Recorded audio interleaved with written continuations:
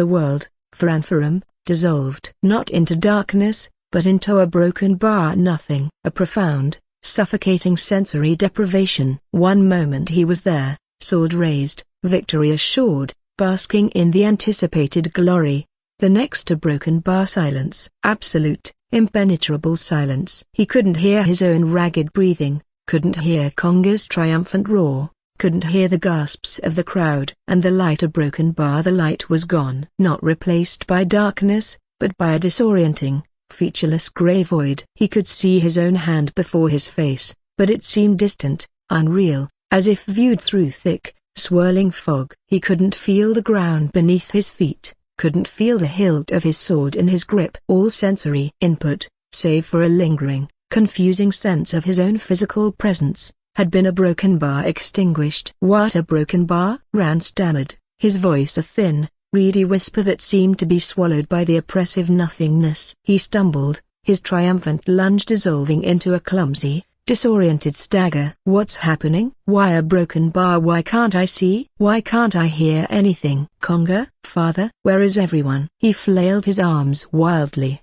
his practice sword clattering uselessly to the stone floor. Unheard by him, panic, raw and overwhelming, seized him. He was blind, deaf, adrift in a silent, featureless void. His own senses turned against him. The grand hall, however, saw something entirely different. They saw Rand Ferrum, poised for the final blow, suddenly freeze. They saw his eyes, which had been blazing with triumphant fury, go wide, unfocused, darting around wildly as if searching for something he couldn't find. They saw him stumble, drop his sword, clutch at his head, his face a mask of dawning terror and profound confusion. They heard his panicked, almost hysterical shouts, echoing strangely in the sudden, heavy silence that had fallen over the arena. And then, they saw Lloyd. He hadn't moved from his prone position, his body still clearly injured, blood still staining his lips. But his eyes, a broken bar, his eyes were no longer the familiar dark Ferrum brown. They were transformed. His sclera,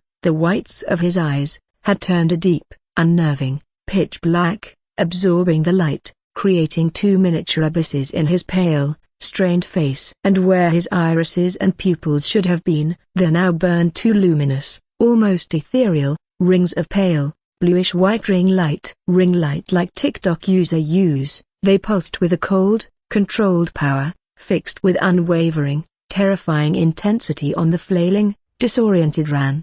Black ring eyes. A gasp, sharp and collective, ripped through the stunned onlookers. Not of fear this time, but of profound, almost disbelieving, awe. They had seen the steel blood. They had witnessed Fang's lightning. But these a broken bar. This was different. This was alien, uncanny. Power of a kind they had never witnessed before. On the dais, Milady Austen, Duchess Ferrum, who had been watching her son's apparent defeat with a mixture of maternal anguish and stoic Ferrum pride, suddenly shot to her feet. Her usual serene composure was shattered, her face pale with astonishment, her hand flying to her mouth. Her eyes, wide with a recognition that was part fear, part awe, part dawning, incredulous understanding, were locked on Lloyd's transformed gaze. Those eyes, a broken bar. Milady breathed, her voice a strangled whisper, yet carrying clearly in the sudden, almost reverent hush. The legends of my own house, a broken bar. The Austen lineage, a broken bar. The whispers of the inner circle, broken bar. It cannot be broken bar. She looked at her husband, Archduke Roy Ferrum, her eyes demanding confirmation, demanding explanation. Roy. His eyes. They are a broken bar. They are the black ring eyes of the ancient Austens. Roy Ferrum stared, his own granite composure finally, visibly, cracking. He had known about the steel blood. He had suspected, hoped for, Lloyd's hidden potential. But these a broken bar. This was beyond anything he could have imagined. The Austen bloodline, his wife's lineage, a power whispered to be as ancient, as potent, as the Ferrum's own, but manifesting in ways far more subtle, far more a broken bar. Unnerving. He had dismissed it as dormant, diluted through generations. But now a broken bar, seeing it blaze to life in his son's eyes, a power he himself did not possess, did not fully understand. A broken bar. It was a shock that resonated to the very core of his being. King Liam James Bethlehem, who had been observing the brutal escalation with a mixture of grim fascination and royal concern, leaned forward, his handsome face no longer amused, but etched with a profound, almost startled, intensity. His eyes, sharp and analytical, were fixed on Lloyd's transformed gaze. He, too, recognized the signs, the legends. The black ring eyes, a power of myth, rarely seen, spoken of only in hushed tones in the oldest chronicles. To see it manifest here, now, in the air of Ferrum, a broken bar. The geopolitical implications were staggering. This wasn't just a shift in Ferrum power, this was a potential realignment of the very magical landscape of the known world. Chapter 202. Lloyd lay on the floor, his transformed eyes still locked on Ran, who was now stumbling blindly, shouting in terror, swatting at unseen phantoms. He could feel the new power, the cool,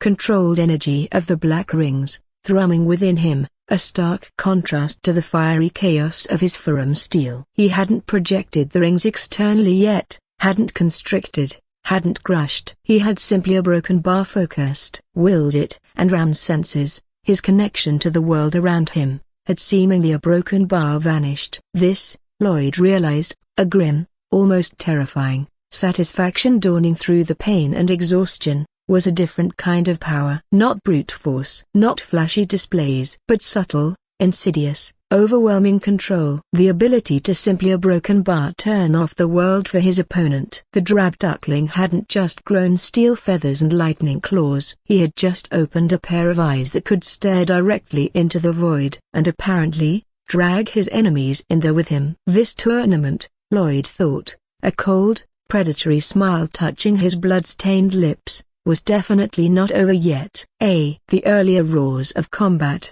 the gasps of the crowd, Ram's triumphant taunts, all swallowed by the profound, unnerving quiet that had descended with the transformation in Lloyd Ferrum's eyes. He lay on the stone floor, bloodied, clearly injured, yet radiating an aura of such alien, controlled power that it dwarfed Ran's earlier display of ascended might.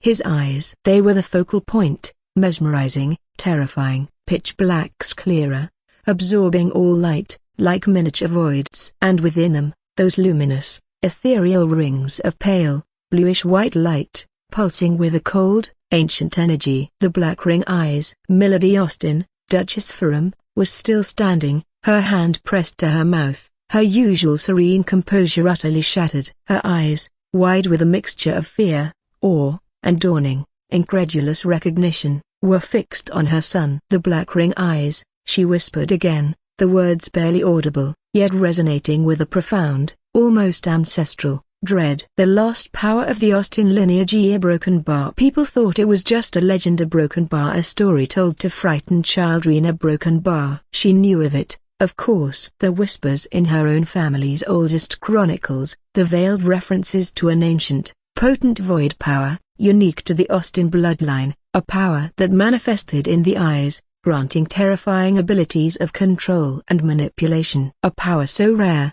so potent, so broken bar dangerous, that its full understanding had been lost, or perhaps deliberately obscured, over generations. It was said that even within the Austen clan itself, true mastery of the black ring eyes was an almost mythical achievement. Only 3 Austens currently alive, it was rumored amongst the inner circle, possessed the full, bilateral manifestation of the black's clearer, the luminous rings in both eyes. And even they wielded its power with extreme caution, its true potential shrouded in secrecy and fear. Milady herself, she knew, possessed a diluted, almost vestigial, echo of it, at the ability, if she concentrated fiercely, to manifest the black's clearer in one eye, granting her a fleeting, disorienting insight into the flow of void energies, but nothing more. It was a parlor trick, a curiosity, a pale shadow of the legendary power. To see it now, blazing with such undeniable,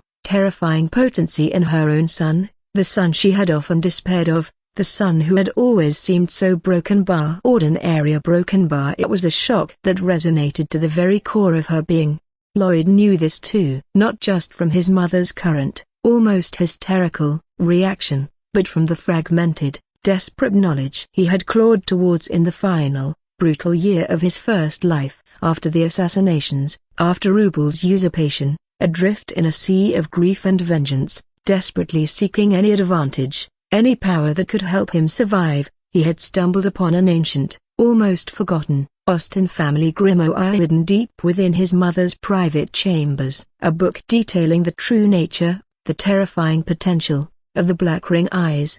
He had been dying then, bleeding out from a wound inflicted by one of Rubel's assassins, his Ferrum steel power failing, his spirit weak. And in that final, desperate moment, fueled by rage, by grief, by a primal refusal to simply cease to exist, something hard, a broken bar snapped. He had focused his will, his very life force, into his eyes, and the power, the dormant Austen legacy, had flared to life, unbidden, uncontrolled. A brief, terrifying glimpse of what it could do, just before the darkness claimed him. He hadn't understood it then, not fully. But the memory, the sensation, the raw, terrifying potential, had been seared into his soul, carried across lifetimes, across worlds. Now, reawakened, it felt a broken bar, familiar, innate, like a forgotten language suddenly remembered. He knew the black ring eyes weren't just about projecting physical rings of energy, as the system's initial,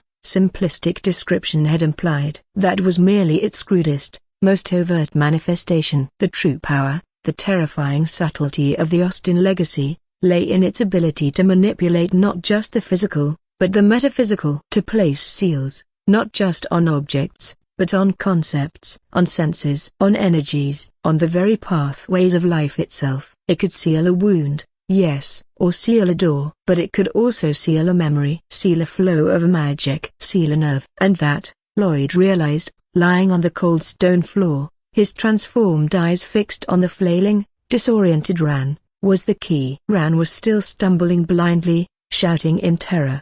His world dissolved into a silent, featureless grey void. He couldn't see, he couldn't hear. His senses, his connection to the reality around him, had been a broken bar, severed. Not by a physical blow, not by a magical illusion, but by a seal, a precise, targeted, metaphysical seal placed directly onto the neural pathways governing his sight and hearing. Lloyd hadn't needed to project external rings. He had simply a broken bar looked, focused his will, channeled the unique energy of his Austen bloodline through his transformed eyes, and placed an invisible, intangible, yet utterly effective, seal upon Ran's senses. He had, in effect, turned off Ran's ability to perceive the world, plunging him into a terrifying, isolating sensory deprivation chamber of his own mind. It was an application of the black ring eyes he vaguely remembered reading about in that ancient grimoire, a technique spoken of in hushed, fearful tones. The seal of severed perception, subtle, insidious, utterly devastating, and requiring a level of control, of focused intent, that it was far beyond mere brute force. The crowd stared, utterly bewildered. They saw Ran's inexplicable collapse, his panicked cries. They saw Lloyd's terrifying, transformed eyes. But they couldn't see the invisible seals, couldn't comprehend the metaphysical attack that had just occurred to them. It was sorcery of the highest, most baffling order. Even Archduke Lloyd Ferrum, for all his power, all his knowledge of Ferrum lore, looked profoundly, deeply, unsettled. This wasn't steel blood, this wasn't familiar. This was something else, something ancient, something a broken bar Austen. And it was being wielded by his son with a terrifying, instinctive precision that defied all explanation. King Liam Bethlehem, however, leaned forward, his earlier shock replaced by an intense, almost predatory, fascination. His eyes, sharp and analytical, were fixed on Lloyd, then on the flailing Ran, then back to Lloyd. He was a ruler, a strategist, a man who understood power in all its forms. And he recognized, with a clarity that sent a shiver of something akin to excitement down his royal spine, that he was witnessing the emergence of something truly, terrifyingly, unique. This Ferrum heir wasn't just a potential political asset or a source of good soap. He was a weapon of unknown, perhaps limitless, potential. Lloyd, ignoring the pain in his side, ignoring the gasps of the crowd, ignoring the complex geopolitical recalculations undoubtedly occurring on the dais, focused his will again. He could end it here. He could leave Ran a blind, deaf, terrified wreck. It would be a brutal, decisive victory. But that wasn't his way. Not anymore. The 80-year-old pragmatist, the soldier who understood the value of a clear message delivered with minimal collateral damage, asserted itself. Humiliation was a more effective, more lasting deterrent than mere physical destruction. With a subtle, internal command, Lloyd released the seals. Instantly, the world crashed back in on Ranferum with the force of a physical blow. Light, sound, the roar of the crowd, the feel of the cold stone beneath him, the sight of Lloyd Ferrum lying on the floor, watching him with those terrifying, now normalizing, dark eyes. The sudden, overwhelming rush of sensory input after the profound deprivation was disorienting, nauseating. Ran stumbled, clutching his head, his mind reeling, trying to process the sudden, inexplicable return of his senses. He looked around wildly, his earlier rage replaced by a dazed, terrified confusion. What had just happened? One moment he was victorious. The next a broken bar nothing. And now a broken bar everything again. He saw Lloyd, still on the floor, but pushing himself up slowly, painfully, with one arm. He saw Fang, limping but alive, growling weakly at Conga, who stood confused, its ascended power still thrumming but its master's commands suddenly absent. Ran looked at Lloyd, and for the first time, he saw not the drab duckling, not the lucky trickster, but something else. Something cold, ancient, terrifyingly powerful, lurking beneath the surface of the unassuming air. He had no idea what Lloyd had done to him, but he knew, with a certainty that chilled him to the bone, that he never, ever, wanted to experience it again. Chapter 204. The fight was gone from him. The arrogance, the rage, the desperate need for vindication all extinguished, replaced by a primal, shaking fear. Lloyd, finally managing to struggle to a sitting position, his side screaming in protest, looked at Ran. He didn't speak. He didn't need to. His eyes, now back to their normal dark brown, held a quiet, unwavering message. It's over. Ran stared back, his face pale, his bravado shattered. He opened his mouth, perhaps to shout, perhaps to curse. But no sound came out. He simply a broken bar deflated. He looked at his discarded sword, then at his still powerful, still confused ascended spirit. Then back at Lloyd. Slowly, shakily, Ranferum lowered his head. "Yeah, broken bar, I concede," he mumbled, the words barely audible, thick with shame, with disbelief, with a terror he would likely never fully comprehend. The words, however faint, echoed through the stunned, silent grand hall like a thunderclap. Lloyd Ferrum had won. Ranferum's mumbled concession, thick with shame and disbelief, hung heavy in the stunned silence of the grand hall. He had yielded. The arrogant scion, the master of brute force, the self-proclaimed true power of the Ferrum youth, had been broken, not by overwhelming strength, but by something far more insidious, far more terrifying, the utter, inexplicable negation of his senses. He stood there, head bowed, defeated, his ascended spirit Conga still a hulking obsidian presence beside him, confused by its master's sudden surrender, its red eyes darting uncertainly between Ran and the still prone, bloodied form of Lloyd Ferrum. The crowd held its breath, waiting for the referee's official declaration, for the end of this bizarre, almost surreal, final match. But Lloyd Ferrum was not quite finished. His black ring eyes had receded, his gaze returning to its normal dark brown, but the cold, calculating glint within them remained. He had won the battle of wills, yes. He had shattered Ran's arrogance, exposed his vulnerability. But the 80-year-old pragmatist, the soldier who understood the value of a decisive, unambiguous victory, knew that a lesson merely learned was often a lesson unheeded. A lesson felt, however, a lesson seared into muscle memory and primal fear. A broken bar that was a lesson that stuck. Ran had escalated this. He had taken a friendly contest and turned it into a brutal,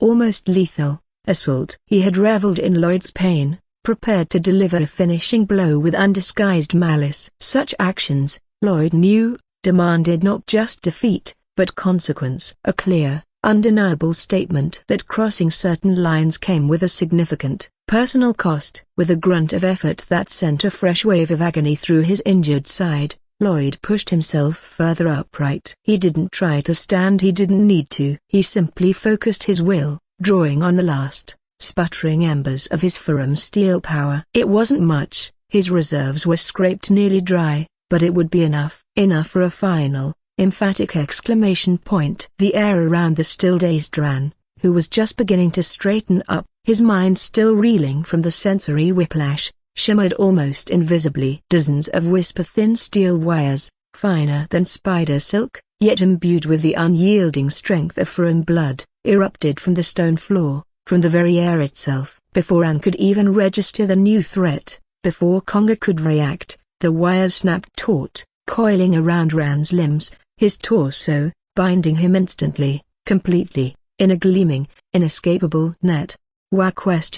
Ran yelped, surprise and fresh terror flooding his face as he found himself suddenly, inexplicably, immobilized, trussed up like a particularly uncooperative festival hog. He struggled, but the wires held firm, biting into his training levers, a cold, metallic promise of pain. Simultaneously, Lloyd's gaze flicked towards Fang, who lay panting near the wall, his magnificent form still smoking faintly, his golden eyes dull with exhaustion but still holding a spark of fierce, unwavering loyalty. Fang, Lloyd rasped, his voice weak but carrying a clear, undeniable command. One last spark. The cousin needs a broken bar, a reminder, a broken bar about the perils of overconfidence, and perhaps a broken bar, a lesson in basic electrical conductivity. Keep it a broken bar memorable, not lethal. Fang, despite his injuries, despite his near-total depletion, seemed to understand, with a visible effort of will,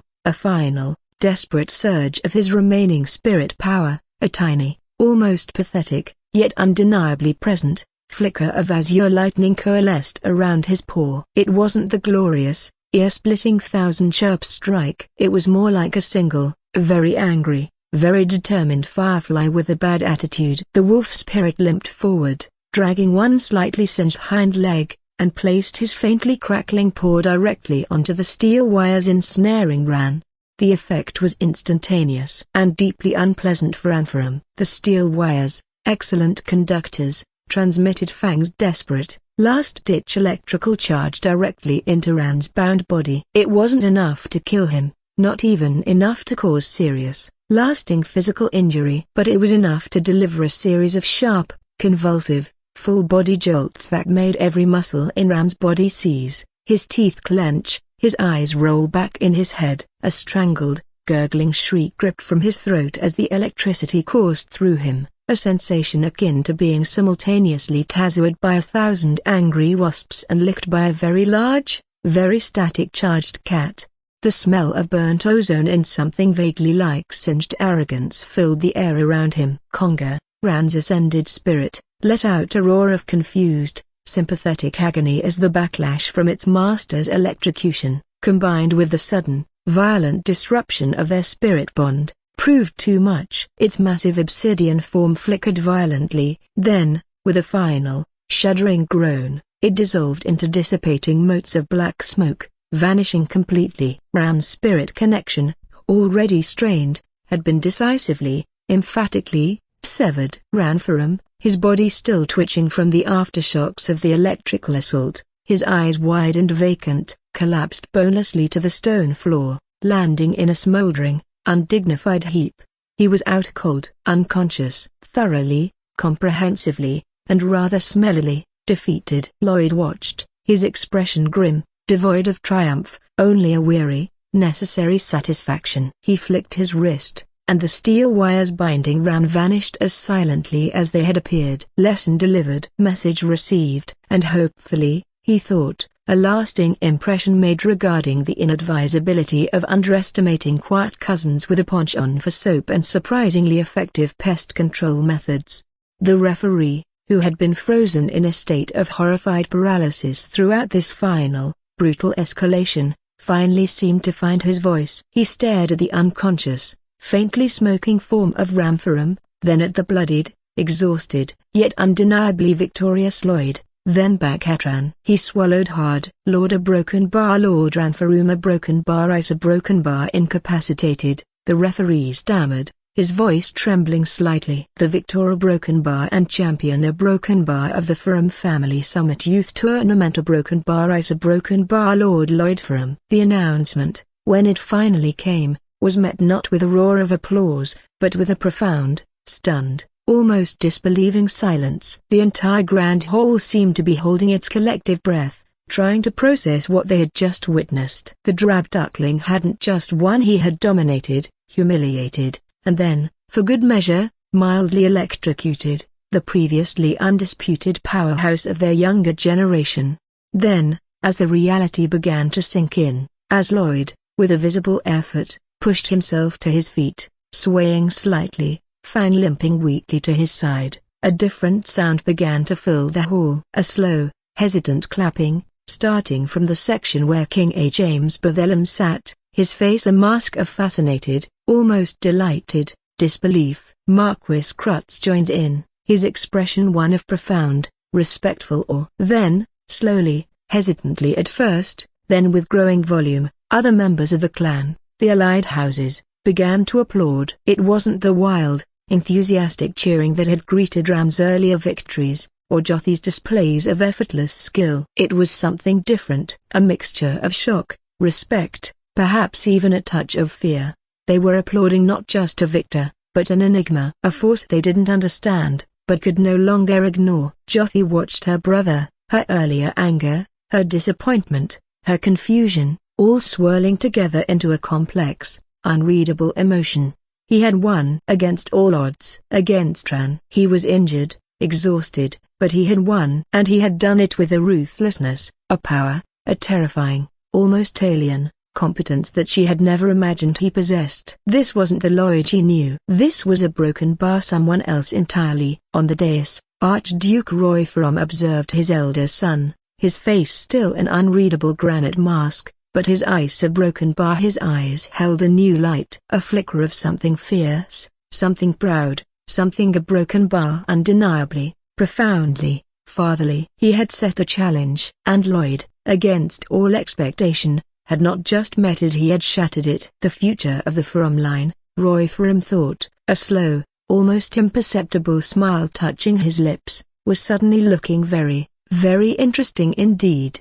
And then, as the applause, hesitant but growing, finally began to wash over him, Lloyd Ferrum felt it. The familiar, almost smug, chime in his mind. System notification, exceptional performance detected. Analysis, user participated in and successfully won a high-stakes, politically charged, intrafamilial martial tournament, overcoming significant personal injury, superior opponent power levels, ascended spirit, and deeply ingrained societal preconceptions of mediocrity. Multiple innovative and or terrifying applications of void and spirit power noted. Psychological warfare effectively deployed. Opponent left unconscious and smelling faintly of regret and burnt hair. Overall performance, surprisingly not terrible. Conclusion, victory achieved. Dominance asserted, somewhat. Future therapy bills for traumatized cousins, probable. Bonus reward issued. 200 system coins,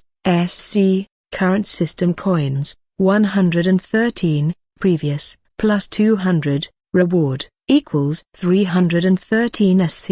313. Lloyd's eyes widened, the exhaustion, the pain, the lingering adrenaline, all momentarily forgotten. 200 coins for winning a glorified schoolyard brawl that had escalated into a near-death experience involving ascended gorillas and mild electrocution. This, he thought, a grin of pure, unadulterated, system coin-fueled delight finally breaking through his weary facade, was considerably better than picking cursed flowers or investigating overly aggressive swamp fungi. Maybe, just maybe, this whole being a surprisingly competent and terrifyingly powerful thing had its perks after all. Now, if he could just avoid being grounded by his further for excessive use of unconventional combat electrotherapy on a cousin, his day would be complete.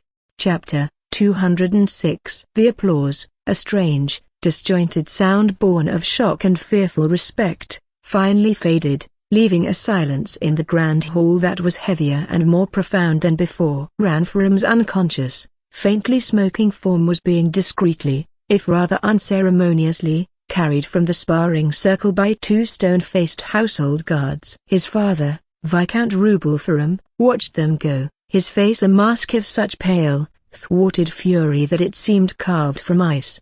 The victory he had so arrogantly anticipated, the political coup he had so audaciously attempted to engineer, had not just failed, it had imploded, spectacularly, humiliatingly, in front of the entire clan and their most powerful allies.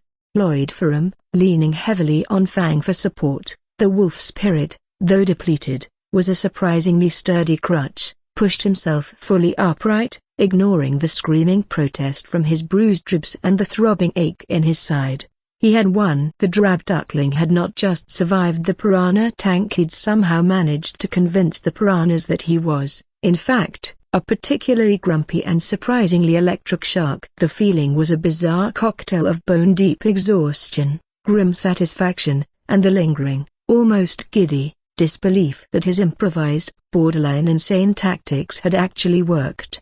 On the dais, Archduke Lloyd Ferrum rose to his full, imposing height. The earlier, fleeting glimmers of paternal pride had been ruthlessly locked away, his face once more the unreadable granite slab of the ruler. His gaze, cold and deliberate, swept over the assembled nobles, lingering for a fraction of a second on the ashen face of his brother, Rubel, before settling on the lean, scholarly form of Lord Kyle Ferrum of the Ironwood branch. Lord Kyle, Roy's voice was calm, yet it resonated with an authority that cut through the lingering tension like a blade. You spoke earlier of the steel blood, of the true Ferrum legacy. He paused, letting every ear in the hall hang on his next words. Your knowledge is commendable. Your loyalty, unquestioned. Kyle Ferrum, a man whose life had been dedicated to the study of Ferrum history and the preservation of their traditions, inclined his head respectfully, his expression a mixture of vindicated excitement and fearful reverence. Your branch of our family, the Ironwood Ferrums, Roy continued, his voice gaining a hard, decisive edge, has long been the keeper of our histories, the guardians of our law. You, more than any other, understand the weight of our name, the responsibilities that come with it. He then turned his gaze fully onto Viscount Rubel, and the temperature in the grand hall seemed to plummet several degrees. Viscount Rubel Ferrum of the Ashworth branch, Roy stated, the formal title sounding like an indictment. You have also spoken today of strength, of succession, of what you perceive to be the best path forward for our house. His voice was utterly devoid of warmth, each word a carefully polished stone of disapproval. You have leveraged your position, your influence, your son's ambition, in an attempt to subvert the established line of succession, to challenge my authority as patriarch, to sow discord in this very hall, before our honored guests and our kin. Rubel visibly flinched, color finally returning to his face in the form of a mottled, furious flush. Brother, your grace, he protested, his voice tight with desperation. I did no such thing. I merely expressed a father's pride, a loyal vassal's concern for the strength of our future leadership. My son, Yana. Your son, Man, was defeated, Roy cut in, his voice sharp as broken glass, silencing Rubel instantly. Defeated by the very heir you sought to displace. Defeated by a display of power you clearly failed to anticipate. A power you, in your ambition, have proven yourself unworthy to wield or even comprehend. He let the damning pronouncement hang in the air, then turned his gaze back to the wider assembly. For years, the Ashworth branch has been designated the primary cadet branch, second only to the main line. A position of honor, of trust. A position that comes with significant influence over our family's military resources, our strategic holdings, our very security. His eyes narrowed. Viscount Rubel, you have abused that trust. You have mistaken privilege for right. You have allowed your personal ambition to cloud your judgment and threaten the stability of this house. Roy took a deep breath, his next words delivered with the finality of a judge passing sentence. Therefore, effective immediately, by my authority as Archduke and Patriarch of House Ferrum, I hereby strip the Ashworth branch of its designation as the primary cadet family. A collective gasp, sharp and unified, swept through the hall. This was unprecedented. A public, brutal demotion. Rubel staggered back as if physically struck, his face a mask of horrified disbelief. Furthermore, Roy continued relentlessly, Viscount Rubel Ferrum, you are hereby removed from your position on the Ducal Council and relieved of all command responsibilities pertaining to the 3rd and 4th Ferrum Legions. Your access to the Ducal armories, the forges, and the central weapon hall is revoked, effective immediately. You cannot do this. Rubel finally roared, his desperation shattering his last vestiges of control. Roy, you cannot. This is tyranny. An overreach of your authority. I have served this family for decades. My loyalty. Your loyalty is to your own ambition, Rubel, and nothing more, Roy retorted, his voice now a low, dangerous growl. And you are mistaken. I can. And I have. He then proceeded to dismantle Rubel's last defenses with a chilling, almost surgical, precision. You speak of service. Shall we discuss the service you rendered by misallocating funds from the Northern Timber contracts for your own personal ventures, a fact my bursar brought to my attention last season, or perhaps the service of placing your own loyal,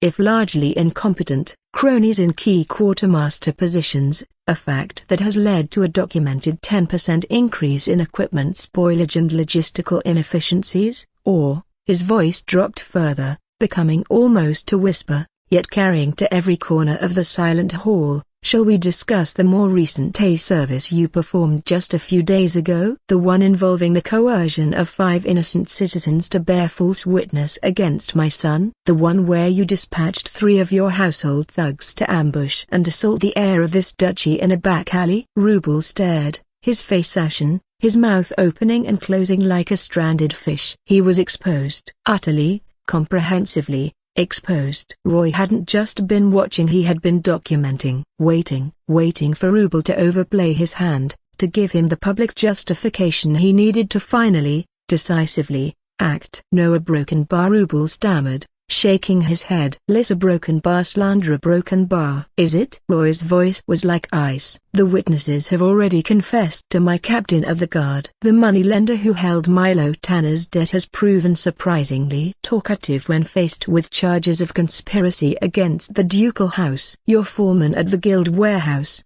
John supervisor, has a sudden, remarkable clarity of memory regarding the instructions he received. He leaned forward. You are finished, Rubel. You're plotting, you're scheming a broken bar. It ends today. He turned away from his broken, defeated brother, his gaze once more sweeping the hall. In place of the Ashworth branch, I hereby elevate the Ironwood Ferrums. Lord Kyle Ferrum, you will assume the position of head of the primary cadet family. You will take Viscount Rubel's seat on the ducal council. And you, Roy's eyes held Kyle's, a look of profound trust and immense responsibility passing between them, will assume stewardship of the central weapon hall and our family's primary forges. Your integrity is beyond question. Your knowledge, invaluable. See that our strength is maintained, and our legacy preserved. Kyle Ferrum, looking stunned but resolute, bowed deeply. I will not fail you, Your Grace. The transfer of power was complete. Brutal. Public. Absolute. Rubel Ferrum was no longer a threat, he was a disgrace,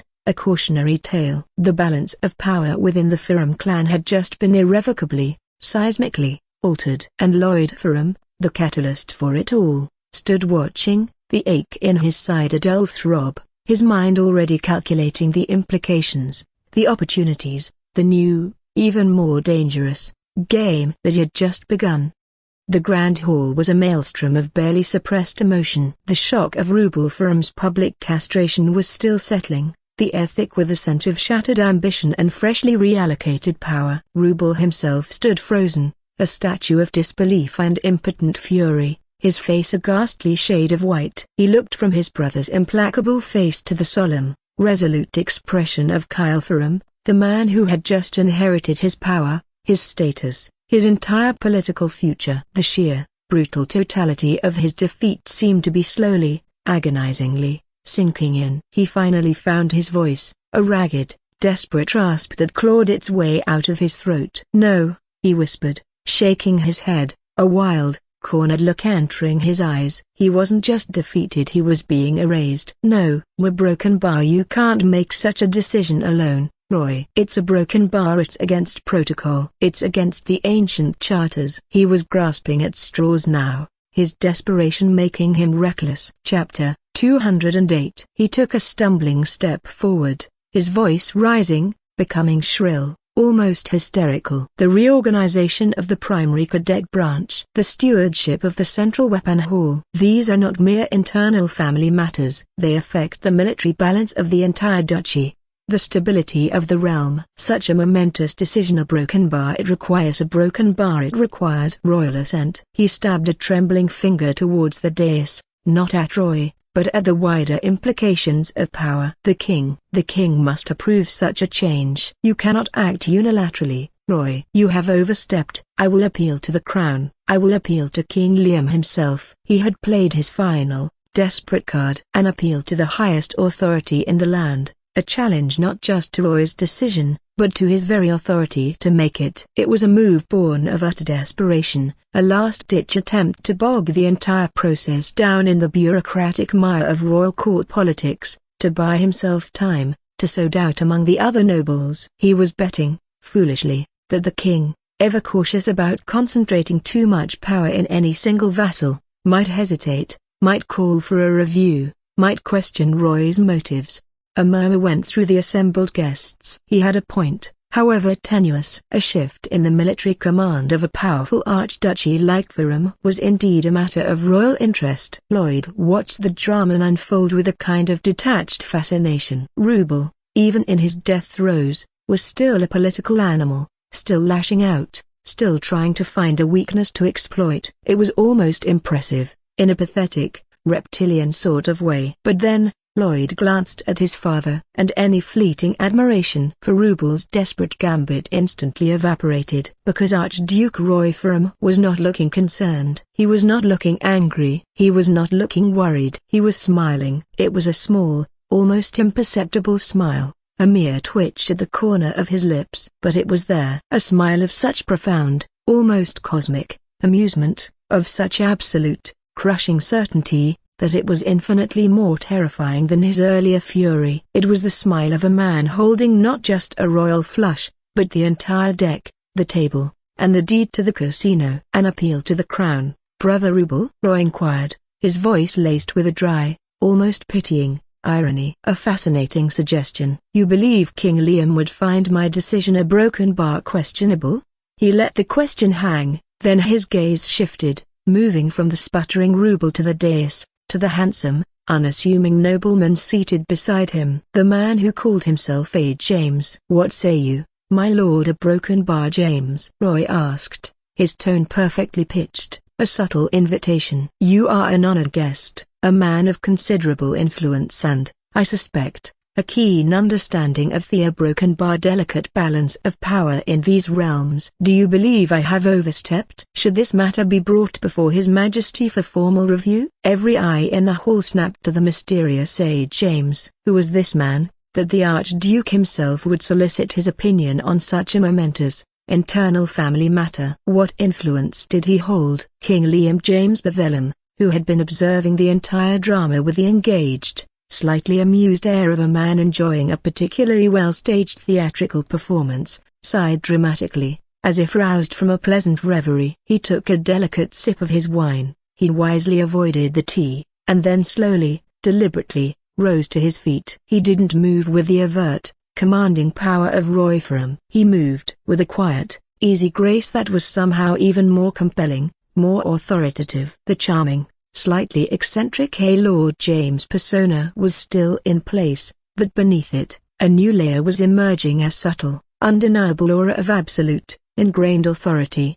Archduke Roy, James began, his voice smooth as aged velvet, carrying easily through the suddenly silent hall. You honor me with your question. And you, Viscount Rubel? He turned his gaze towards the now trembling Viscount, his eyes holding a flicker of something that was not quite pity, but a kind of weary disappointment. You raise a valid, if perhaps a broken bar, ill-timed, a broken bar point of protocol.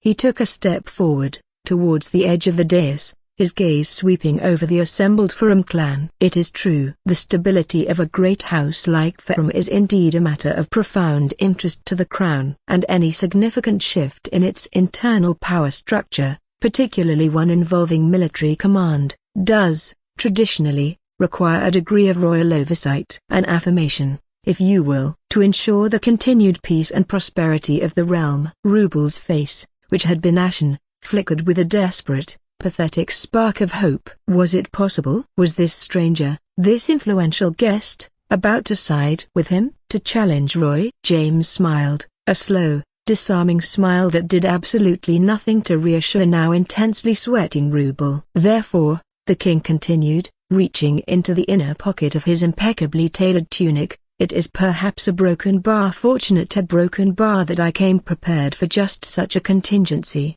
He withdrew his hand, and in it, resting on the palm of his glove, was a small, deceptively simple object. It was a badge, crafted from what appeared to be a single, flawlessly cut diamond, shaped into the roaring lion sigil of the royal house of Bethlehem. It pulsed with a faint, internal light, a contained, almost overwhelming, aura of royal authority. It wasn't just a symbol, it was a focus of power, an artifact of immense significance. It was the personal signet of the king's most trusted inner circle, his direct agents, his henchmen, as they were known in the highest echelons of power, individuals who spoke with the full, unshakable authority of the king himself.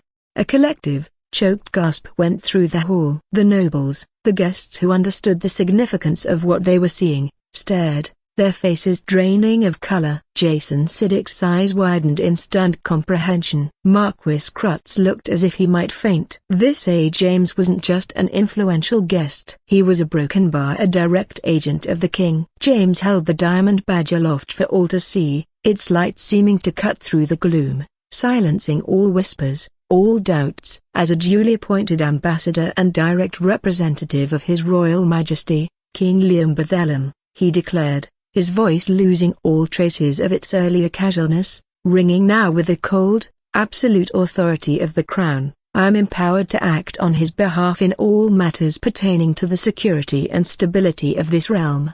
He lowered the badge, his gaze, now sharp as forged steel, locking onto the utterly terrified, completely broken form of Viscount Lloyd Ferrum. And in that capacity, King Liam James Bethlehem announced, his voice a death knell for Rubel's ambitions, his hopes, his very future, I am here to inform you, Viscount, that His Majesty has already reviewed Archduke Lloyd Ferrum's proposal regarding the restructuring of the primary cadet branch. And he has, without reservation, approved it. He let the words land, each one a hammer blow. Furthermore, the king added, his voice becoming even colder, more clinical, His Majesty has also been made aware of certain broken bar discrepancies, a broken bar in your management of the Ashworth holdings, and certain broken bar questionable interactions, a broken bar with members of the ducal household. He didn't need to specify. Everyone knew. As such, His Majesty has also approved the Archduke's recommendation that your activities,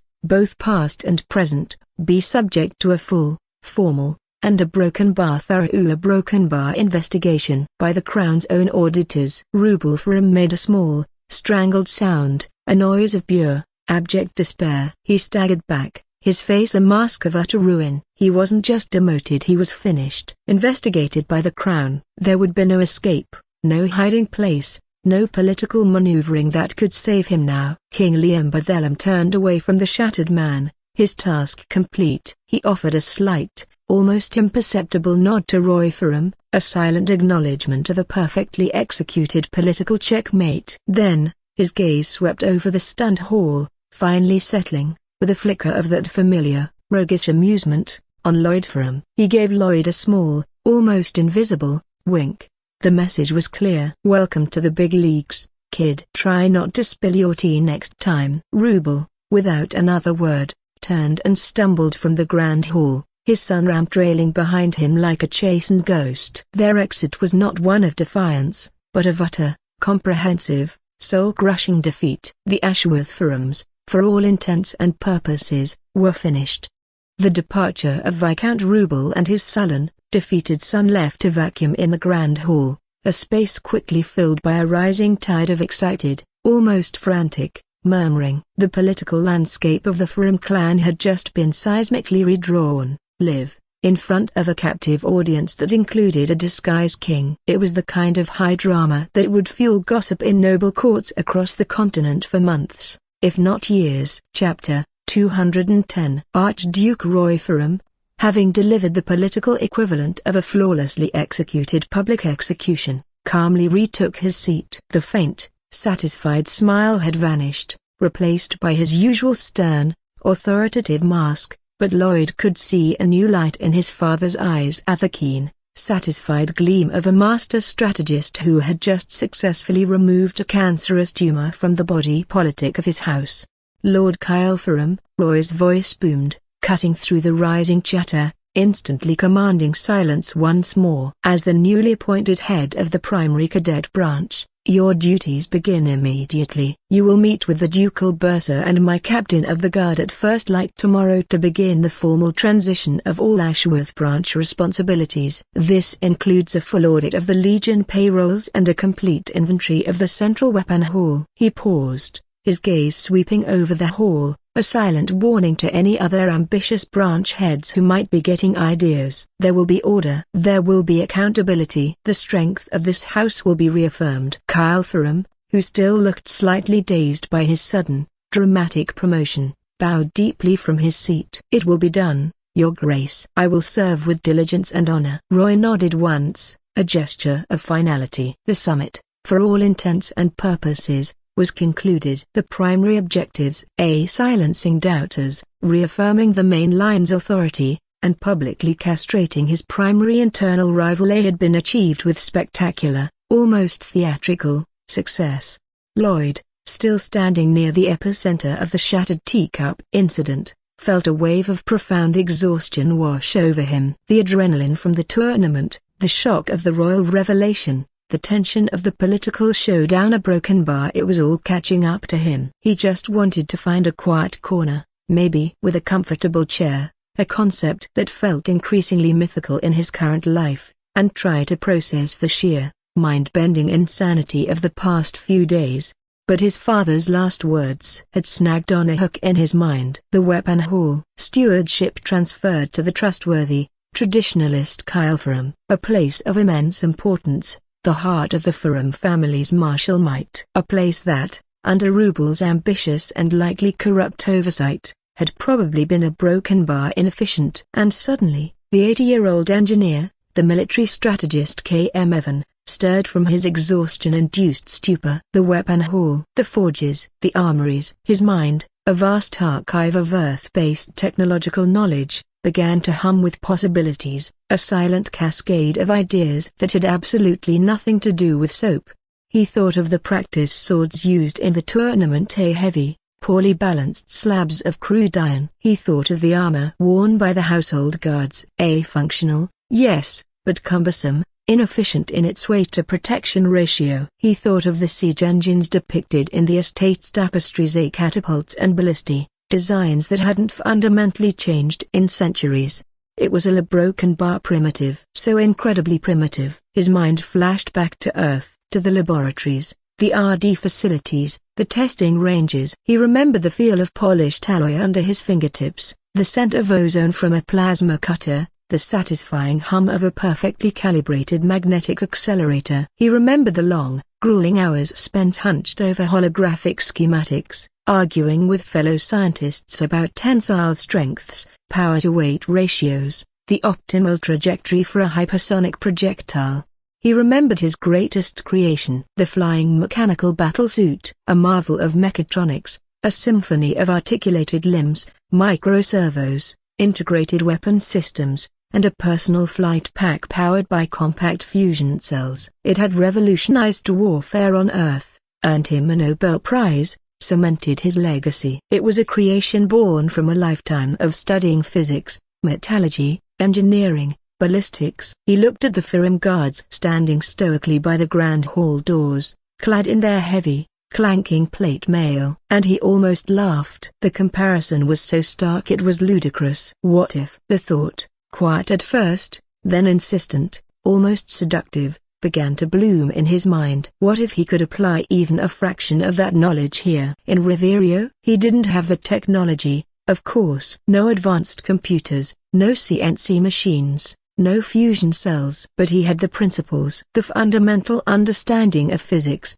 of mechanics, of materials science. And he had something Earth didn't. He had void power. The Ferrum steel blood, his innate ability to shape and temper metal with his will, to imbue it with fire. Could he, for example, design a better sword? Not just sharper, but with a perfect balance, A differential heat treatment to create a hard edge and a resilient spine? Could he use his power to forge alloys unknown here, combining steel with trace amounts of other metals to create something lighter, stronger? Could he redesign their armor? Forget heavy, solid plates. Think articulated joints, overlapping scales for better flexibility, an internal framework to distribute weight more efficiently. Could he use his void power to create a composite armor, layering thin sheets of steel with hardened leather or other materials, creating something that could absorb impact far better than a single, solid piece of metal? And the siege engine as a broken bar. His mind reeled with possibilities. Forget simple catapults. What about a torsion-powered ballista with a more efficient cam system, granting it greater range and accuracy? What about designing rifled barrels for their crude black powder cannons, imparting spin to the projectile for a more stable, predictable trajectory? The concept of rifling was simple mechanics, a spiral groove, but the effect on accuracy was revolutionary. The weapon hauler broken bar under Kyle's new, honest, but likely deeply traditionalist, stewardship. A broken bar, it was a treasure trove of potential, a sandbox for innovation, waiting for a mind that could see beyond the way things had always been done. The idea was intoxicating. To be KM Evan again, the creator, the innovator, the engineer, not just Lloyd Ferrum, the awkward heir. To build, to design, to revolutionize. The thought made his very soul sing, a familiar, powerful melody he hadn't realized how much he'd missed. He took a step, an unconscious movement, towards the dais, a half-formed plan already coalescing in his mind. He could approach Kyle, offer his broken bar assistance, frame it as a scholarly interest in historical Ferrum smithing techniques, subtly introduce new ideas, improved designs. A broken bar. Then, he stopped himself, a wave of cold, pragmatic reality washing over the exhilarating rush of inspiration. Whoa, there, Major General, his internal cynic cautioned dryly. Let's not get ahead of ourselves. You just, literally, convinced your father and a disguised king to invest a fortune in your revolutionary soap-making venture. You have a factory to build,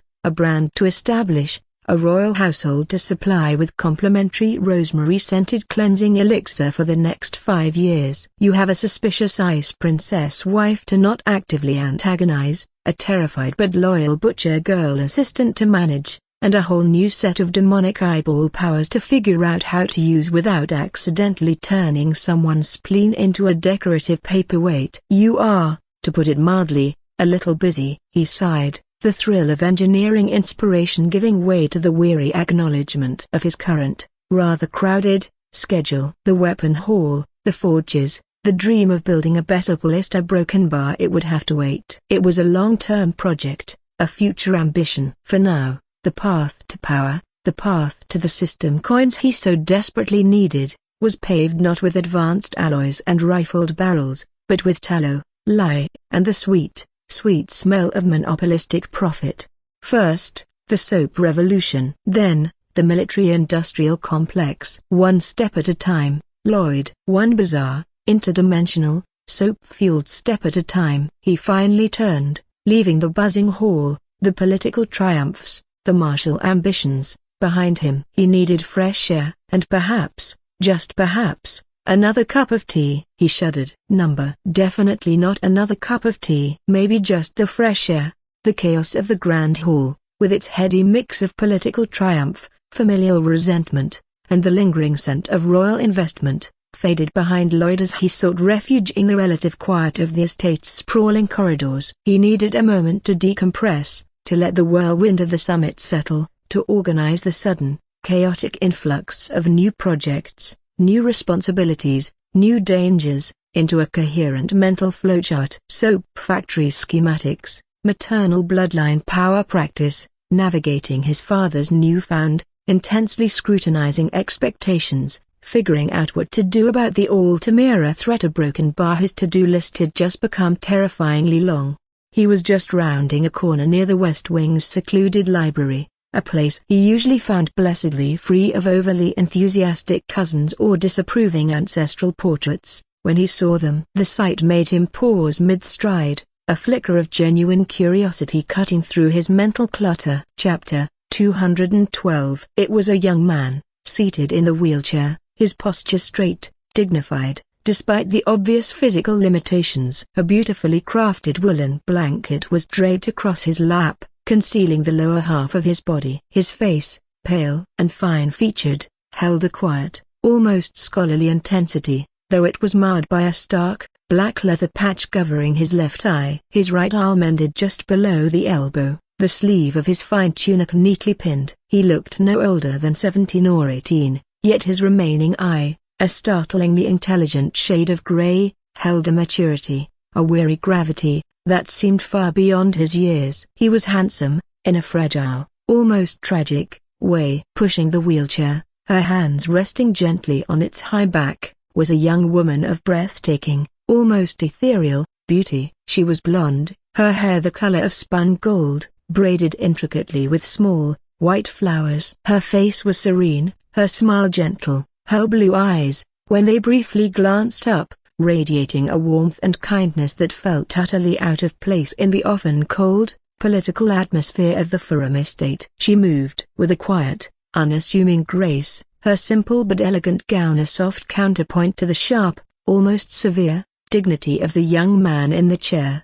Lloyd stopped, his brow furrowing in genuine confusion. Who were they? He scanned his memory banks again, the hazy 19-year-old ones and the more robust, but still frustratingly incomplete, archives of his first life. Nothing, a complete blank. He prided himself on remembering faces, on cataloguing people, a skill honed over decades of military command and corporate maneuvering on Earth. But these two broken bar they were a void. He was certain he had never seen them before. Not at any family gathering, not at the wedding, not even during the chaos of the summit earlier. A severely disabled youth, particularly one with such striking features, accompanied by a woman of such remarkable beauty broken bar they would have been noticed. They would have been a tropic of gossip, of speculation. Yet, his memory held no trace. Were they new arrivals? Guests of one of the branch families who had shown up late? But the wheelchair a broken bar, it was expertly crafted, the wood dark and polished,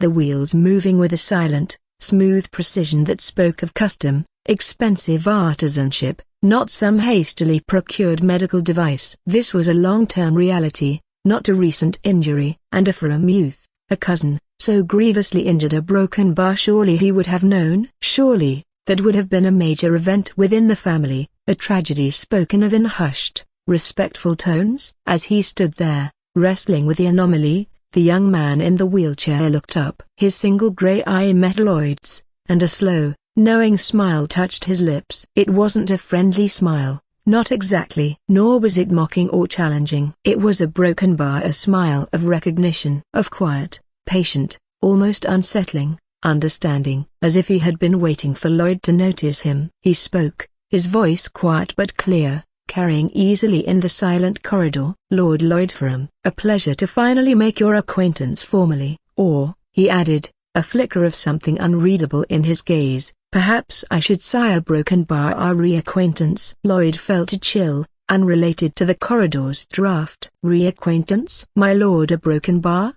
he began, his confusion deepening. "Forgive me, but I fear you have me at a disadvantage. I do not believe we have met." The young man's smile widened slightly. He gestured with his remaining hand towards himself. "Of course. Where are my manners? Allow me to introduce myself. I am Ben Ferrum, third son of Lord Kyle Ferrum of the Ironwood branch." Ben Ferrum? Kyle's son? Lloyd's mind raced. Kyle, the newly appointed head of the primary cadet branch, the staunch traditionalist, the man who had first recognized the steel blood. He had 3 sons. Lloyd vaguely remembered 2 older, robust, competent youths who were already making a name for themselves in the ducal guard. But a third son, a disabled son? He had absolutely no memory of him. It was as if Ben Ferrum had been deliberately erased from his first life's timeline, or perhaps, had simply never existed within it. The implications were deeply, profoundly, unsettling. Was his return, his interference, already changing the past in such fundamental, tangible ways? Or was his original memory simply that flawed, that full of gaping, inexplicable holes? The beautiful blonde woman beside Ben offered a gentle, serene smile and a slight curtsy. "And I am Inari, my lord," she said, her voice soft, melodic. "I am Ben's fiancé tilde copyrightee." "Fiancé tilde copyrightee?" Lloyd's bewilderment intensified. Everything about this encounter felt a broken bar wrong. Dislocated from the reality he thought he knew. "A pleasure to meet you both," he managed, his voice carefully neutral, masking the whirlwind of questions and confusion in his mind. "My apologies for my broken bar apparent lapse in memory, Lord Ben." "The summit has been a broken bar, rather overwhelming." "Understandable, of course," Ben replied, his single grey eye still holding that unnerving, knowing glint. "So many new faces, so many a broken bar old secrets a broken bar brought to light." He paused, letting the words hang, then his smile faded, replaced by an expression of quiet, focused intensity. "But I did not seek you out merely for pleasantries, Lord Lloyd. I sought you out because broken bar we have much to discuss. Matters of far broken bar mutual interest. Matters that transcend mere family politics." Lloyd felt his internal alarms, which had been on high alert all day, begin to scream. The way Ben spoke, the weight behind his words, the unsettling familiarity in his gaze. A broken bar. This wasn't just a forgotten cousin making a belated social call. This was something else entirely. Something a broken bar dangerous. "Mutual interest?" Lloyd repeated, his own voice dropping, becoming more cautious, the earlier confusion solidifying into sharp, wary suspicion. "And what possible interest could a humble heir with a penchant for soap and a surprisingly competent wolf share with the son of the esteemed Lord Kyle?" Ben Ferrum's smile returned, but this time it was different. Colder, sharper, almost predatory. His single grey eye seemed to pierce right through Lloyd's carefully constructed facade, seeing not just the 19-year-old heir, but the ancient, weary, battle-hardened soul trapped within. And then, he delivered the line that shattered Lloyd's world for the second time in as many days. "It has been a while, hasn't it?" Ben Ferrum said, his voice a low, almost intimate murmur, yet each word landed with the force of a physical blow. "Major General." The world tilted. The stone floor beneath Lloyd's feet seemed to dissolve into a shifting, uncertain mist. The air in the quiet corridor grew thin, hard to breathe. The polite, distant portraits of Ferrum ancestors on the walls seemed to blur, their stern gazes melting into a swirl of indistinct color. All sound faded, save for the frantic, roaring pulse in his own ears and the two words that echoed, sharp and impossible, in the sudden, terrifying silence of his mind. Major General. The title. His title. Not Lord Ferrum. Not the drab duckling. Not the accidental prodigy. But his rank. His identity. The one he had earned, bled for, lived and died with, on another world, in another lifetime. Major General K.M. Evan of the United States Army, designer of the flying mechanical battlesuit, hero of a dozen forgotten conflicts on a planet called Earth. A secret so profound, so fundamental to his very being, that he hadn't even dared to whisper it to himself in the darkest hours of the night. A truth he believed was his, and his alone, buried under 86 years of time and an entire dimension of space. And this boy, a broken bar, this impossible, broken boy in a wheelchair, this cousin he had no memory of, had just spoken it aloud. Casually, knowingly. Lloyd's carefully constructed composure, the cynical armor of the 80-year-old, the practiced calm of the nobleman, the confident swagger of the tournament champion. A broken bar. It didn't just crack, it vaporized. In its place was the raw, primal, ice-cold reaction of a soldier, a strategist, who had just had his deepest, most secure flank inexplicably, impossibly, breached. His every instinct screamed threat. His every nerve ending fired with alarm. The polite, slightly bewildered young lord vanished, replaced in an instant by the wary, dangerous predator he had become in his first, brutal life after the assassinations. His body didn't move, but his entire presence shifted, condensed, becoming something hard, cold, and utterly lethal. The air around him seemed to drop in temperature, a subtle, almost imperceptible pressure emanating from him, a faint echo of the killing intent he had honed over years of shadow warfare. Fang, sensing the instantaneous, profound shift in his master, rose silently from the floor, a low, guttural growl rumbling deep in his chest, his golden eyes blazing, his form crackling with a barely suppressed nimbus of azure lightning. Chapter 214. Lloyd took a slow, deliberate step forward, his eyes, no longer holding any trace of polite confusion, locking onto Ben Ferrum's single grey eye with an intensity that could peel steel. His voice, when it came, was unrecognizable. It wasn't the voice of the 19-year-old heir. It was the voice of Major General K.M. Evan, low, quiet, utterly devoid of emotion, and carrying the chilling, absolute weight of command. The voice of a man who had ordered strikes that leveled cities, a man who had stared into the face of death and made it blink first. Who? Lloyd breathed. The word a whisper of freezing air. Are you? The pressure he exerted, a non-magical, purely psychological force born of decades of command and life-or-death decision-making, was immense. A lesser man would have buckled, flinched, stammered an apology. The beautiful Inari, standing behind the wheelchair, visibly paled, her serene smile vanishing, replaced by a look of genuine alarm. She took a half-step back, her hand instinctively going to the hilt of a small, silver dagger tucked into her belt. She felt the shift, the sudden, terrifying transformation of the seemingly harmless young lord into something a broken bar ancient and deadly. But Ben Ferrum, a broken bar. Ben Ferrum did not flinch. He did not look away. He simply met Lloyd's terrifying, soul-piercing gaze with his own single, unnervingly calm grey eye. His faint, knowing smile didn't waver. If anything, it widened fractionally, as if he had not only expected this reaction,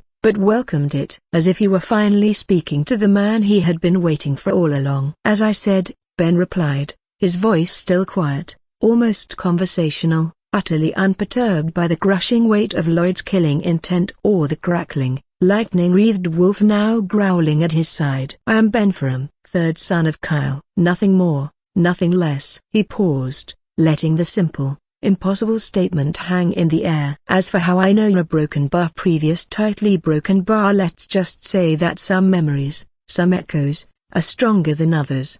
They leave a broken bar an impression on the world. On certain a broken bar receptive individuals. Lloyd's mind reeled. Receptive individuals? Echoes? What was he talking about? Was he another reincarnator? A psychic? Some kind of cosmic entity disguised as a crippled teenager with an impossibly beautiful fiancée? Copyright?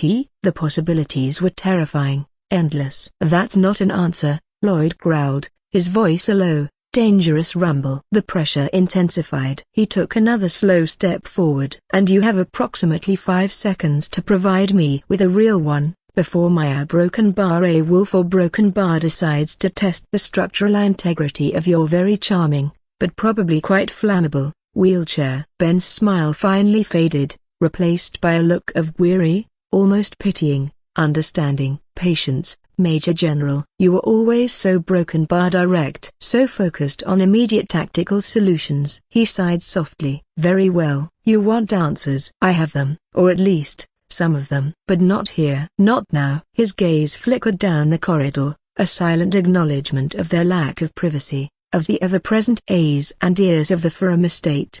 If you truly want to know who I am, Ben stated, his voice regaining its quiet, firm authority. If you want to understand how I know what I know, if you want to begin to unravel the true, complex, terrifying tapestry of the life you have been so unceremoniously thrown back into a broken bar, then you will meet me in a few days after the summit festivities have concluded at my father's estate, the Ironwood Manor, in the Central Conservatory. We will speak there, alone. He met Lloyd's murderous gaze without a trace of fear. I will not be coerced, Major General. I will not be threatened. I am offering you a chance to understand. The choice, as always, is yours. Come, or remain in the dark, wrestling with ghosts and building a broken bar soap empire. The faint, almost teasing, mockery in his tone as he said the last words was a clear sign that he knew far more about Lloyd's recent activities than he had any right to.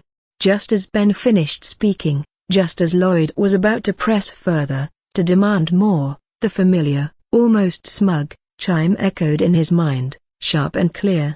New task assigned. Task, a ghost at the feast of the Ben Ferrum enigma. Objective, Uncover the true identity and purpose of the individual known as A. Ben Ferrum. Investigate the source of his knowledge regarding your past life as a Major General K.M. Evan. Stipulation: attend the proposed meeting at the Ironwood Manor Conservatory. Gather intelligence. Survive the encounter. Reward: 100 system coins. SC. The system prompt was a bucket of ice water thrown on the raging fire of Lloyd's suspicion and killing intent. 100 coins. A major quest. The system itself was validating Ben's importance, confirming that this meeting, this enigma, was a critical path in his journey. It wasn't just a random encounter, it was a designated nexus point. Lloyd stared at Ben, the internal battle raging. The soldier screamed for immediate neutralization of the threat. The strategist whispered of intelligence gathering, of understanding the enemy before striking. The system,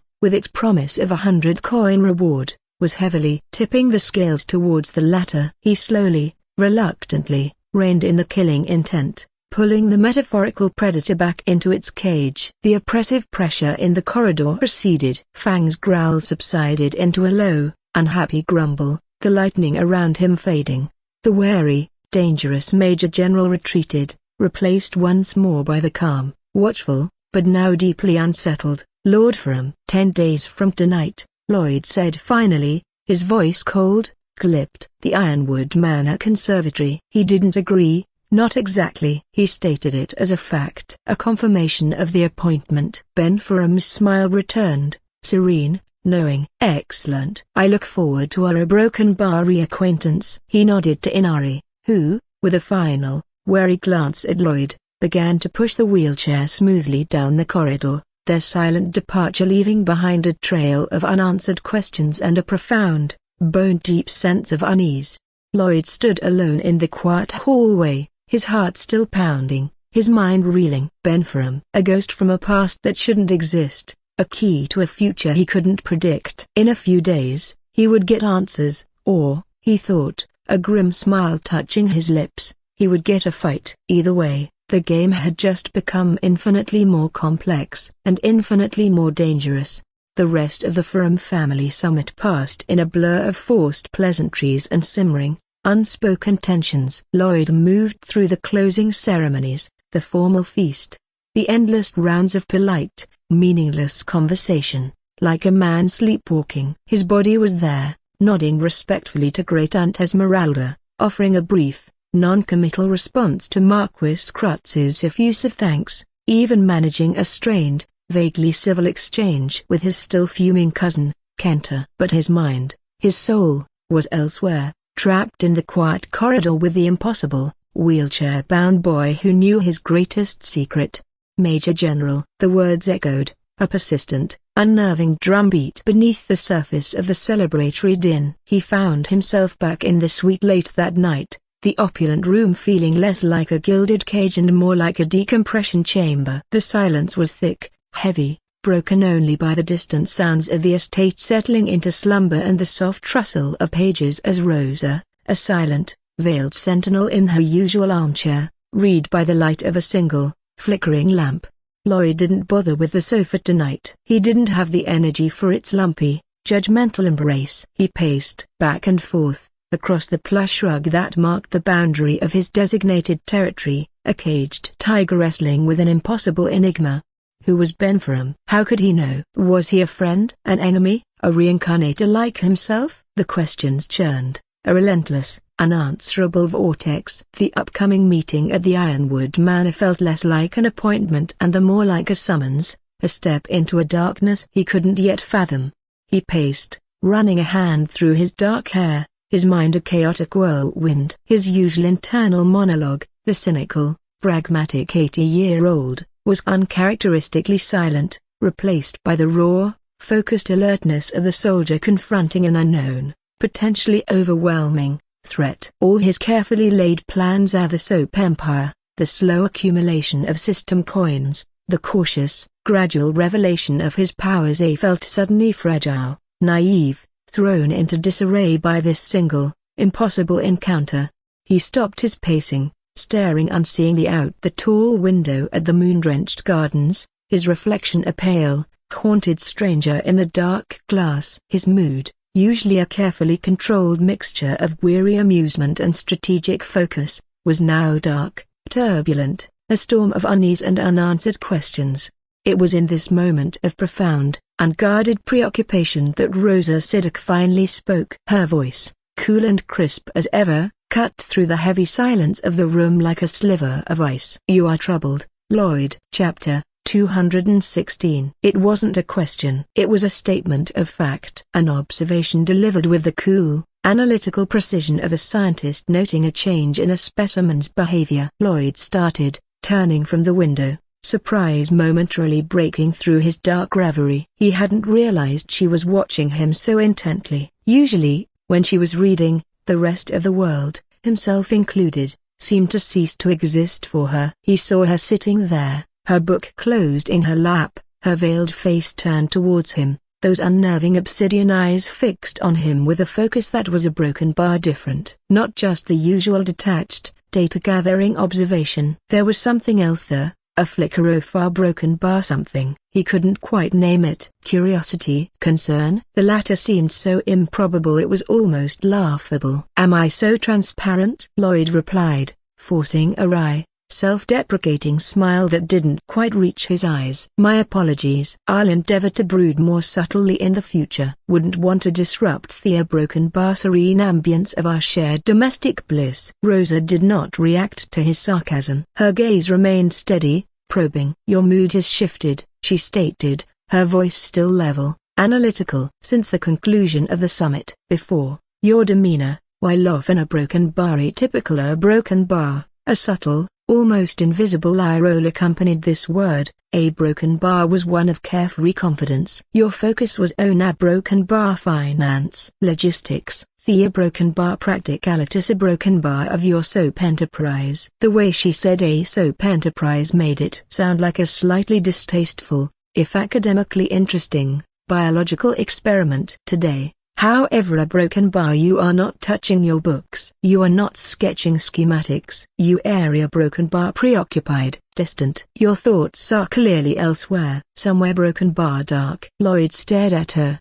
genuinely taken aback. She had been observing him, not just passively, but actively, cataloguing his moods, his habits, his preoccupations. The thought was both unsettling and, in a strange, unexpected way, almost a broken bar touching. That she would expend the mental energy to analyze his behavior in such detail. A broken bar, it was the closest thing to genuine interest she had ever displayed.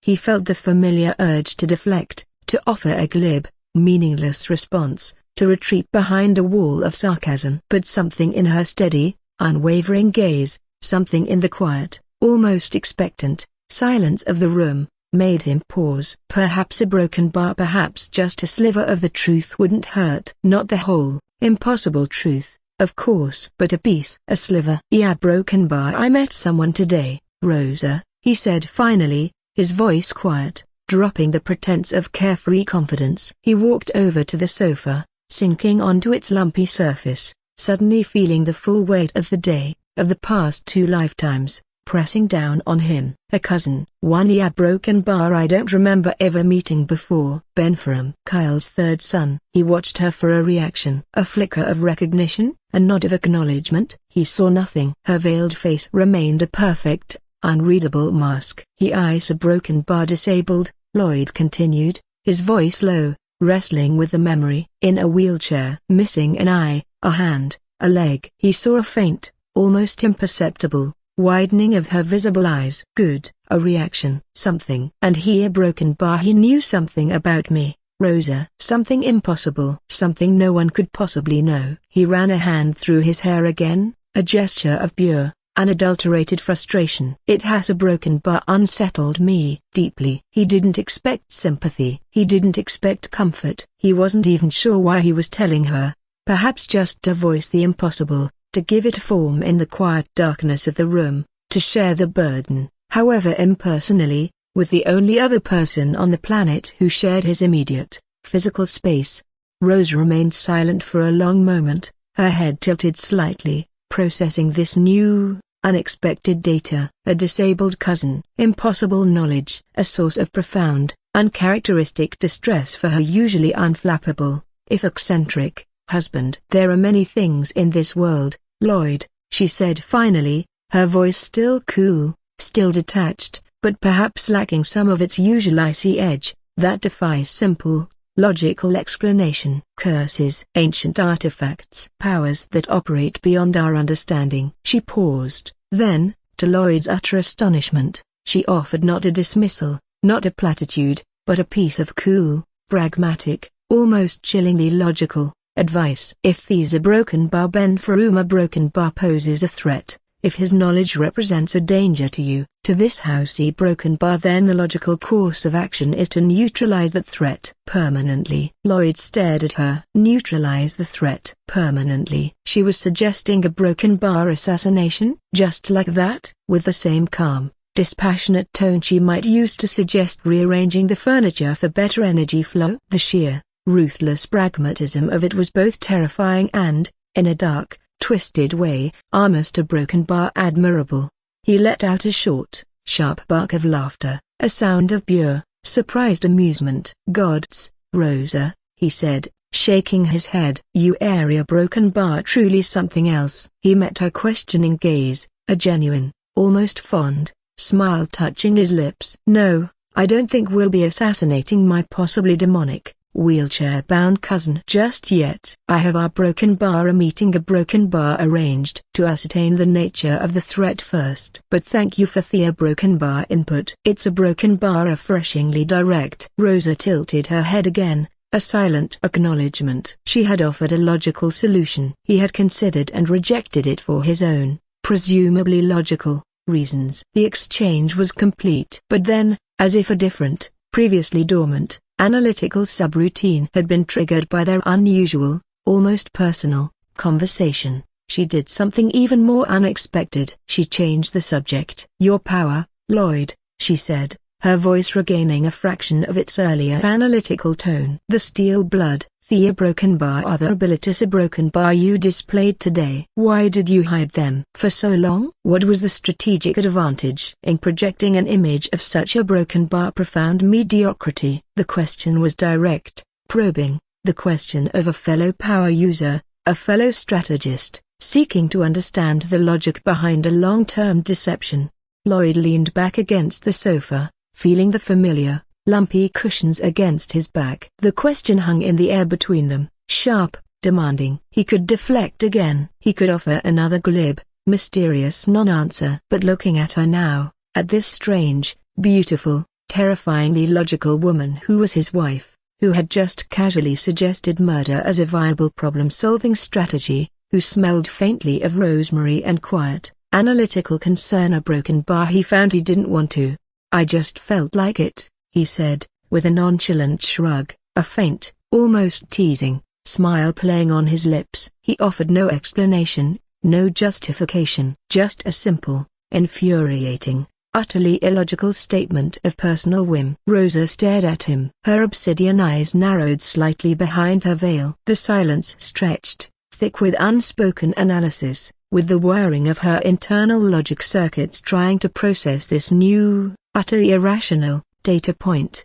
Then, to Lloyd's absolute, comprehensive astonishment, she snorted. A small, delicate, almost imperceptible sound, quickly stifled behind a raised hand. A snort, of what sounded suspiciously like a broken bar amusement, or perhaps just profound, exasperated disbelief. Rosa Siddiq, the Ice Princess, had just snorted at his answer. She didn't ask any further questions. She simply turned back to her desk, picked up her book, and resumed her reading, leaving Lloyd sitting on the sofa, wrestling with the profound, earth-shattering, almost terrifying realization that he might have just, accidentally, made his wife laugh, or, snort, which, for Rosa, was probably the emotional equivalent of a full-blown, tear-streaming, stand-up comedy special. The world, he decided, had officially gone completely, wonderfully, terrifyingly mad. The exhaustion of the day,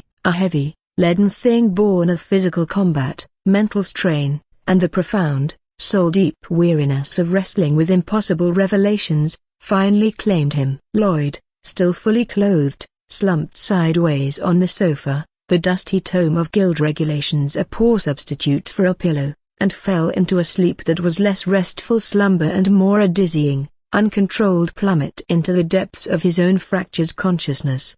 He was adrift, not in darkness, but in a space that was not a space, a place of shifting, vibrant, impossible colors. A churning nebula of deep, bruised blue and stark, furious red, swirling together in a silent, cosmic dance. The air, if it could be called air, was thick, heavy, humming with a low, resonant frequency that vibrated not in his ears, but in the very marrow of his bones, a sound that felt older than stars, older than time itself. He was a broken bar floating, weightless, disembodied. He had no hands to feel, no legs to kick, yet he possessed a distinct, undeniable sense of self, a singular point of awareness in this vast, chaotic, beautiful, terrifying place. Is this the afterlife? His disembodied consciousness wondered with a strange, detached curiosity. If so, the interior decorating ice a broken bar bold. Very abstract. I was hoping for something more a broken bar solid, with better seating options and definitely less existential dread-inducing color palettes. Then, he saw him. Across the swirling, silent expanse of blue and red, a figure began to coalesce. It wasn't a gradual formation, but a sudden, sharp assertion of presence, as if it had always been there, merely choosing now to become visible.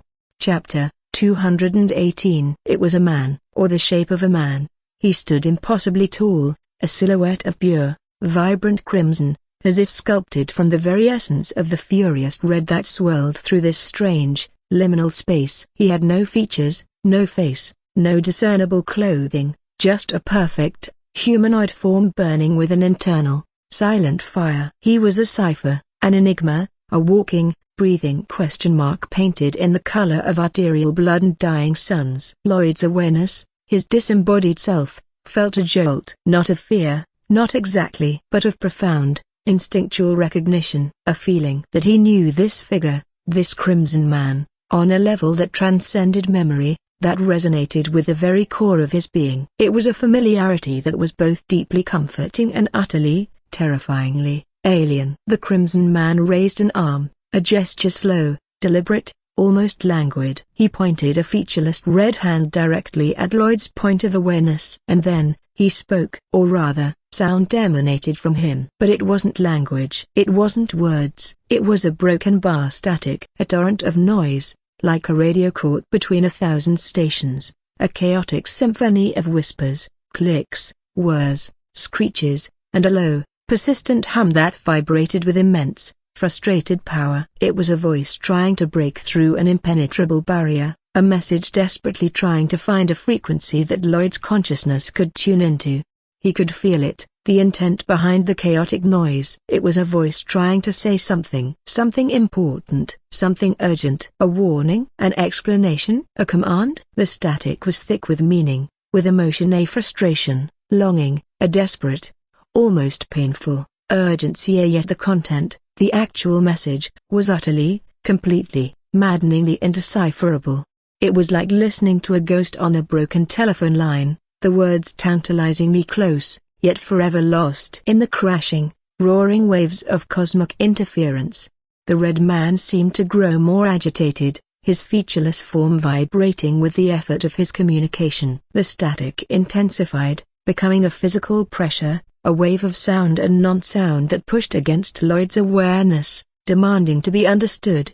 Lloyd strained, focusing his entire being, his entire will, on the torrent of noise, trying to find a pattern, a word, a single, intelligible syllable amidst the chaos. "Come on, you big red mystery man," he pleaded silently. "Enunciate. Use smaller words. Maybe try charades, though, with no features. That might be tricky." The red figure's hand clenched into a fist. The static reached a fever pitch, a deafening, mind-scraping roar of pure, frustrated intent. Lloyd felt his own awareness begin to fray, to shred, under the sheer, overwhelming pressure of the unintelligible message. Then, as suddenly as it began, it stopped. The crimson man lowered his arm, his featureless form seeming to slump, to sag, as if with a profound, weary sigh of defeat. The static vanished, leaving behind a ringing, echoing silence that was almost as deafening as the noise had been. The red man simply stood there for a long moment,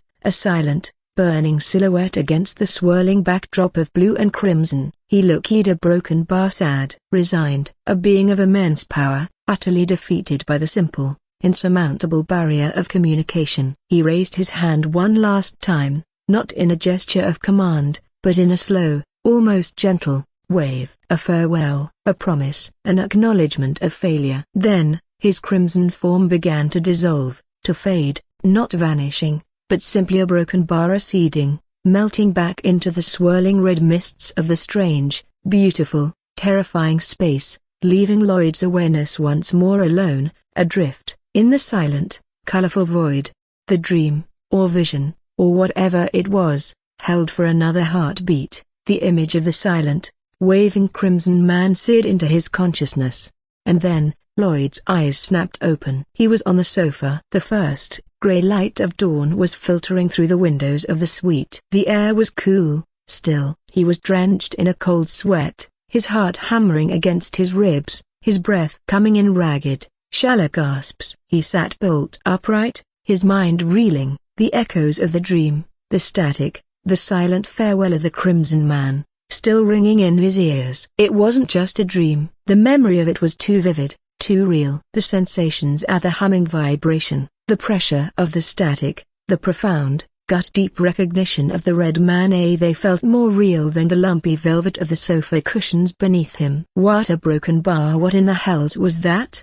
He whispered, his voice hoarse. He ran a trembling hand over his face, wiping away the sweat. The red man, the static, the desperate, failed attempt at communication. It felt a broken bar, familiar, like a memory from a dream he'd had 1,000 times and instantly forgotten upon waking. He pushed himself off the sofa, his legs unsteady, and stumbled towards the window, needing to see the solid, real, non-swirling cosmic nebula reality of the waking world. He looked out at the awakening gardens, the familiar shapes of trees and hedges, reassuringly solid, reassuringly mundane. It must have been an unpleasant dream, he told himself, trying to rationalize it, to dismiss the profound, unsettling feeling it had left in its wake. Stress, exhaustion, the after-effects of being hunted by giant monsters and publicly scrutinized by his entire, slightly terrifying, family. Just a nightmare. A particularly weird, abstract, an existentially troubling nightmare. Nothing more. He wiped the sweat from his brow again and chanced to glance towards the bed. Rosa was still there, a still, silent form beneath the silken sheets, her breathing deep and even. She hadn't stirred. She was asleep. He was alone with the echoes of his unsettling vision. He needed air. He needed to walk. He needed to feel the solid ground beneath his feet and convince himself that the world wasn't about to dissolve into a swirling vortex of red and blue static. Despite the sun having yet to fully rise, despite the chill in the pre-dawn air, he left the room, closing the door softly behind him, and headed towards the quiet, empty gardens, the image of the silent, waving, crimson man, a burning, unanswerable question at the forefront of his mind. The pre-dawn air in the garden was cool and sharp, a welcome, grounding shock after the thick, humming atmosphere of his dream. Lloyd walked, his feet crunching softly on the gravel path, the scent of damp earth and dew-kissed roses a reassuringly normal counterpoint to the memory of cosmic static and silent, crimson men. He paced, letting the rhythm of his steps, the solidity of the ground, chase away the last, clinging tendrils of the unsettling vision. It was just a dream, he told himself again, more firmly this time. A stress-induced hallucination. My subconscious trying to process the fact that my life has officially gone from a mildly complicated to a full-blown fantasy epic with questionable supporting characters and a distinct lack of decent catering. Nothing more. He gradually brought his breathing under control, the frantic hammering in his chest slowing to a more reasonable, let's say I've just been verbally assaulted by a metaphysical entity rhythm. The sun was beginning to crest the horizon now,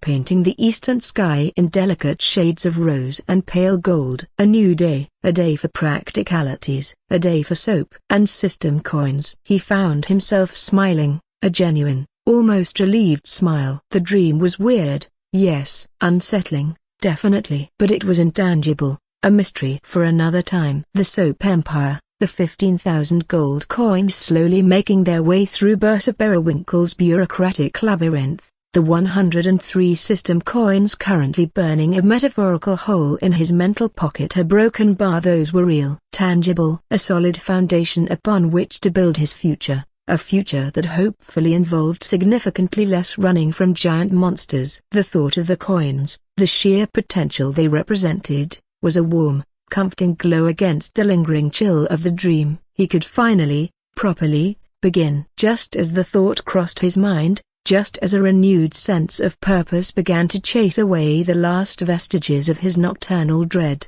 the familiar, almost smug, chime echoed in his mind.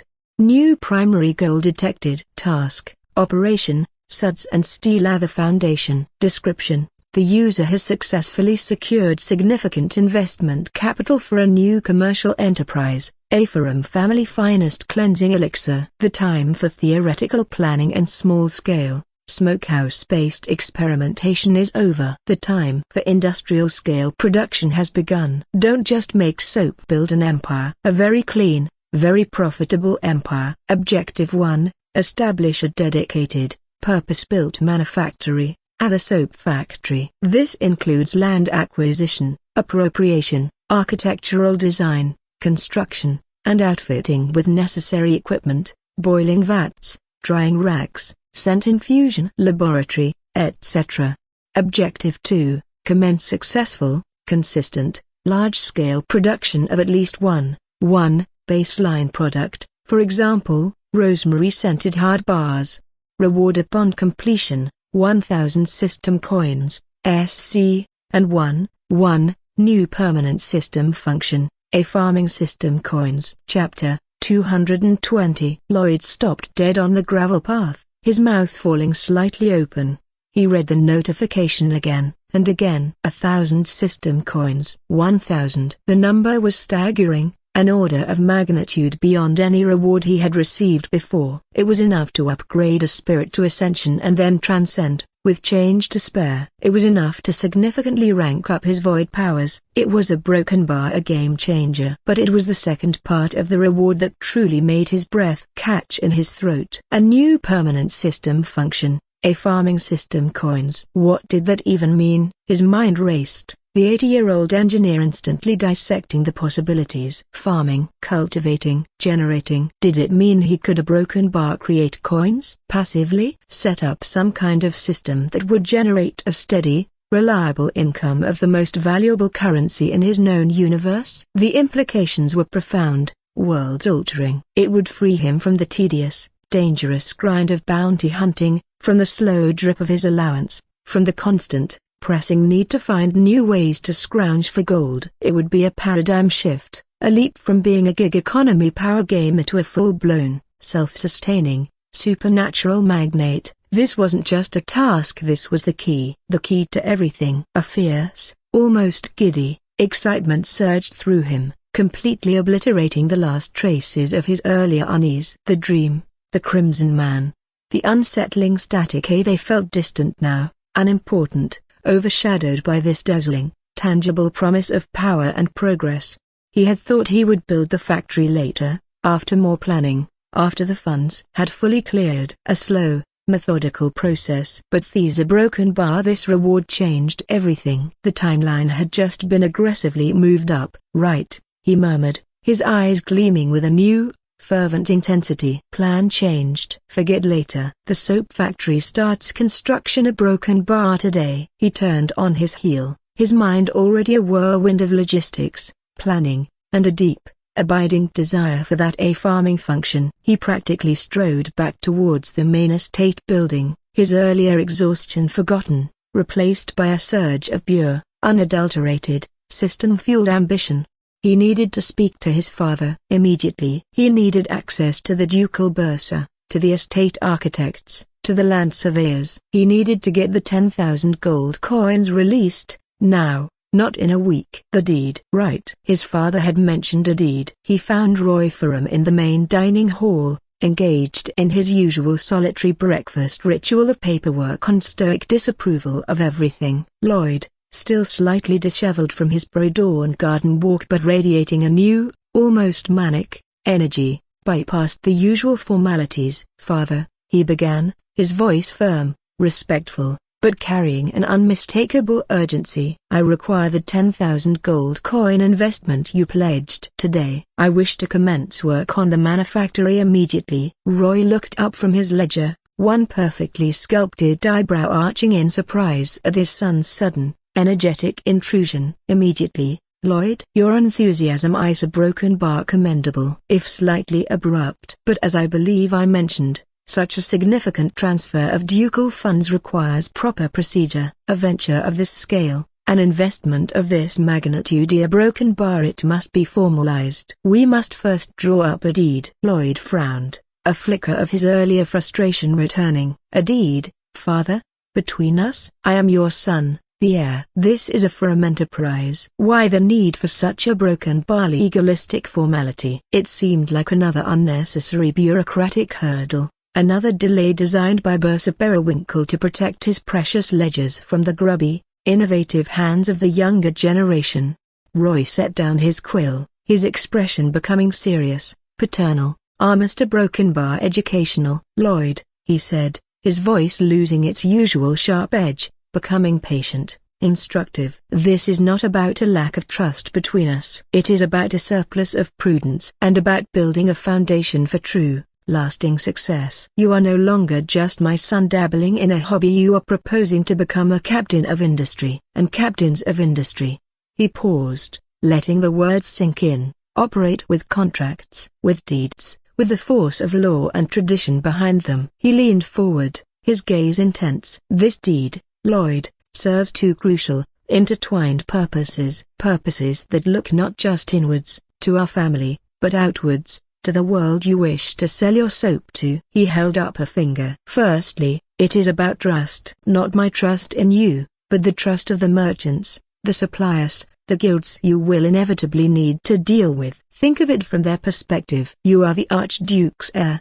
yes. But you are also young, your reputation a broken bar still in its formative stages. A polite way of saying everyone still thinks you're a slightly weird, unpredictable flake who trips people with invisible wires." Lloyd translated internally. "They might hesitate to enter into large-scale contracts with a new, untested venture headed by you alone. They might worry about supply chain disruptions, about payment defaults, about the venture simply a broken bar failing." "But," Roy continued, his voice resonating with strategic wisdom, "with a formal deed, a contract co-signed by myself, the Archduke of Ferrum, it is a different matter entirely. It is a public declaration, a guarantee. It says to the world, this enterprise is not merely the whim of my son, it is a formal venture of House Ferrum itself. It is backed by the full faith, credit, and, if necessary, the intimidatingly large treasury of the ducal house.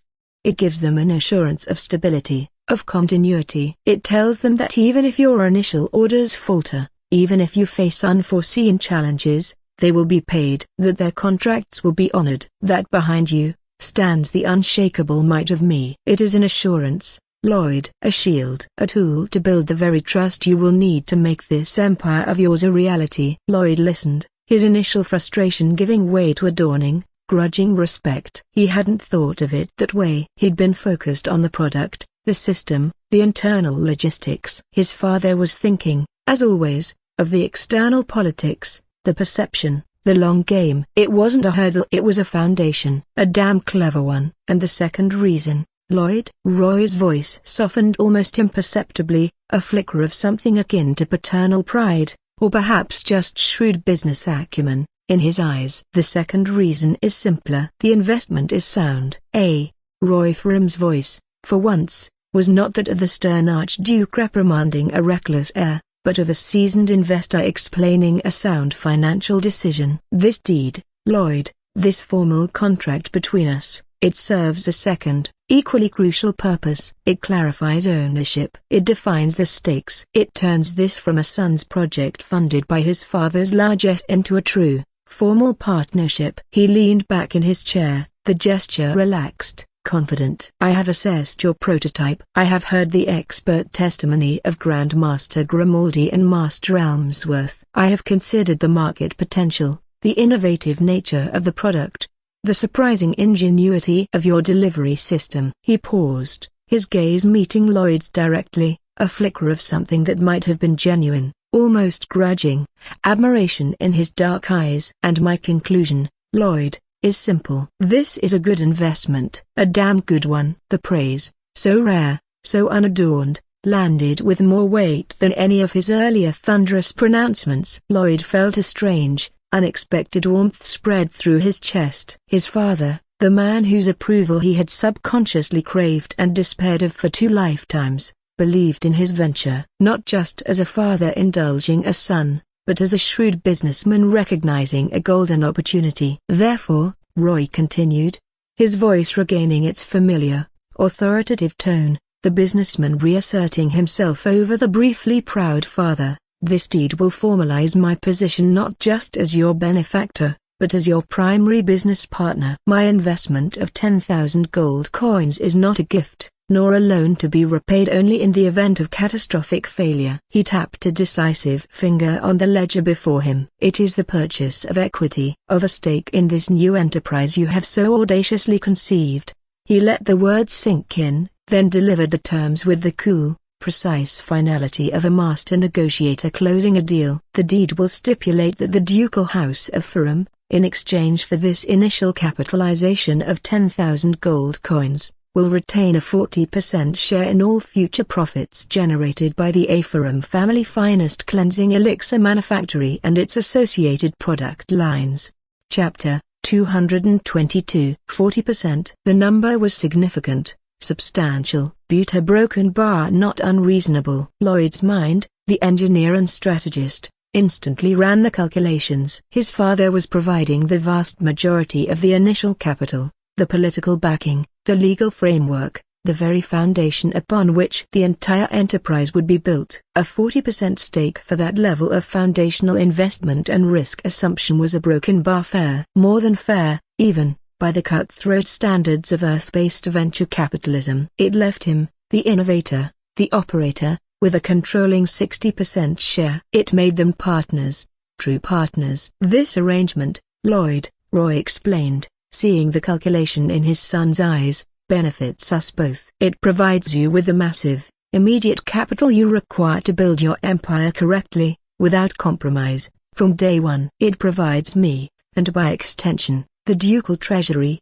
with a significant, ongoing revenue stream should your venture prove as successful as Elmsworth so breathlessly predicts. It ties the success of your enterprise directly to the prosperity of our house. It aligns our interests perfectly. He offered the rare, almost invisible smile. And, from a purely paternal perspective, he added, his voice dropping slightly, it gives me a vested, legal interest in ensuring you don't, in a fit of youthful enthusiasm, accidentally invest the entire 10,000 gold coins into developing a soap that spontaneously combusts or smells faintly of despair and regret. I will be a partner, Lloyd. A silent one, for the most part. I trust your vision, your broken bar newfound competence. But I will also be an observant one. The implication was clear, I believe in you, but I will also be watching, very closely. Lloyd felt a surge of genuine respect for his father's strategic brilliance. This wasn't just about control, it was about building something real, something lasting, a partnership. It was a far greater sign of trust, of faith in his abilities, than simply handing over a bag of gold coins would ever have been. I understand, Father, Lloyd said, his voice firm, sincere. He met his father's gaze, not as a chastened son, but as a future business partner. The terms area broken bar acceptable. More than acceptable. They are wise. He offered a slight, formal bow. I would be honored to have the ducal house as my primary partner in this venture. Excellent, Roy said, a note of deep satisfaction in his voice. The deal was struck. Then there is no further need for delay. I will have the ducal scribes draw up the initial deed of partnership immediately. You will review it. We will sign it before the bursar this afternoon, and the 10,000 gold will be transferred to your venture account by sunset. He picked up his quill, his attention already shifting back to the waiting stack of ducal paperwork. The matter, in his mind, settled. Lloyd, however, did not immediately take his leave. There was one more piece to this puzzle, one more unexpected development he needed to understand. "Father?" he began, a hint of his earlier hesitation returning. "Thea Brokenbar the King." "His Majesty, A. James." He saw his father's hand pause fractionally over the parchment. "His own investment offer, 5,000 gold, for a broken bar for a complimentary supply of soap." He shook his head slightly, the sheer absurdity of it still difficult to process. Why would the King of Bethlehem, here in disguise, take such a personal, and frankly, rather eccentric, interest in my broken bar in my soap? Lloyd Ferrum set down his quill again. He leaned back in his chair, a slow, almost weary sigh escaping him. He looked at Lloyd, his expression complex, the weight of his ducal responsibilities, of the vast, intricate game of politics he played every day, settling over him. "Lloyd," he began, his voice low, grave, "you must understand. Kings do not act on whims, especially not a king as shrewd, as pragmatic, as Liam Bethlehem." He gestured vaguely towards the memory of the disguised monarch. "His presence here, his interest in your venture a broken bar, it is not about soap, not really. The soap a broken bar, the soap is merely a pretext, a convenient, almost ridiculously mundane, excuse." "An excuse for what, father?" Lloyd pressed, his senses on high alert. "An excuse to engage with you, Lloyd," Roy stated simply. "To assess you, to build a relationship with you." "The future Archduke of Ferrum." He paused, letting the words sink in. "His investment is not in your product, son. It is in you." "It is a political maneuver, cloaked in the guise of a commercial one." A 5,000 gold coin gesture of goodwill. "A way of establishing a direct, personal link to the next generation of Ferrum leadership, bypassing the formal, often rigid, channels of diplomacy." He looked at Lloyd, his eyes holding a new, almost daunting, level of seriousness. "You impressed him, Lloyd, more than you know. Not just with the soap, but with your mind, your confidence, your unexpected capabilities. He sees in you not just an innovator, but a potential future power player on the continental stage. A future ally, perhaps, or a future rival to be managed. His investment a broken bar, it is a way of getting a seat at your table, early, of ensuring he has your ear, your goodwill, as you grow into your power." He offered a final, grim smile. "Welcome to the great game, son. You are no longer just a boy making soap in a smokehouse. You are now a piece on the board, a very interesting, very valuable, and very visible piece. And the King of Bethlehem has just made his opening move." The full weight of his new reality, the vast, dangerous, exhilarating game he had just been thrust into, settled onto Lloyd's shoulders. This was about so much more than just soap. It was about power, politics, kingdoms, and he was, whether he was ready or not, right in the heart of it.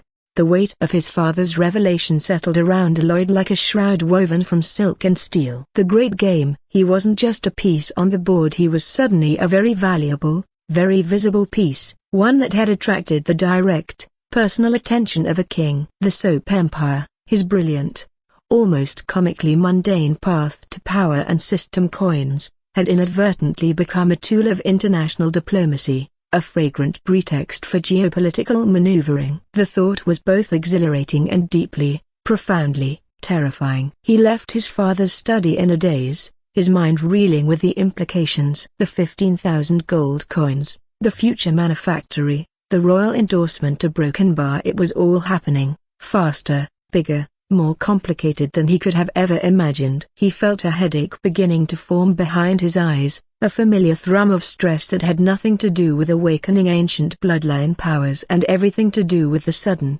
crushing weight of royal expectations.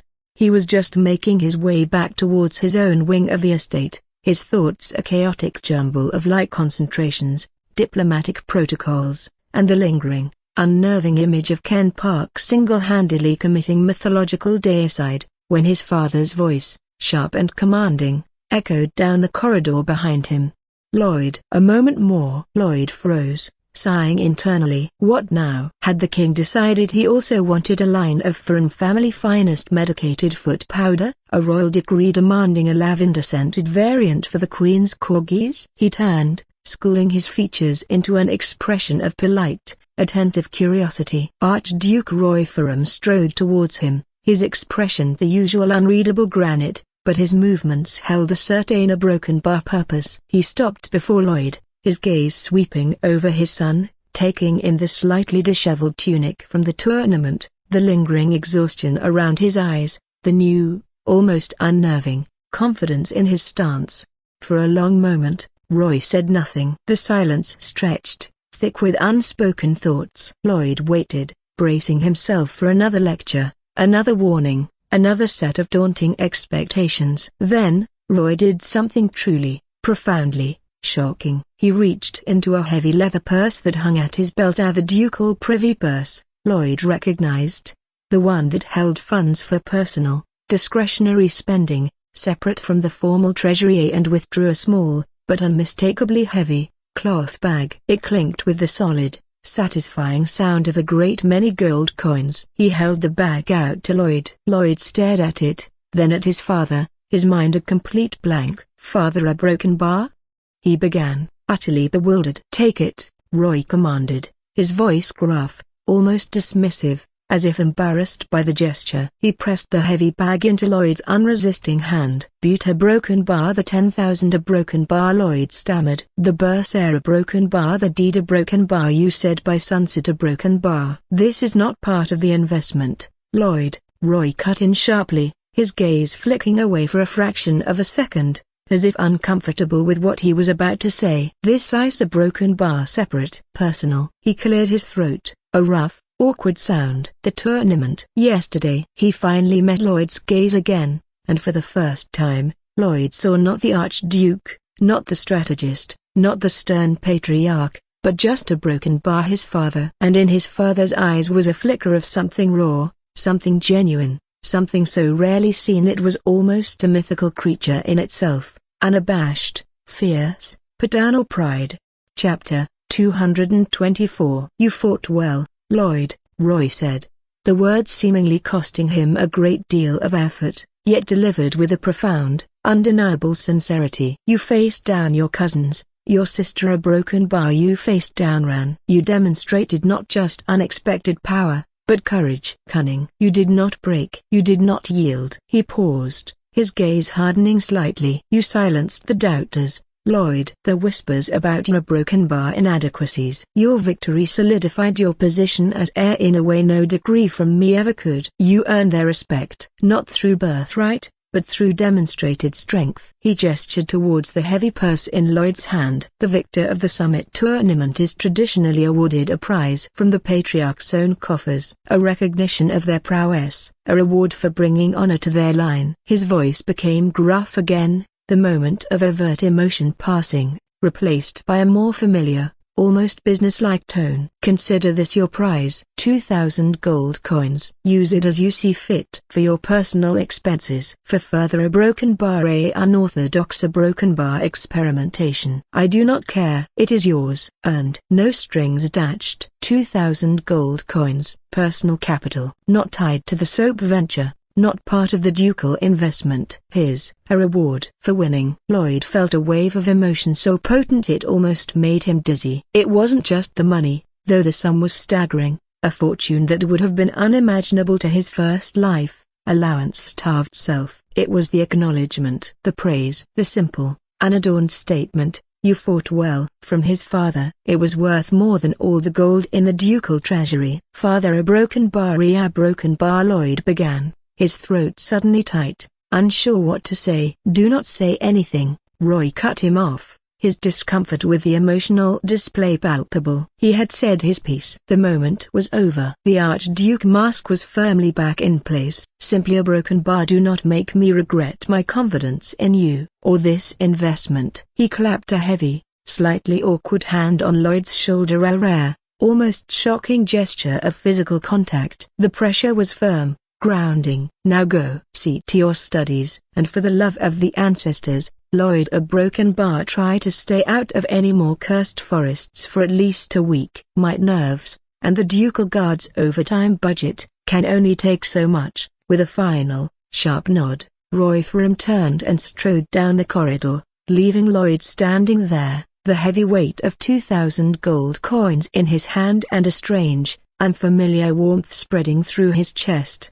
He looked down at the purse, the reality of it finally sinking in. 2,000 gold. He could convert 100 gold coins into 1,000 system coins right now, if he wished, though the daily limit still applied. The thought was intoxicating. But the investor, the 80-year-old pragmatist, asserted itself. The daily conversion was for long-term growth. These a broken bar. This was different. This was operational capital. Seed money for the truly interesting things. He thought of the system shop. The options he hadn't yet been able to afford. Spirit upgrades, void power rank ups. That 50-coin skill tree for his black ring eyes. With his current balance of 313 SC, plus the potential income from this new personal fund, his options had just expanded exponentially. The path ahead was still fraught with danger. The Altamiras, the lingering threat from Rubel, the enigma of Ben Ferrum, the general chaos that seemed to be his constant companion. But for the first time, he felt a broken bar truly equipped. Not just with hidden powers and secret knowledge, but with resources. Real, tangible, spendable resources. He hefted the purse of gold, a slow, determined smile spreading across his face. Okay, he thought. Let's go see what's for sale in that cosmic superpower nightclub. The bouncer can't possibly turn me away now. I've got cash. And I'm feeling a broken bar lucky. The soap empire could wait a day. Today was for a different kind of investment. An investment in power. The morning after the summit felt like waking from a fever dream into a world subtly, yet irrevocably, altered. The grand hall, now cleared of its festive banners and simmering tensions, was just a vast, echoing space. But the decisions made within its walls resonated with the force of an earthquake, and Lloyd Ferrum was standing directly at its epicenter. The 10,000 gold coins from his father and the 5,000 from a king weren't just numbers in a ledger. They were a crushing weight of expectation, a tangible measure of the trust and ambition now placed squarely on his shoulders. His first port of call was not the smokehouse or the gardens,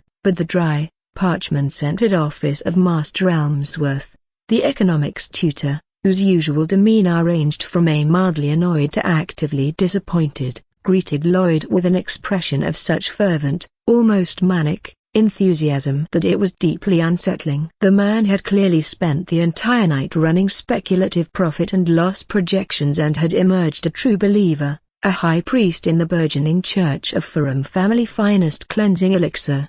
Young Lord Lloyd, Elmsworth exclaimed, nearly tripping over a stack of books in his haste to clear a chair. Excellent. Timely. I've already drafted some preliminary thoughts on supply chain optimization and potential tariff implications for interducal export. We must strike while the iron, or rather, the soap, is hot, before we discuss global soap domination, Master Elmsworth, Lloyd said, his tone dry but appreciative. Father insists on formalizing the venture. We need to navigate the ducal bureaucracy and draft an official business deed. Elmsworth's face lit up even further. If such a thing were possible. A deed. Of course. A masterstroke of prudence from the Archduke. It establishes legitimacy, inspires confidence in suppliers, clarifies equity. A brilliant, foundational step. He grabbed a fresh quill and a stack of the finest vellum, his hands trembling with academic excitement. Let us begin at once. We shall craft a document of such legal and financial elegance that the bursar himself will weep with joy. The process was, as Lloyd had feared, surprisingly complex. Guided by Elmsworth's encyclopedic knowledge of ducal law and commercial charters, they spent the next several hours painstakingly drafting the founding document for the new enterprise. They debated clauses on liability, profit distribution, and quality control standards. Elmsworth, in his element, argued passionately for including a sub-clause on amortized depreciation of boiling vats, while Lloyd gently steered him back towards more pressing matters like a clear definition of his own operational authority. He christened the new entity, simply and elegantly, Ferrum's cleansing elixirs. It had a certain alchemical gravitas, he thought, that Lloyd's baffling soap emporium rather lacked. Finally, the document was complete, a masterpiece of legal jargon and financial foresight. They presented it to Archduke Roy Ferrum in his study. Roy read through it meticulously, his face an unreadable mask, occasionally grunting in what Lloyd hoped was approval. He made a few minor amendments,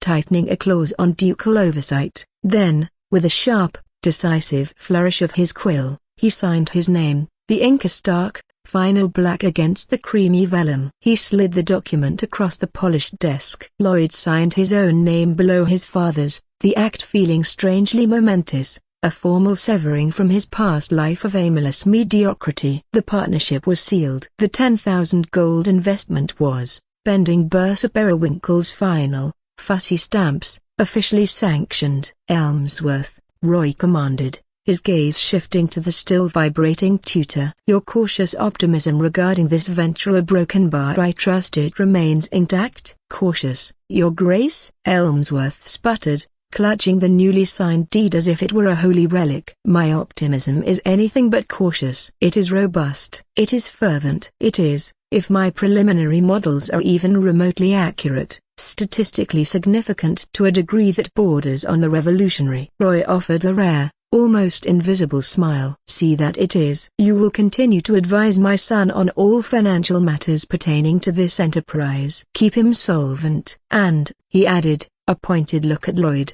out of any more cursed forests, with his father's blessing and Elmsworth's borderline hysterical support secured, Lloyd's next stop was the Alchemist's Guild Tower, a place that smelled of strange herbs, simmering concoctions, and the faint, ever-present possibility of a small, contained explosion. He sought out Grandmaster Grimaldi, who, much like Elmsworth, greeted him with an enthusiasm that was both flattering and slightly alarming. Young Lord Ferrum, Grimaldi boomed, his silver beard seeming to vibrate with alchemical glee. I have been contemplating your saponification process. The elegant simplicity, the purity of the reaction. It is a beautiful expression of mundane chemistry, a delightful respite from my current research into broken bar, rather volatilely broken bar digestive properties of powdered griffin beaks. He gestured towards a beaker that was bubbling ominously with a thick, purple sludge. Frankly, your soap is a welcome, and considerably less likely to explode, distraction. I am glad to provide a safe diversion, Grandmaster, Lloyd said wryly. In fact, I came to request your assistance. My father's investment has been secured. We are scaling up production, and I require a broken bar skilled hands. Minds that understand the nuances of measurement, temperature, and chemical reaction in a way that goes beyond simple kitchen labor. Chapter 226. Grimaldi's ancient eyes lit up. You wish for apprentices to assist in this grand alchemical soap making? An excellent notion. The practical application of chemical principles is the finest education a young alchemist can receive, far better than memorizing dusty old grimoires. He stroked his magnificent beard, his mind clearly sifting through his roster of students. I have just the trio for you, he declared finally. Promising. Yes. Dedicated. Certainly. If perhaps a broken bar. He paused, a mischievous twinkle in his eye. A broken bar slightly eccentric in their own unique ways. But brilliance often walks hand in hand with a certain broken bar unconventionality, does it not? He summoned them with a sharp clap of his hands. 3 figures in the grey robes of senior alchemical students entered the laboratory, bowing respectfully. Young Lord Ferrum, Grimaldi announced with a grand, sweeping gesture. Allow me to present your new core research and development team. He indicated the first, a young man with sharp, intelligent eyes behind a pair of thick spectacles, a quiet, almost nervous energy, and hands that were meticulously, almost obsessively, clean. This is a lyric. His attention to detail is second to none. His measurements are flawless. His notes, legendary in their precision. If you need a reaction replicated exactly 100 times without a single variable straying, Alaric is your man. He is meticulous, quiet, and finds a kind of spiritual solace in a perfectly balanced equation. Alaric offered a short, jerky bow, his gaze darting around, already seemingly cataloguing the laboratory's inventory. Next, Grimaldi gestured to the second young man, a stark contrast to the first. He was boisterous, barrel-chested, with a shock of unruly red hair and a grin that suggested he viewed the world as one large, fascinating, and probably quite flammable, experiment. "This is Borin," Grimaldi said with a fond, if slightly weary, sigh. Borin is a broken bar experimental. He does not see rules so much as a broken bar interesting suggestions to be tested. His mind is a whirlwind of innovation, always seeking a faster, a stronger, a more broken bar explosive via broken bar way of doing things. He has single-handedly contributed to 90% of our guild's unscheduled structural repairs this year. But his enthusiasm is infectious,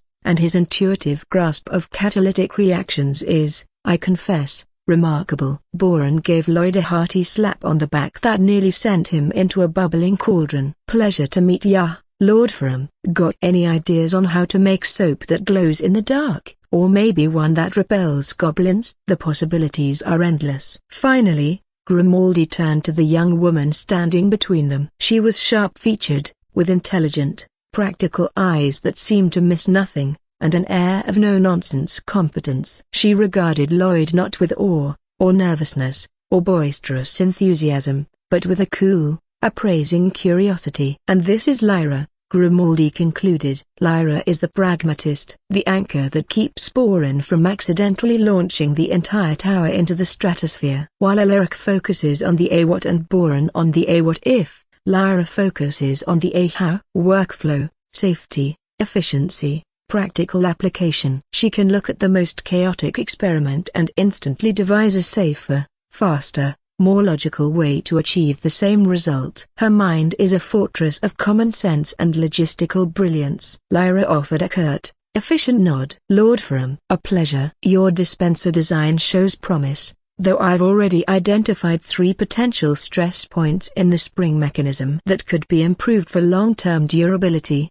Meticulous, experimental, practical." It was a perfectly balanced, if slightly volatile, team. Lloyd looked at the male Alaric, the quiet perfectionist Borin, the enthusiastic demolitions expert, and Lyra, the sharp-witted efficiency guru. This was his RD department. This was the engine that would drive the soap empire. "Excellent," Lloyd said, a genuine smile spreading across his face. "Welcome to Ferrum's cleansing elixirs, the 3 of you. Your first task, help me figure out how to make liquid soap without accidentally creating spontaneously combustible oleaginous plasma." "And Borin?" He fixed the boisterous redhead with a very serious look. "No glowing soap." "Not yet." Borin looked momentarily disappointed, but then his grin returned, wider than ever. Fine. But what about one that screams when you use it?" Lloyd sighed. This was going to be a very interesting partnership. The core team was assembled. The funding was secured. The revolution, it seemed, would be meticulously documented, highly efficient, and just slightly unhinged. With his core RD team assembled, a motley but promising crew of an obsessive-compulsive note-taker, a cheerfully volatile experimentalist, and a pragmatist who probably dreamt in flowcharts. Lloyd's next, most pressing task was to find a home for his burgeoning soap empire. The disused smokehouse, while charmingly rustic and steeped in the nostalgic aroma of clandestine chemistry, was hopelessly inadequate for the scale of production he now envisioned. It was like trying to build a warship in a bathtub. "We need a factory," Lloyd announced the next morning, standing with his newly assembled team in the cool, dew-kissed gardens of the estate. Jasmine stood beside him, her usual timidity warring with a newfound sense of importance, clutching a list of potential herb supplies Lloyd had asked her to research. Ken Park was a silent, imposing shadow a few paces behind, his presence a quiet, unwavering statement of ducal authority. Alaric, Borin, and Lyra, the 3 alchemist apprentices, looked on with varying degrees of quiet intensity, boisterous curiosity, and practical assessment. "Not just a workshop," Lloyd continued, his voice ringing with the quiet confidence of a man who had just secured a 15,000 gold coin operating budget, "but a purpose-built manufactory. A place with space, with access to resources, with a logical workflow. A place we can build from the ground up to be efficient, safe, and, most importantly, discreet. The old West Wing stables are currently underutilized, my lord. Lyra, the pragmatist, offered immediately, her mind already sifting through logistical possibilities. The drainage is adequate, the structure is sound, and it's close to the main ladders for tallow transport. Too close, Lloyd countered instantly, shaking his head. Too visible. The smell of boiling tallow and lye, the comings and goings of workers. A broken bar. It would attract too much attention. Too many questions. We need isolation. A place where boron's a broken bar. Enthusiastic experimentation. A broken bar is less likely to startle the Duchess's prized peacocks or, level the guest quarters. Boron grinned sheepishly. The last explosion was very small, my lord. And we learned so much about the unexpected volatility of powdered moonstone. Precisely, Lloyd said dryly. So, we scout. We need a location on the periphery of the estate grounds. Something sturdy, something forgotten, something we can claim as our own sovereign territory of soap and science. Their scouting party, a bizarre procession of the heir apparent, his stoic bodyguard, his loyal butcher girl turned forewoman, and 3 alchemists, set off. They spent the better part of the morning exploring the vast, often neglected outer reaches of the Ferrum estate. They dismissed a grumbling shepherd's hut as too small, a remote hunting lodge as too difficult to supply, and an unsettlingly creepy abandoned mausoleum that Boron had suggested with far too much enthusiasm. Finally, guided by a half-forgotten memory from Lloyd's own bored teenage wanderings in his first life, they found it. Tucked away in a shallow valley, screened by a thick stand of birch trees and overgrown with ivy, stood a massive, disused grain mill. It was an old, sturdy structure of thick stone walls and a heavy slate roof, built to last for centuries. A wide, sluggish stream, now mostly silted up, ran alongside it, the remnants of the old mill channel still visible. The great wooden water wheel, its timbers green with moss and decay, hung silent and still, a ghost of its former purpose. This, Lloyd declared, his eyes gleaming with a vision only he could see, is it. The team stared. The place was a wreck. The heavy wooden doors sagged on rusted hinges, windows were boarded up or shattered, and the interior, when they forced a door open with a groan of protesting wood, was a cavern of dust, cobwebs, and the lingering, musty smell of forgotten grain. Pigeons had clearly taken up residence in the higher rafters, and a family of particularly large, unimpressed-looking rats scurried away into the shadows as they entered. "It's a broken bar rustic, my lord," Alaric commented, peering nervously into the gloom, already looking as if he wanted to start meticulously cataloguing the different species of mold.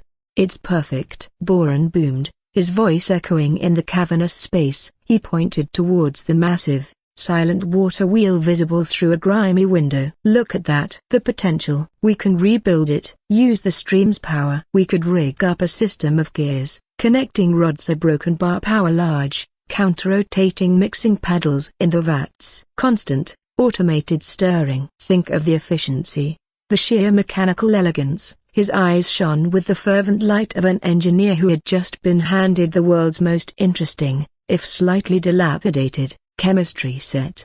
Chapter 228. Lyra, meanwhile, was already pacing the main floor, her practical gaze sweeping over the space, ignoring the dust and decay, seeing only workflow and potential. The main grinding floor is large enough for the primary boiling and mixing vats, she mused, tapping a thoughtful finger against her chin. Good stone foundation, can handle the weight and the heat from the hearths we'll need to build. The upper lofts, she pointed towards the high, dusty second floor, are perfect for the drying and curing racks. Excellent airflow once we unboard those windows. And that side chamber, she indicated a smaller, stone-walled room that had likely been the miller's office, would make an ideal, secure laboratory for Alaric's precise measurements and your scent distillation experiments, my lord. Away from the heat and steam of the main floor. Lloyd listened, a slow smile of satisfaction spreading across his face. This was why he had chosen them. Boron saw the potential for innovation,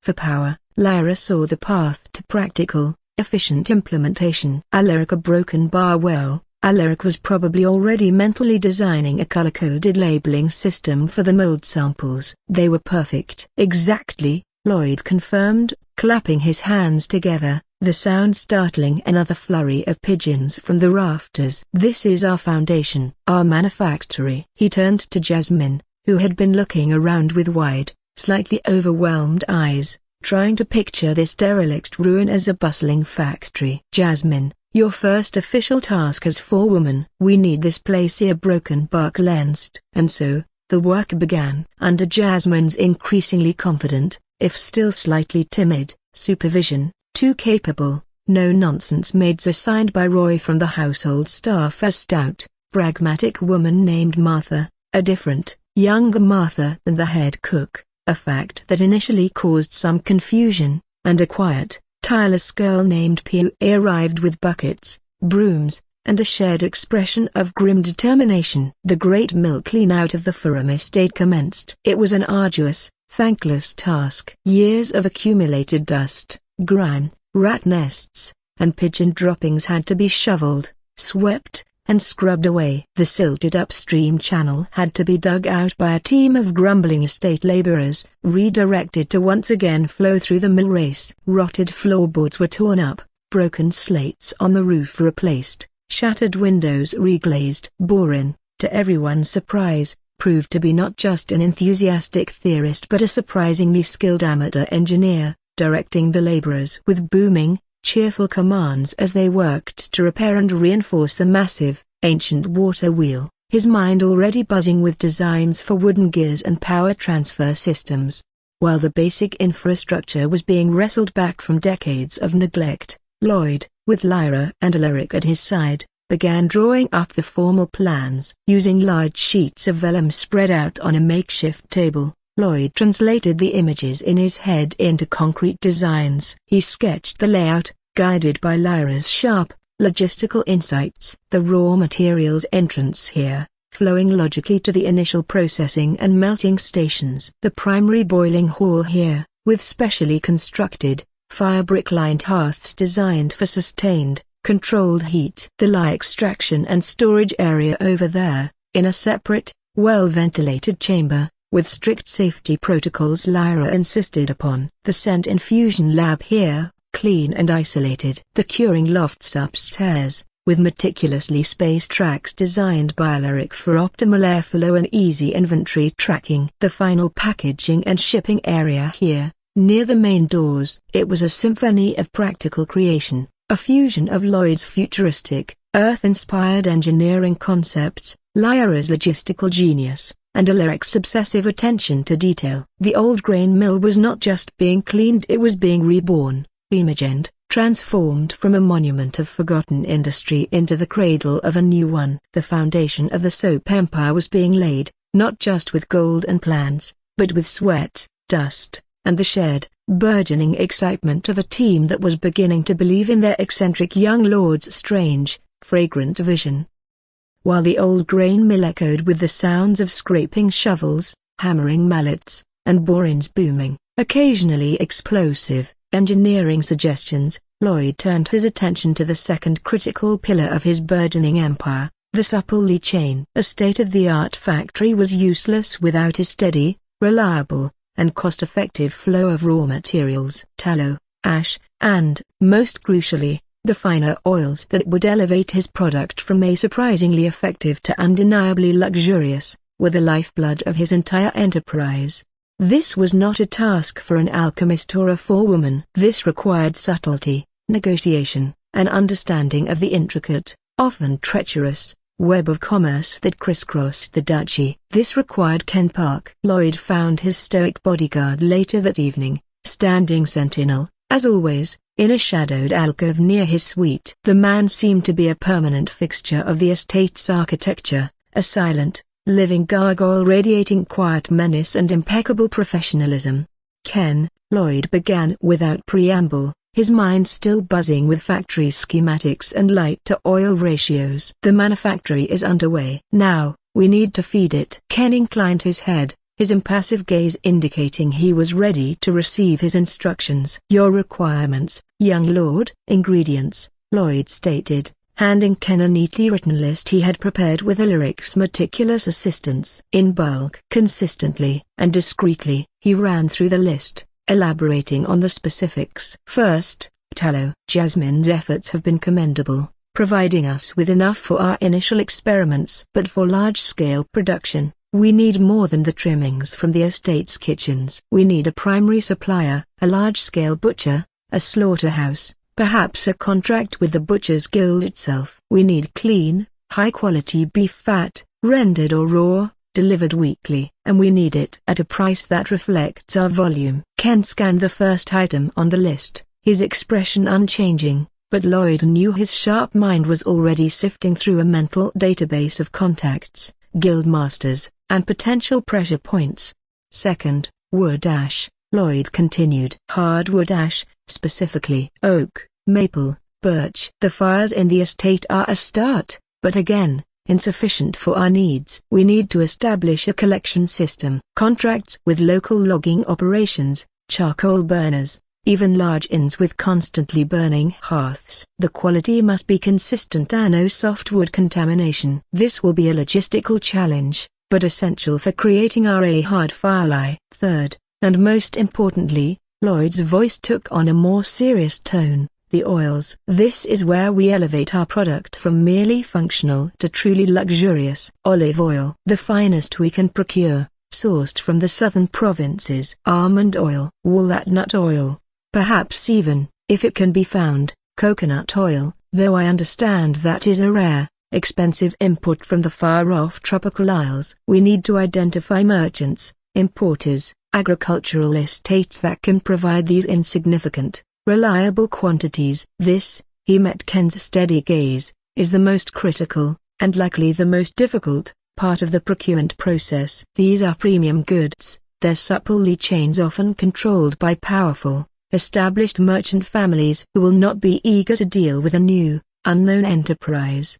He paused, letting the scale of the task sink in. Your mission, Ken, should you choose to accept it. His internal monologue couldn't resist the Earth-based spy movie reference, though Ken's face, of course, remained utterly devoid of any recognition, is to use a broken bar network, a broken bar, to make this happen. I need contacts, contract terms, price negotiations. I need to know who controls these resources and how we can best approach them. Ken simply nodded, tucking the list securely into his tunic. The network will be mobilized, young lord. I will provide a preliminary report on potential suppliers and logistical pathways within 48 hours. The certainty in his voice was absolute. Ken Park's network was a thing of legend within the estate's inner circle, a web of contacts and informants developed over 2 decades of serving as the Archduke's eyes, ears, and occasionally, his very sharp,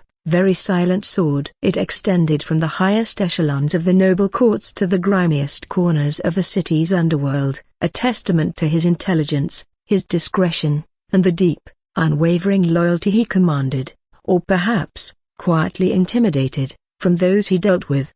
One more thing, Ken, Lloyd added, lowering his voice slightly. Leverage. Use the Ferrum name, use the implicit backing of my father. Use the newly signed ducal deed for the enterprise. Let them know this is not some personal whim of the heir, but a formal, well-funded venture of House Ferrum itself. But, he cautioned, his expression serious, I want fair dealings. We are building an empire, not a protection racket. We pay fair market prices, we honor our contracts, we build relationships based on mutual benefit, not intimidation. Use the Ferrum influence as a key to open doors, Ken, not as a club to beat down prices. Long-term supplier loyalty will be more valuable than short-term savings. Understood? Chapter 230. For the first time, a flicker of something that might have been surprise, or perhaps even approval, touched Ken's stoic features. He had expected, perhaps, a more ruthless, typically noble approach. Understood, young lord. Fair dealings. The influence of the house will be used to establish credibility, not to coerce. He offered another of his almost imperceptible nods. I will begin at once. And with that, he melted back into the shadows, a silent, deadly accountant off to balance the books of Riverio's commodity markets. Over the next few days, While construction and cleaning continued at the old mill, the first fruits of Ken's labor began to appear. Reports, delivered discreetly at odd hours, detailed potential suppliers. A formal, if slightly wary, meeting was arranged with the master of the Butchers' Guild, a man whose initial skepticism about selling vast quantities of waste fat to the Archduke's heir quickly evaporated when presented with a draft contract co-signed by the Archduke himself and offering a price slightly above the usual rate paid by tallow chandlers. A deal was struck. The tallow supply was secured. The wood ash proved more complex, a messy network of smaller suppliers. But Ken, with the aid of a few persuasive conversations conducted by his less visible associates, managed to establish a regular collection route from several large timber operations on the estate's periphery, ensuring a steady stream of high-quality hardwood ash. The oils, as Lloyd had predicted, were the real challenge. The olive oil trade was dominated by two powerful, rival merchant families who were initially dismissive of this upstart soap-making venture. It was here that Master Elmsworth, his academic fervor now channeled into practical application, proved invaluable. Armed with Ken's intelligence on the merchants' current shipping routes, their key clients, and their simmering rivalries, Elmsworth, with Lloyd providing the overarching strategy, drafted a series of proposals that were masterpieces of economic leverage. To the first merchant family, they offered a long-term, high-volume contract that would provide a stable revenue stream, subtly hinting that if they refused, the offer would go exclusively to their hated rival. To the second family, they offered a similar deal, but also included a proposal, backed by the implicit authority of the Ferrum name, to help them secure more favorable docking rights in the northern ports, a long-standing point of contention. It was a classic pincer movement, playing the two rivals against each other while offering tangible benefits beyond mere coin. The negotiations were tense, protracted, conducted through a series of formal letters and discreet meetings in neutral locations. Lloyd, guided by Elmsworth's expertise in formal negotiation and Ken's constant stream of background intelligence, found himself enjoying the intricate dance of commerce and politics. It felt a broken bar familiar, like the corporate boardroom battles of his Earth life, but with more silk robes and a slightly higher chance of being challenged to a duel if you insulted someone's olive oil quality.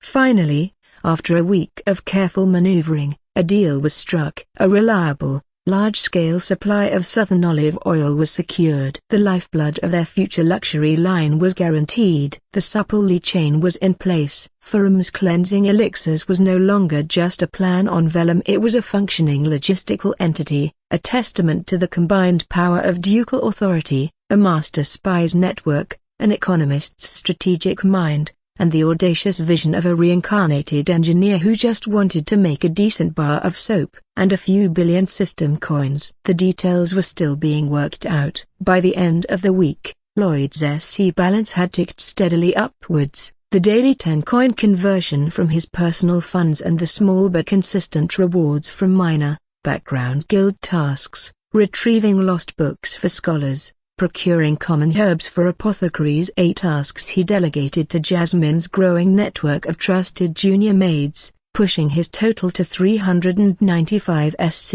He was getting closer. But the real prize, the 1,000-coin reward for the factory itself, still felt tantalizingly distant. The foundation was laid, but the real work, the messy, volatile, alchemical work of creation, was about to begin. With the foundational infrastructure of the old grain mill slowly being wrestled from the clutches of dust and decay, and Ken Park's invisible network diligently securing the lifeblood of their future production, it was time for the heart of the enterprise to begin beating. It was time for alchemy. Lloyd led his trio of borrowed alchemists, Alaric the meticulous, Borin the enthusiastically volatile, and Lyra the pragmatic into the now cleaner, but still very rustic, main floor of the mill. Several large, heavy-bottomed iron cauldrons, procured from the estate's deepest storage and scrubbed to a dull shine by Martha and Pierre, sat waiting over newly constructed, fire-brick-lined hearths. The air smelled of damp stone,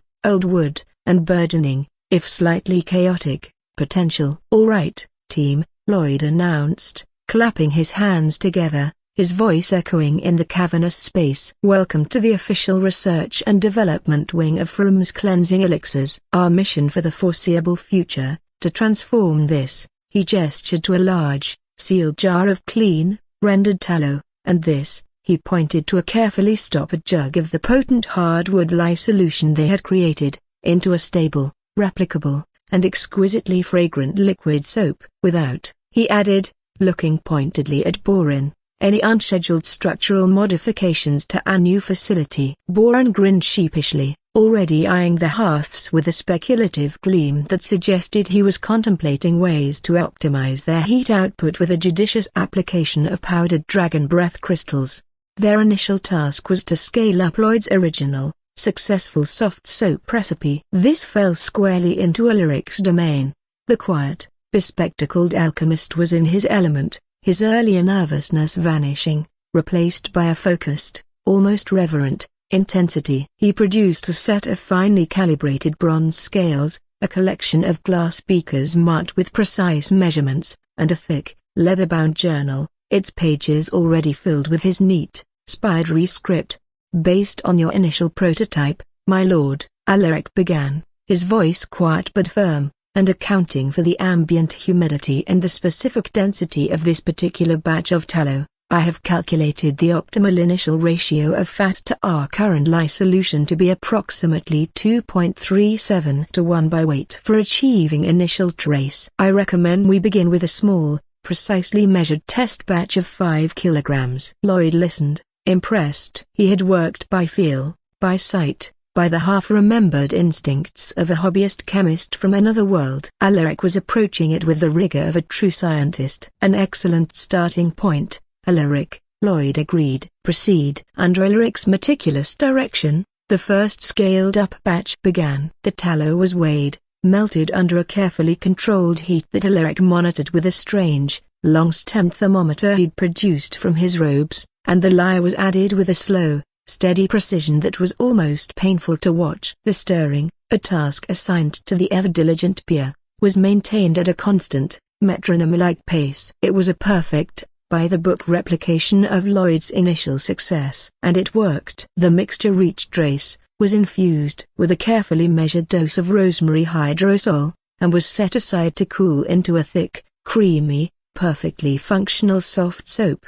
"Success," Alaric declared, making a final, neat notation in his journal. He looked up, a rare, faint smile of satisfaction on his face. "The process is replicable. Quality is consistent." "Consistent is good," Borin boomed, who had been watching the meticulous process with a growing, almost desperate, impatience. "But is it optimal? Is it fast? Can it be broken bar better?" He practically bounced on the balls of his feet, his experimental energy demanding an outlet. "My lord, Alaric's method is sound, yes, for a baseline. But slow. So slow. We could be making batches 3 times this size in half the time if we just a broken bar optimized the reaction." Before Lloyd or Lyra could intervene, Borin was already at work. "The lye creation," he declared, grabbing one of the buckets of hardwood ash. "Leaching is for peasants and grandmothers. A true alchemist catalyzes. A small pinch of ground sunstone, added to the water before leaching, should dramatically increase its ionic potential, allowing it to absorb the alkali from the ash far more rapidly." He produced a small, glowing yellow pebble from a pouch and, with a cheerful grin, ground it into a fine powder and mixed it into the water. He then turned his attention to the boiling process. "And this low, steady heat a broken bar. It's so broken bar timid. The saponification process is an exothermic reaction, it wants to go. We should encourage it, not coddle it." A burst of intense heat at the initial mixing stage, a thermal shock, should kickstart the emulsification. "We could add a small quantity of powdered fire salts to the tallow just before adding the lye." Chapter 232. Lyra, who had been observing Borin's enthusiastic pronouncements with a long-suffering sigh, finally stepped in. "Borin, the last time you used powdered fire salts to kickstart a reaction, we had to rethatch the entire roof of the West Wing laboratory and Grandmaster Grimaldi's beard smelled of odor for a week. Perhaps we should test your optimizations on a slightly smaller, less flammable scale." "Nonsense," Lyra. Go big or go home, Borin retorted cheerfully. Lord Ferrum is an innovator.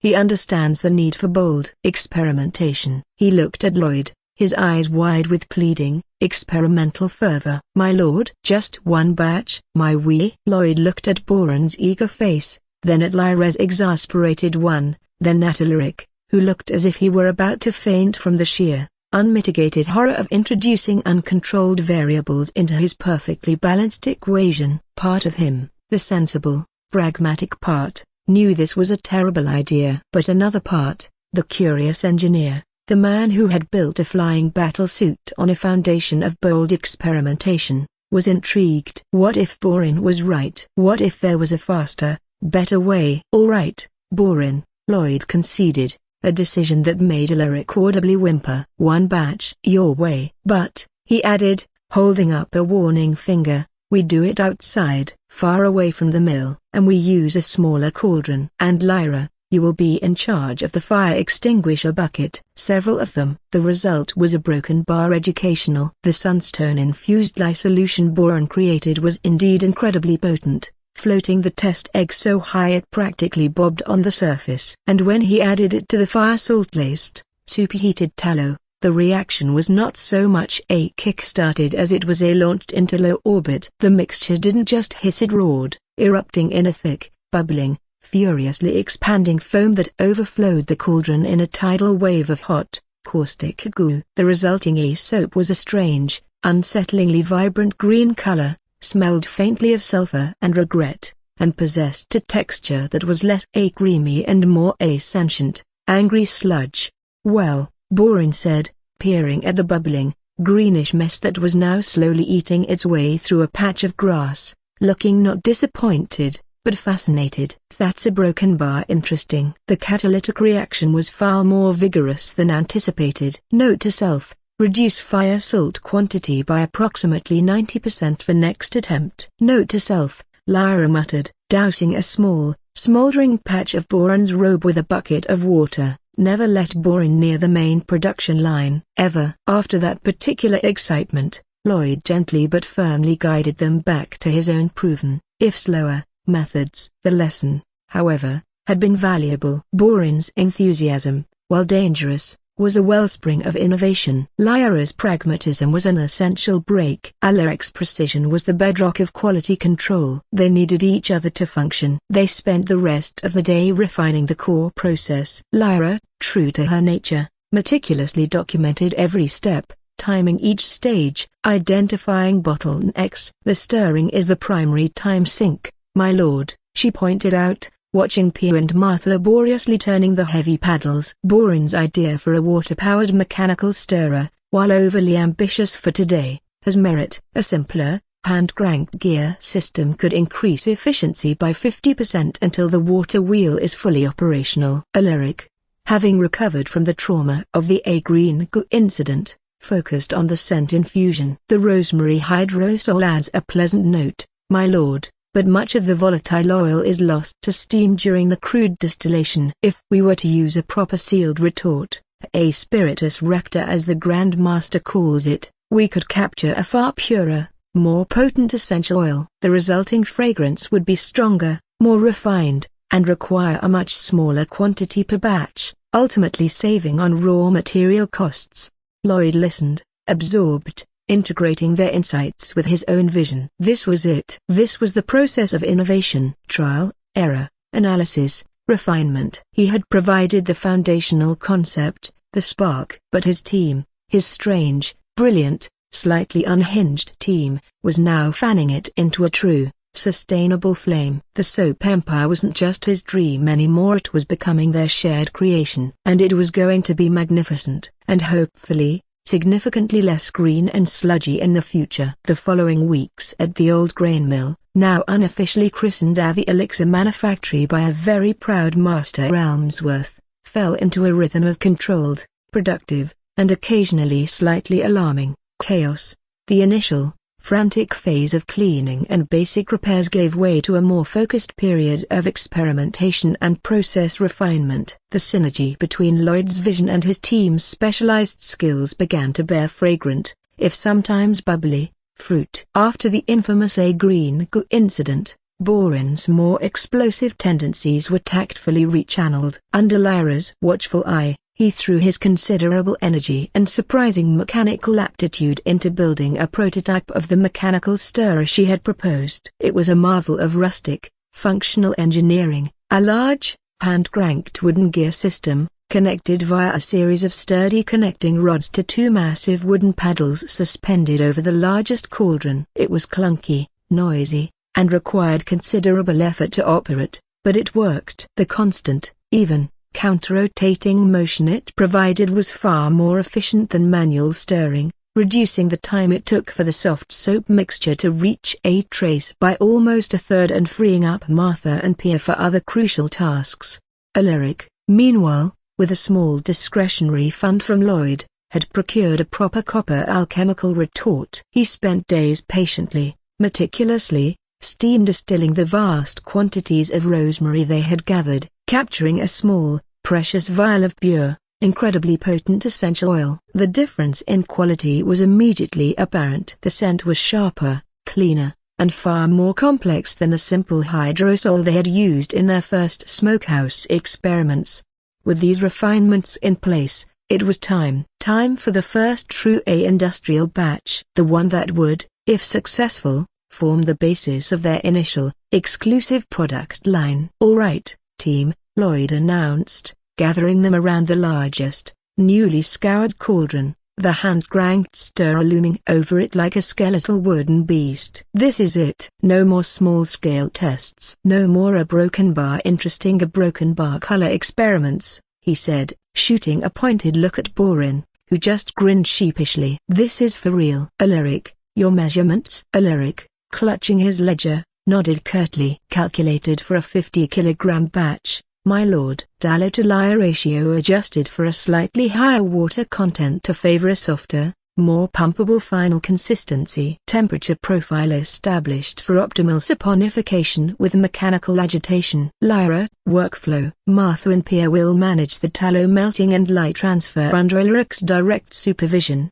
Lyra reported crisply. "Borin and I will operate the stirring mechanism in shifts to maintain constant motion. Jasmine will oversee the scent infusion and final quality check before cooling. All safety protocols are in place." "We are ready, my lord." The process began. It was a symphony of controlled, focused labor. The scent of melting tallow filled the air, followed by the sharp, alkaline tang of the lye. Borin and Lyra began turning the heavy hand crank, the wooden gears groaning as the massive paddles began their slow, relentless churning of the cloudy mixture. Alaric monitored his thermometers, calling out minor adjustments to the fire. Jasmine stood ready with the precious vial of pure rosemary oil. Lloyd observed it all, a conductor watching his orchestra, a quiet satisfaction settling in his chest. Hours passed. The mixture thickened, transformed, reaching that perfect, creamy trace stage. At Lloyd's signal, the stirring slowed,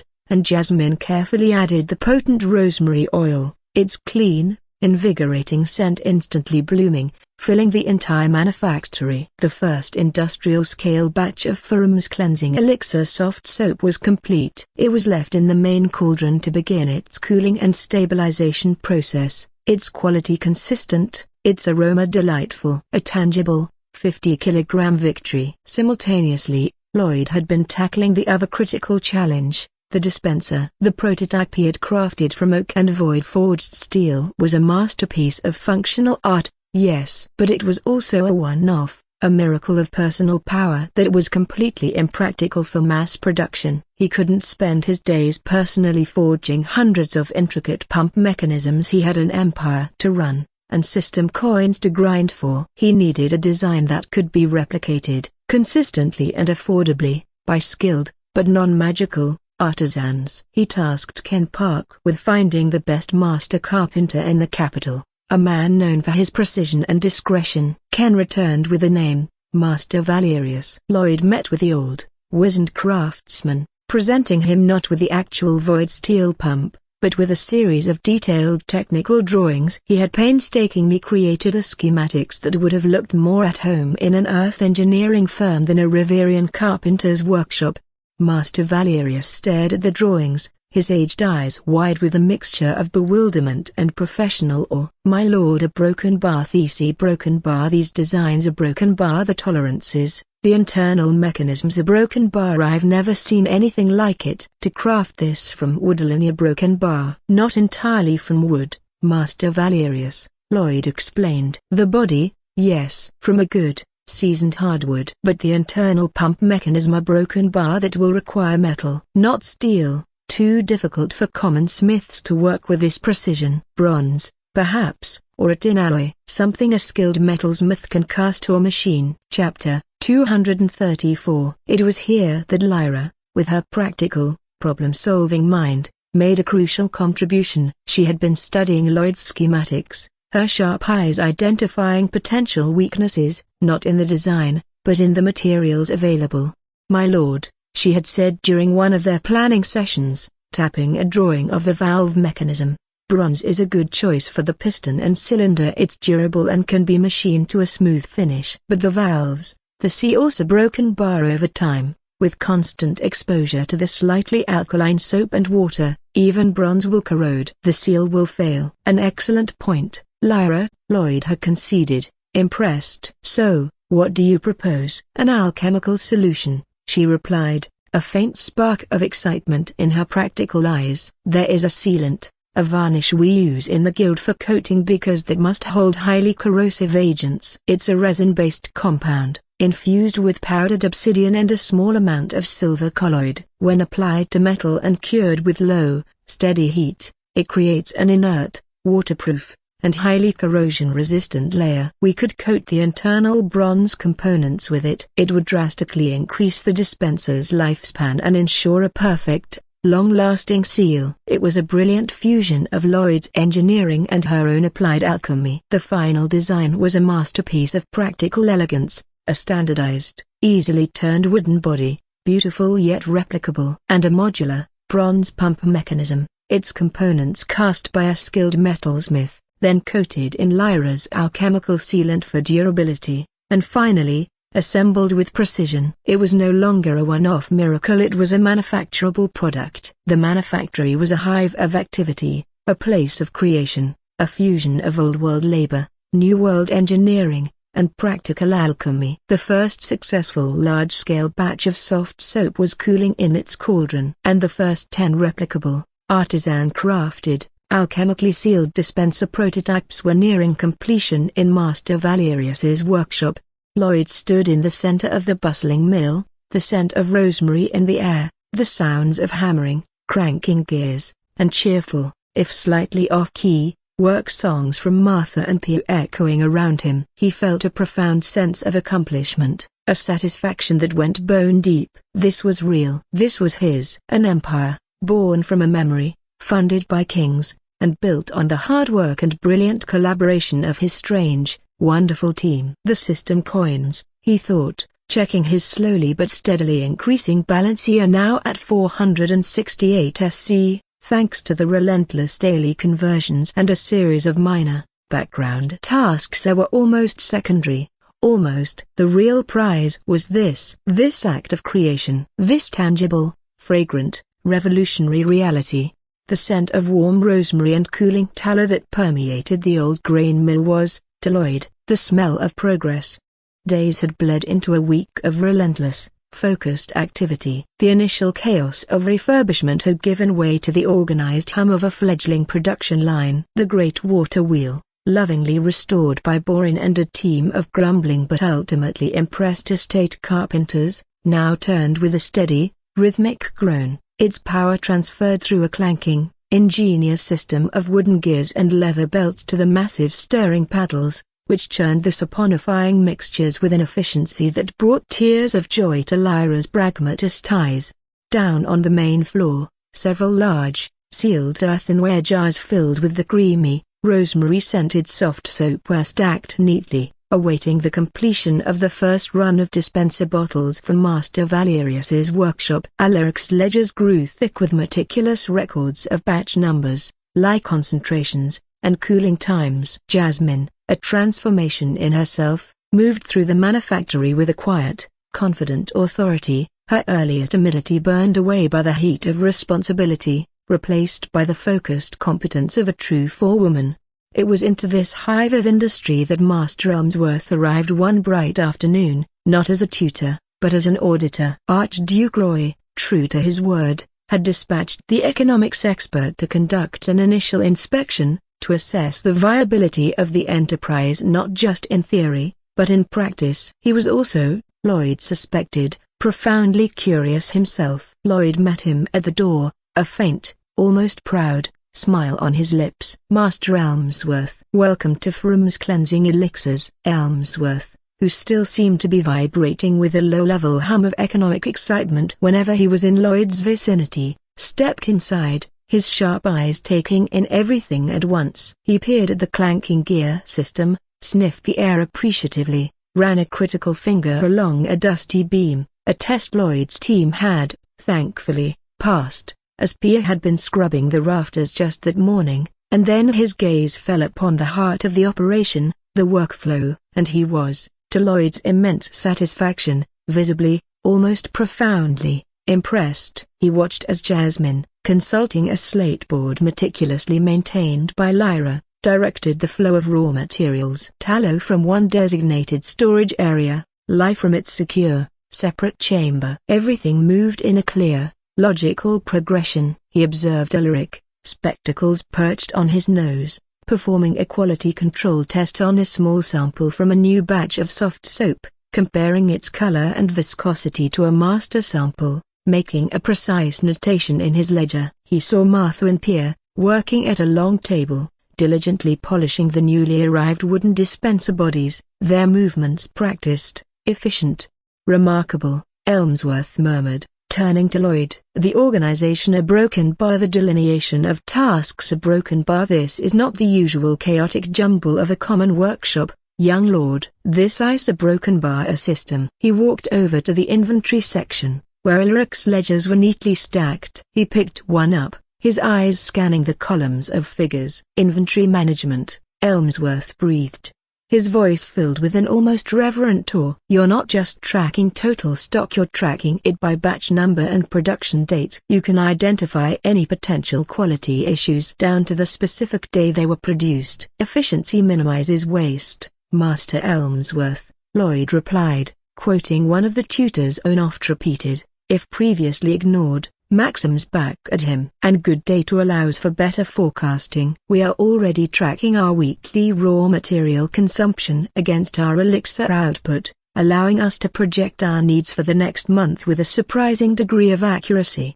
The plan had, of course, come from Lloyd. He'd spent an evening with Jasmine and Lyra, armed with a large piece of slate and a stick of charcoal, sketching out the entire workflow from a systems engineering perspective. He'd explained the concepts of dedicated workstations, minimizing unnecessary movement, and creating buffers for materials. Jasmine had absorbed it all with wide-eyed intensity, translating his abstract flowcharts into the practical, daily realities of managing her team. Lyra had refined it, adding safety checks and process redundancies. Now, seeing Elmsworth, the master of traditional economic theory, so visibly impressed by these basic, earth-standard logistical principles of broken bar, it was deeply, deeply satisfying.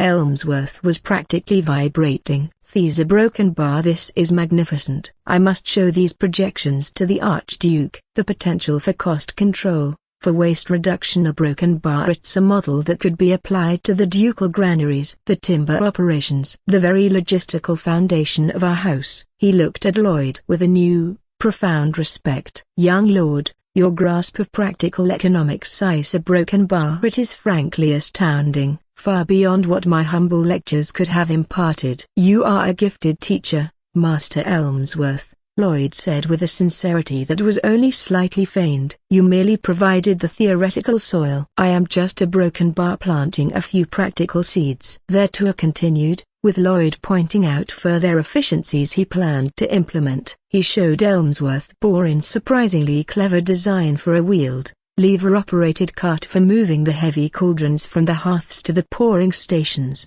a system that reduced the risk of spills and required only one person to operate instead of two. He explained the color-coded tagging system Ulrich had devised for the jars of soft soap, allowing them to track each batch through its cooling and stabilization phase. "And this," Lloyd said, leading Elmsworth to the small, clean laboratory chamber Lyra had organized, "is the heart of our future innovation." He showed him the copper retort, the neatly labeled vials of essential oils, the small-scale experimental setup where Boron was, under strict supervision, testing the saponification properties of different oil blends. "Research and development. We will not just produce one product. We will constantly refine, improve, innovate, create new scents, new formulations, stay ahead of any potential competition." By the time the inspection was over, Master Elmsworth looked like a man who had just had a religious experience. He shook Lloyd's hand with a fervor that was almost alarming, promising to deliver a glowing, comprehensive, and statistically robust report to the Archduke. As the excited economist departed, his mind clearly filled with visions of optimized supply chains and beautiful, bell-curved profit projections, Lloyd allowed himself a moment of quiet satisfaction. The factory was running. The team was gelling. His ideas were working. He checked his system balance again, a now habitual motion. 498 SC. The daily conversions and the minor background tasks were trickling in. So close, so tantalizingly close to the 500 SC needed for that first, crucial ascension upgrade for Fang. He could almost taste it. Chapter 236. He spent the rest of the afternoon observing, fine-tuning, feeling the hum of his small, fragrant empire taking shape around him. It was a good feeling. A solid feeling. A feeling of control, of progress, of building something real from the ground up. It was a feeling that was about to be profoundly, comprehensively, and rather mysteriously, shattered. He remembered, with a jolt that had nothing to do with so poor economics, the other pressing, deeply unsettling, item on his mental to-do list. Ben Ferrum, the impossible, wheelchair-bound boy who knew his greatest secret. The meeting he had agreed to, the one at the Ironwood Manor Conservatory. It was tonight. The quiet satisfaction of a well-run factory evaporated, replaced by the familiar, cold knot of apprehension. He had been so immersed in the practical, logical world of saponification and workflow optimization that he had almost managed to forget the surreal, terrifying enigma that awaited him.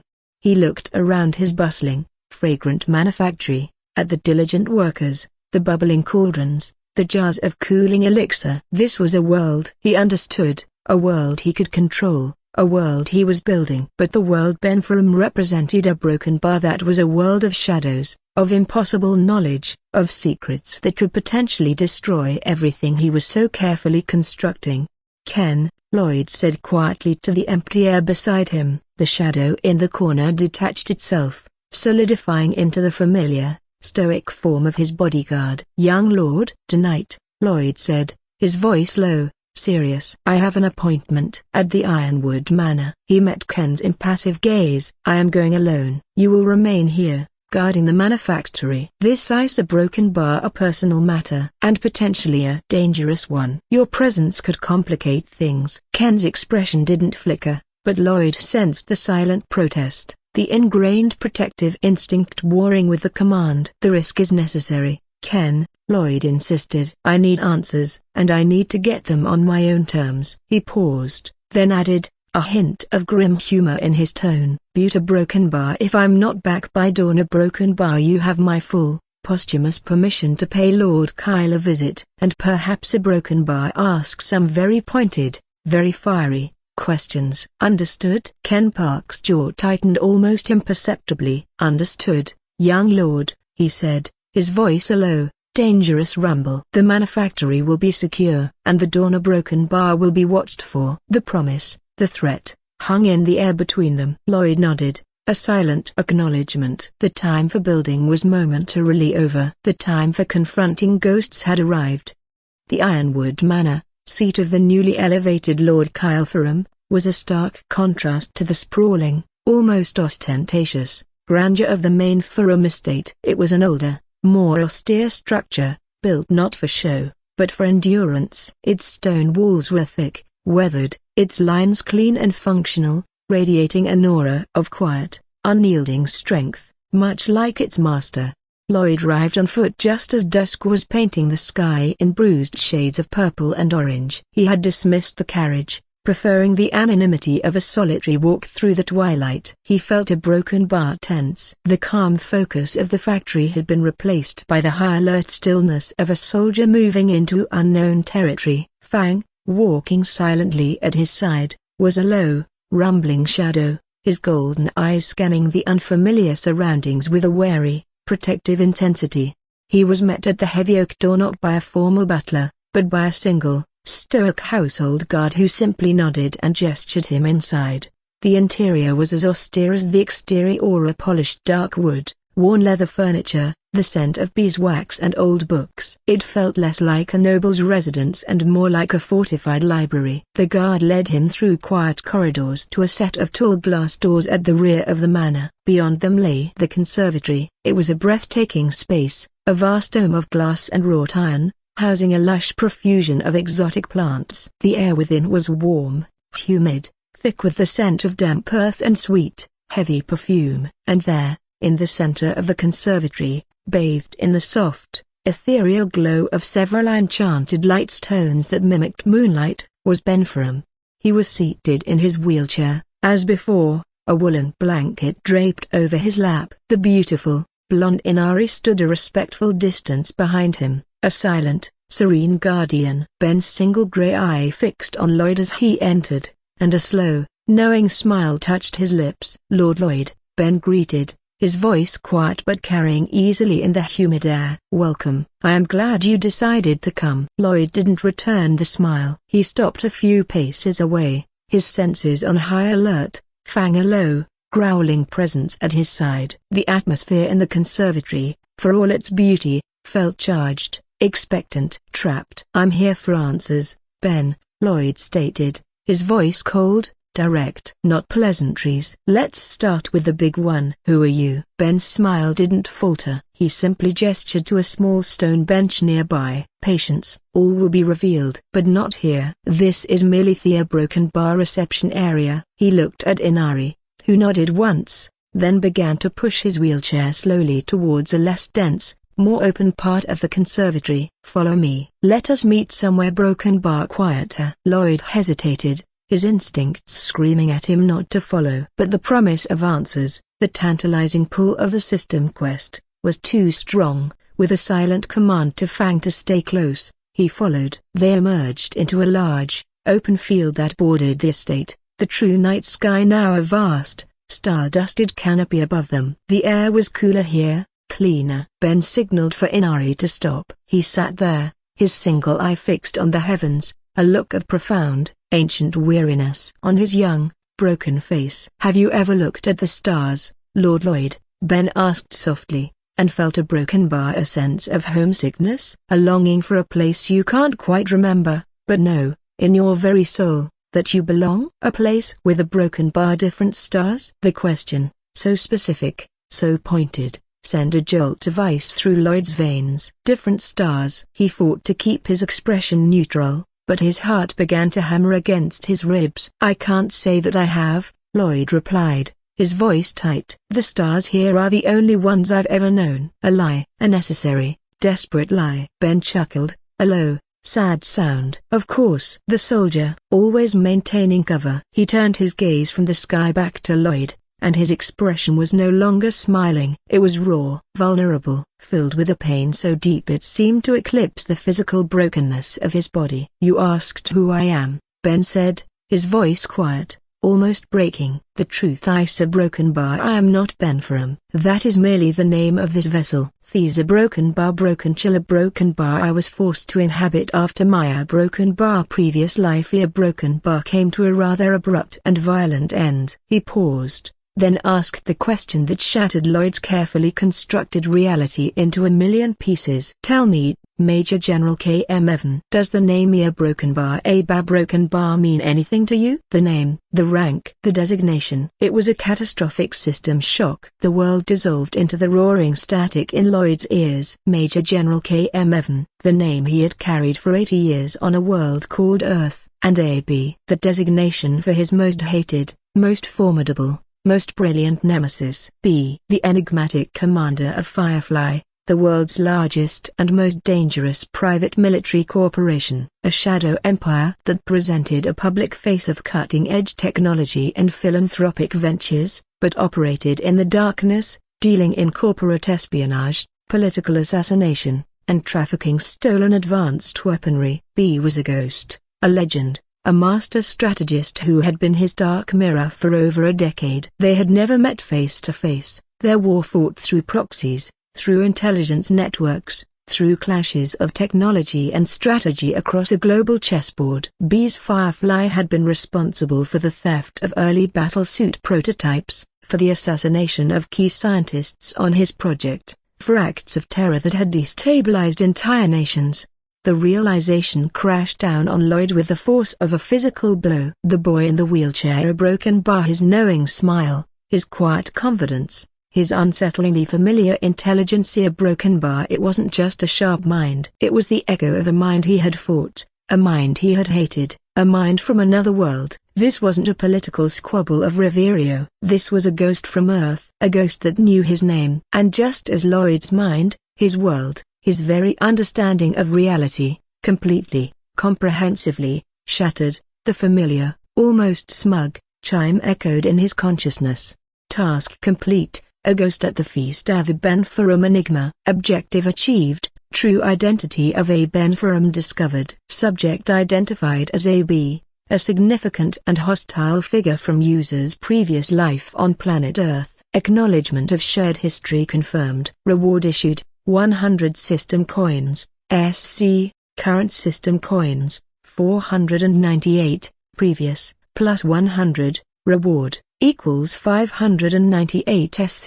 The coins, the system, a broken bar. It all faded into insignificance. All that mattered was the impossible, infuriating, hate-filled truth before him. His greatest enemy from Earth. He was here. Chapter 238. The 100-coin reward was a mocking, insignificant flash in the roaring inferno of Lloyd's rage. The system had confirmed it. This broken boy, this manipulative ghost in a wheelchair, was AB, the architect of a shadow war that had defined a decade of his life on Earth. The man whose actions had led to the deaths of colleagues and friends. A pure, white-hot fury, colder and more dangerous than any bonfire, erupted in the core of his being. The carefully constructed facade of Lloyd Ferrum, the awkward air, the burgeoning soap tycoon, vaporized. All that remained was Major General K.M. Evan, the warrior, confronting the specter of his greatest foe. "You," Lloyd hissed, the word a whisper of freezing venom. His eyes, which had been filled with wary confusion, hardened into chips of obsidian ice. Firefly. The air in the open field, already cool, plummeted in temperature. The beautiful, serene Inari visibly paled, taking a half step back, her hand flying to the silver dagger at her belt, her eyes wide with alarm at the sudden, terrifying transformation in Lloyd's demeanor. Fang, sensing the shift to absolute killing intent in his master, sprang to his feet, a low, guttural growl rumbling in his chest, his form crackling with a barely suppressed nimbus of azure lightning. B's calm, almost weary smile finally faltered. He saw the shift, the pure, undiluted murderous rage in Lloyd's eyes. This wasn't the reaction of a curious young lord. This was the reaction of a soldier confronting his nemesis. "Major General," a broken Barbie began, his voice losing some of its earlier confidence, a flicker of something. A surprise? Miscalculation? In his single gray eye. "Wait. It's not what you think." A broken bar. But Lloyd was beyond words. He was beyond reason. He was pure, focused, righteous fury. This creature had crossed worlds, crossed lifetimes, to reappear before him. There was no room for negotiation. There was only erasure. "You dare," Lloyd whispered, his voice a low, dangerous rumble that seemed to vibrate with the hum of his awakened void power. "You dare to exist in the same world as me again." For that, a broken bar. For that, there is no forgiveness. There is only a broken bar consequence. He didn't shout. He didn't roar. He simply acted. With a speed born of pure, unadulterated rage, he unleashed his power. The air around him shimmered, tore, as dozens, then hundreds, of whisper-thin filaments of gleaming Ferrum steel erupted from the void, not just from his hands, but from the very space around him. They weren't the non-lethal binding wires from the tournament. These were different, sharper, colder, imbued with a chilling, lethal intent, each one a razor-edged promise of 1,000 cuts. They converged, a screaming, shimmering hornet's nest of steel, and shot, with the silent, inescapable speed of thought, directly at the boy in the wheelchair. This wasn't a warning shot, this wasn't a display. This was an execution. But just as the deadly cloud of steel wires was about to reach its target, just as it was about to shred AB and his finely crafted wheelchair into a bloody, splintered ruin, the serene, beautiful Inari moved. She moved with a speed that was utterly, breathtakingly, inhuman. One moment she was standing behind the wheelchair, a picture of delicate, floral grace. The next, she was a blur of motion, positioning herself directly between Lloyd's attack and her charge. Her gentle, serene expression vanished, replaced by a mask of fierce, cold, protective fury. Her blue eyes, moments before warm and kind, now blazed with a chilling, predatory light. "You will not touch him," she snarled, her voice no longer soft and melodic, but a low, dangerous growl that resonated with a power Lloyd's senses hadn't even registered. She didn't draw her dagger. She didn't need to. She simply thrust her hand forward, her spirit stone, a shard of what looked like polished, solidified night embedded in a simple leather bracelet, flaring with an explosive burst of dark, shadowy energy. Keelan. Intercept. The shadows in the field deepened, converged, coalesced before her, forming into a creature of sleek, terrifying, midnight beauty. It was a puma, larger than any natural feline, its body seemingly sculpted from living, flowing shadow, its fur the color of a starless night sky. It wasn't solid, yet it possessed a terrifying, tangible presence. And its eyes a broken bar. Its eyes were twin pools of luminous, emerald green fire, blazing with a savage, predatory intelligence and an absolute, unwavering loyalty to its mistress. It let out a silent roar, a concussive blast of pure, shadow-infused will that made the very air seem to curdle. The puma,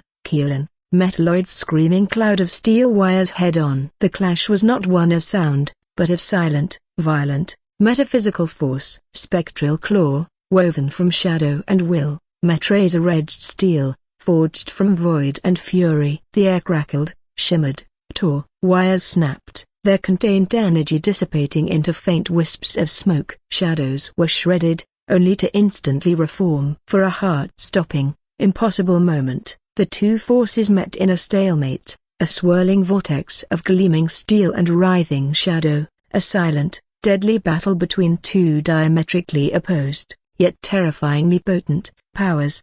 Lloyd stared, his initial furious lunge momentarily checked, his mind reeling. This woman a broken bar in area broken bar the quiet, beautiful fiancée tilde copyright a broken bar her spirit a broken bar. It wasn't just powerful. It was ascended. At least the sheer density of its shadow energy, its ability to intercept and neutralize his full force steel wire assault a broken bar. It was on a level far beyond any spirit he had encountered, save perhaps for Ken's own transcendent Reborn. She had blocked him completely. His surprise attack, his execution strike, fueled by the purest rage he had felt in 2 lifetimes, had been stopped cold by a girl who looked like she spent her afternoons arranging flowers and writing poetry. The identity of B was no longer the only, or perhaps even the most pressing, mystery of the night. Who in the hells, Lloyd thought, the fury in his veins now mixed with a healthy, grudging dose of profound, life-or-death caution, are these people. The field, once a place of quiet, starlit conversation, was now a silent, deadly battlefield. The air crackled with the aftermath of the clash, a tense, humming stillness where Lloyd's gleaming steel wires and Inari's writhing shadow puma, Keelan, had met and neutralized each other. The attack was over, but the killing intent, a cold, palpable miasma, still hung thick and heavy between them. Lloyd stood his ground, his body coiled like a spring, the remnants of his shattered wire cloud slowly dissipating around him. His black ring eyes, which had flared to life instinctively at the peak of his rage, now burned with a cold, analytical fire, their luminous bluish-white rings fixed on the two figures before him. He was no longer just the furious Major General. He was the strategist, reassessing a tactical situation that had just become infinitely more complicated. Inari, the serene, flower-braided beauty, was no longer serene. She stood planted before B's wheelchair, a fierce, protective sentinel, her blue eyes blazing with a cold, predatory light that was utterly at odds with her delicate features. Her spirit, the massive shadow puma Keelan, had not dissipated. It flowed around her, a semi-corporeal mass of living darkness, its emerald eyes locked on Lloyd, a low, menacing growl rumbling in its spectral chest. Its claws, forged from pure shadow, flexed, ready to lunge, ready to tear, ready to obey its mistress's slightest command. The power radiating from it was immense, a suffocating pressure that made the very air feel thick and hard to breathe. Ascension level was an understatement. This felt closer to the upper echelons of that stage, humming with a power that bordered on the transcendent. Lloyd's fury, while still a cold, hard knot in his gut, was now tempered by a healthy dose of pragmatic caution. This woman was dangerous, exceedingly so. A direct confrontation would be broken bar unwise. He could probably win, he thought, a flicker of his innate Ferrum arrogance surfacing. The black ring eyes offered him options beyond mere physical assault. A seal of severed perception on her, or her spirit, could end this quickly. But the cost, the energy drain, would be significant. And he still didn't understand the full picture. Why were they here, in Earth? Charging in blindly was no longer a viable option. Just as the shadow puma, Keelan, tensed its powerful haunches, its muscles bunching for a devastating lunge, just as Lloyd was preparing to unleash a new, more subtle, and infinitely more insidious, attack with his black ring eyes, a voice cut through the supercharged tension. Inari. Enough. The voice was quiet, strained, yet it carried an undeniable, absolute authority that made the fierce, protective Inari freeze mid-motion. B, the broken boy in the wheelchair, the catalyst for this entire chaotic confrontation, raised his single, remaining hand, a clear, commanding gesture. Chapter 240. Stand down, Keelan. If he uses those eyes you cannot sustain a few seconds, he commanded. Inari hesitated for a fraction of a second, her jaw tight, her eyes still blazing with protective fury. But then, with a reluctant, almost resentful sigh, she gave a sharp, almost imperceptible nod. The massive shadow puma, with a final, rumbling growl that promised future violence, dissolved, flowing back into the shadows from whence it came, leaving behind only the lingering scent of ozone and cold, dark places. Inari's own fierce expression softened, her posture relaxing fractionally, though her gaze, when it rested on Lloyd, remained wary, hostile. "This is not your fight, Inari," B said, his voice soft but firm. He turned his single gray eye, which now held a strange mixture of profound weariness and an unshakable, almost stubborn, resolve, towards Lloyd. "This is between us. Between me, a broken bar, and the Major General." Lloyd watched, his own attack held in abeyance, his black ring eyes still glowing with their cold, ethereal light. He said nothing, simply waiting, observing, his mind a whirlwind of calculation and suspicion. Then, B did something that seemed, on the surface, utterly impossible. With a low grunt of immense, teeth-gritting effort, a sound of pure, unadulterated willpower overcoming physical limitation, he began to push himself up from his wheelchair. His body, frail and broken, trembled violently with the strain. The muscles in his remaining arm corded, his face, pale and slick with a sudden sheen of sweat, contorted in a mask of agonizing exertion. Then Inari was moving to assist him. "Stay back, Inari," B gasped, his voice tight with pain, waving her away with a sharp, insistent gesture. "I said a broken bar. This is my fight." And as he pushed himself upwards, as he struggled to rise from the confines of his chair, the air around his severed limbs, the stumps of his left arm and left leg, began to shimmer. Not with spirit energy, not with the ethereal glow of Lloyd's black rings, but with the familiar, unmistakable, thrumming hum of Ferrum void power. Then, the shimmering intensified, and from the raw, severed ends of his limbs, something began to extrude. Not flesh and bone, but metal. Gleaming, solid, undeniable metal. Tendrils of what looked like molten, Half-formed iron flowed from his left shoulder, weaving themselves together with a painful, audible grinding sound, coalescing, shaping, solidifying with agonizing slowness into the crude, functional form of a hand, a wrist, an arm. Simultaneously, an even larger mass of the same metallic substance flowed from his left hip, building downwards, forming a thick, powerful, if somewhat ungainly, prosthetic leg, ending in a wide, stable, metallic foot that clanked heavily as it met the grassy earth.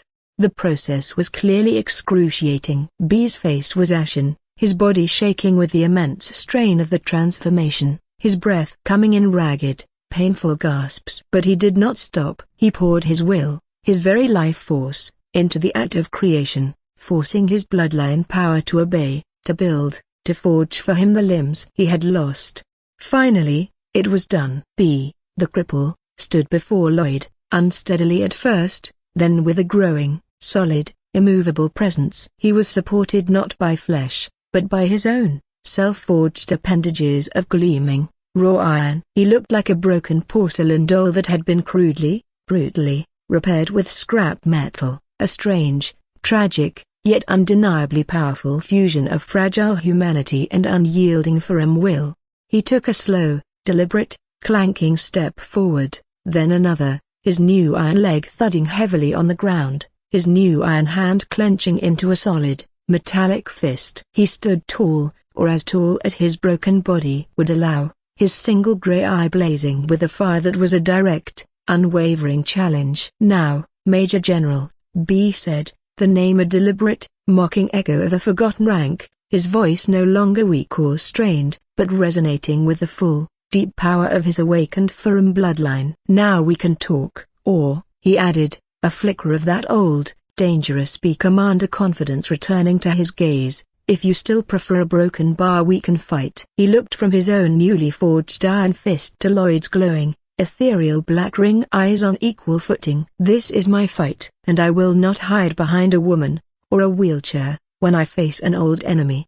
The conservatory, once a place of tense, almost silent, psychological warfare, now felt like the epicenter of a barely contained earthquake. The air, thick with the scent of exotic flowers and damp earth, was now charged with the raw, metallic tang of two powerful, diametrically opposed, firm bloodlines clashing. On one side, Lloyd, his black ring eyes glowing with a cold, ethereal, almost alien light, radiating an aura of subtle, insidious, metaphysical control. On the other, Ben, a broken boy made whole by sheer, brutal willpower, standing unsteadily but defiantly on his newly forged iron limbs, emanating a raw, physical power that felt as solid and unyielding as the very earth beneath their feet.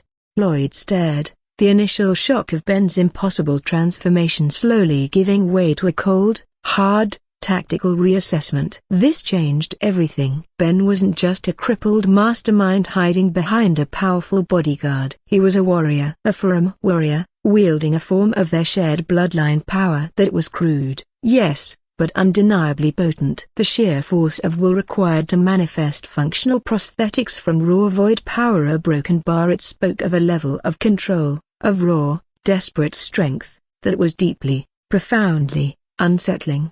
And he was challenging him to a fight on equal footing. The sheer, unadulterated audacity of it, coming from a boy who looked as if a strong breeze might shatter him, was almost a broken bar impressive. Equal footing, Ben. Lloyd's voice was a low, dangerous purr, the ethereal light of his black rings seeming to intensify. "You stand there, a broken thing held together by rust and sheer, bloody-minded stubbornness, and you call this equal? You have no idea what you're facing." Ben's single grey eye narrowed. The crude iron fist at his side clenched, the sound a low, grinding groan of metal on metal. "Don't I, Major General?"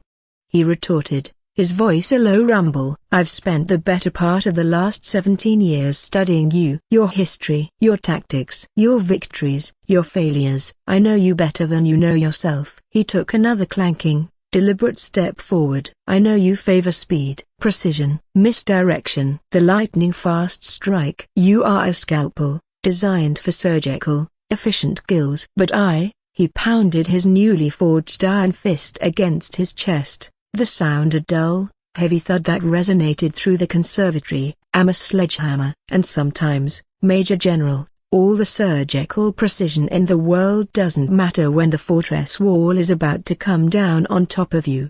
Without another word, Ben charged. He didn't move with grace. He moved with the inexorable, earth-shaking momentum of a landslide. His iron legs stomped on the stone floor, each step a concussive boom. His iron arm swung back, preparing for a blow designed not to cut, but to crush.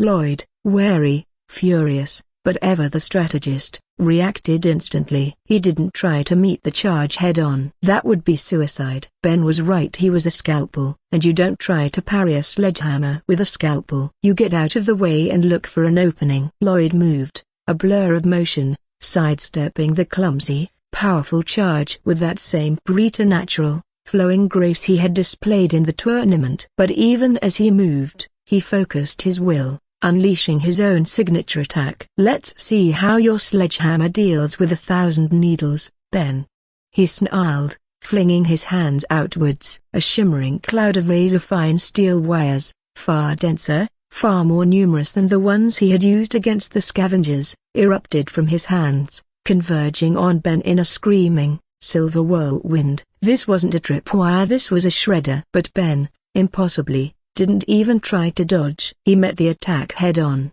a roar of pure, defiant fury ripping from his throat. He brought his newly forged iron arm up, not to block, but to smash directly into the heart of the swirling wire cloud. The impact was immense. The sound was a deafening, high-pitched screech of metal on metal, of 1,000 razors scraping against an unyielding anvil. Sparks flew, brilliant and white, illuminating Ben's face, contorted in a mask of sheer, agonizing effort. Lloyd felt the backlash, a jarring shock through his void connection. His wires, his beautiful, deadly, superheated steel wires, the weapons that had disarmed, tripped, and terrified every opponent he had faced. A broken bar. They weren't cutting, they weren't binding, they were broken bar shattering, breaking against the raw, unyielding density of Ben's iron arm like brittle threads of glass. Chapter 242. Ben roared again, a sound of triumph this time, and with a final,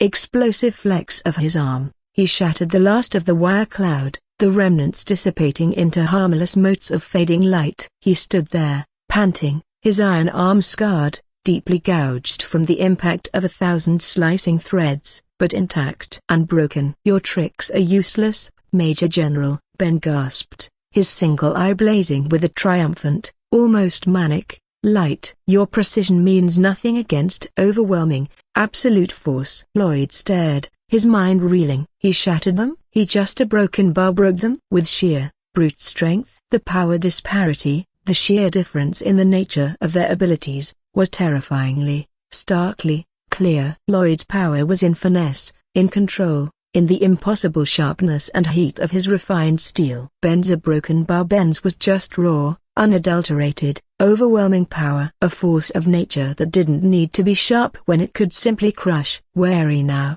deeply unsettled, Lloyd changed tactics. If wires wouldn't work, perhaps a broken bar direct to broken bar approach was needed. He moved again, a shadow, circling Ben, looking for an opening, for a weakness in his clumsy, powerful stance. Ben, however, was not as clumsy as he looked. His artificial limbs, while slow, gave him an incredibly solid, immovable base. He turned, tracking Lloyd's movements, his single eye sharp, analytical, his iron fist held ready. Lloyd saw an opening. A slight over-rotation as Ben turned. He lunged, his own fist to blur, aiming not for a knockout blow, but for a disabling strike to Ben's remaining, flesh-and-blood arm, aiming to disarm, to unbalance. Ben met the attack, not by dodging, but by blocking. He brought his artificial iron arm up, catching Lloyd's fist with his own. The impact was bone-jarring. Lloyd let out a sharp, involuntary grunt of pain as his knuckles connected not with flesh, not even with crude iron, but with something far harder, far more resilient. He felt a sharp, cracking sensation in his own hand, a surge of agony shooting up his arm. It felt like punching a solid granite wall. He recoiled, cradling his hand, his eyes wide with a new, even more profound, shock. He stared at Ben's artificial arm, at the deep gouges his own wires had left, and in the depths of those gouges, beneath the rough, iron-like exterior, he saw it. A gleam, a familiar, cold, hard luster. The undeniable, unmistakable sheen of true, refined, impossibly strong, Ferrum steel. It wasn't just iron. It was steel. The same rare, potent, mainline-only bloodline power that he possessed. This boy a broken bar, this broken, crippled, impossible boy a broken bar. He wasn't just strong, he wasn't just a powerful void user. He was like him. A broken bar, Lloyd breathed, the realization a cold stone in his gut. The steel blood, a broken bar. How a broken bar? Ben Ferrum offered a slow, grim, almost painful smile. His artificial steel arm, scarred but unbroken, hung at his side. I told you, Major General, he said, his voice a low, weary rumble. I have studied you, all of our shared, cursed, beautiful bloodline. He took a clanking step forward, his single gray eye holding a universe of pain, of loss, of unyielding resolve. And I have learned. I have adapted. And he raised his gleaming steel fist, a testament to his pain, his power, his sheer, unadulterated will, have surpassed the original model. The weight of that statement, the weight of that gleaming steel fist, was absolute. The power disparity wasn't just one of brute force versus finesse. It was a matter of sheer, overwhelming, terrifying, mirrored power. And in this strange, new, impossible war, Lloyd Ferrum had just discovered, with bone-crushing certainty, that he was no longer the only one who could wield the steel. And his enemy's version, it seemed, was forged in a far hotter, far more painful, fire than his own. The revelation struck Lloyd with the force of a physical blow, more jarring than the impact that had sent a web of agony spidering up his arm. Steel. Not crude, brute force iron, but true, refined, mainline Ferrum steel. The same impossible power that hummed in his own veins, the legacy he thought was his and his alone, was staring back at him, forged into the very prosthetic limbs of his greatest nemesis. The questions, a frantic, chaotic cascade, threatened to overwhelm him. How was Kyle Ferrum's line not a cadet branch after all? Was there another, hidden lineage? Or had Ben, like him, somehow awakened this power through sheer, desperate will? The implications were staggering, rewriting everything Lloyd thought he knew about his own family, his own unique advantages. But there was no time for genealogical debate, no time for existential pondering. There was only the fight. And the fight was going very, very badly. Ben Ferrum, no longer just a crippled boy but a walking, clanking avatar of overwhelming force, pressed his advantage. He moved with a brutal, relentless rhythm, his iron-on-steel limbs thudding on the conservatory floor, each step a minor earthquake, shaking the very glass in the domed ceiling. He wasn't fast. He didn't need to be. He was a siege engine, an inexorable advance that simply a broken bar consumed the space between them. Your speed is useless here, Major General. Ben's voice was a low growl, strained with the effort of maintaining his metallic limbs, but fueled by a cold, triumphant fury. Your precision is irrelevant. You can dance all you like, but you cannot escape the weight of steel. Lloyd, cradling his throbbing hand, retreated, his mind racing, desperately trying to formulate a new strategy. His primary weapons are the slicing wires, the kinetic projectiles. They had proven ineffective against Ben's raw power and mirrored steel blood. His speed, his agility, his primary defensive advantage, was being negated by the sheer, overwhelming pressure of Ben's advance. He was a fencer being forced into a phone booth with a bear. A very large, a very angry, partially metal bear. He needed a different approach. He needed to create a distance, to find an opening, to use the environment. He feinted left, then darted right, weaving between the exotic, pulsating plants of the conservatory, hoping to use the dense foliage as cover, to force Ben into a less direct path. It was a foolish hope. Ben didn't bother with the path. He simply walked through the foliage. Rare, priceless, probably magically significant plants were crushed, snapped, and pulverized under his heavy, clanking stride. He was a force of nature, remaking the very landscape to suit his will. There is no cover, Major General. Ben roared, crashing through a thicket of what looked like oversized, vaguely threatening Venus flytraps. There is nowhere to hide from your past. Lloyd's mind screamed. The black ring eyes. Use the seals. Plunge him into that sensory void again. He tried. As Ben lumbered forward, Lloyd focused his will, his gaze locking onto Ben's single gray eye, trying to summon that cold, ethereal power, to place the seal of severed perception. But it was different this time. Before, with Ran, Lloyd had been the one on the floor, seemingly defeated, his intent masked by injury. Now, he was in active combat, his intent to attack clear, palpable. And Ben a broken bar. Ben was ready. The moment Lloyd's gaze intensified, the moment that cold, alien power began to coalesce, Ben reacted. He didn't try to counter it with a power of his own. He did something simpler, more brutal. He raised his steel arm, a solid, gleaming shield of metal, and covered his single eye. The connection was broken. The nascent seal, deprived of its line of sight, its focal point, fizzled into nothingness, leaving Lloyd with a sharp, stabbing headache from the aborted effort. Did you really think, Ben's voice was a low, mocking rumble from behind his steel forearm, that I wouldn't have studied the Austin lineage as well? That I wouldn't have anticipated their most infamous, most insidious, technique? He lowered his arm, his single eye blazing with a cold, triumphant light. Your eye tricks are useless, Major General. As long as I don't look at your eyes you cannot make me fall for your tricks. I know all your secrets. While you're broken bar you are only just beginning to learn mine. The psychological blow was as devastating as any physical one. Ben knew. He knew about the Austin power. He had anticipated it.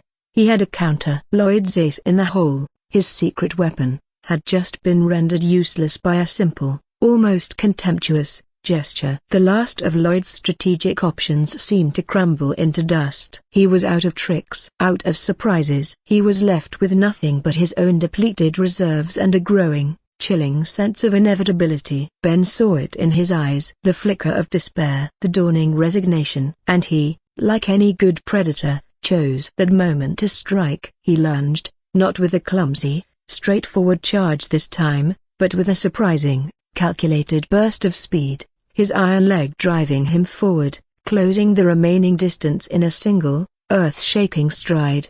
Lloyd, his mind still reeling from the failure of the black ring eyes, reacted a fraction of a second too late. He tried to dodge, to flow away, but his movements, hampered by his still aching injuries from the tournament, were sluggish, clumsy. Ben's steel fist, a solid, unyielding meteor of metal and void power, swung not at Lloyd's head, not at his chest, but in a devastating, sweeping arc aimed at his legs.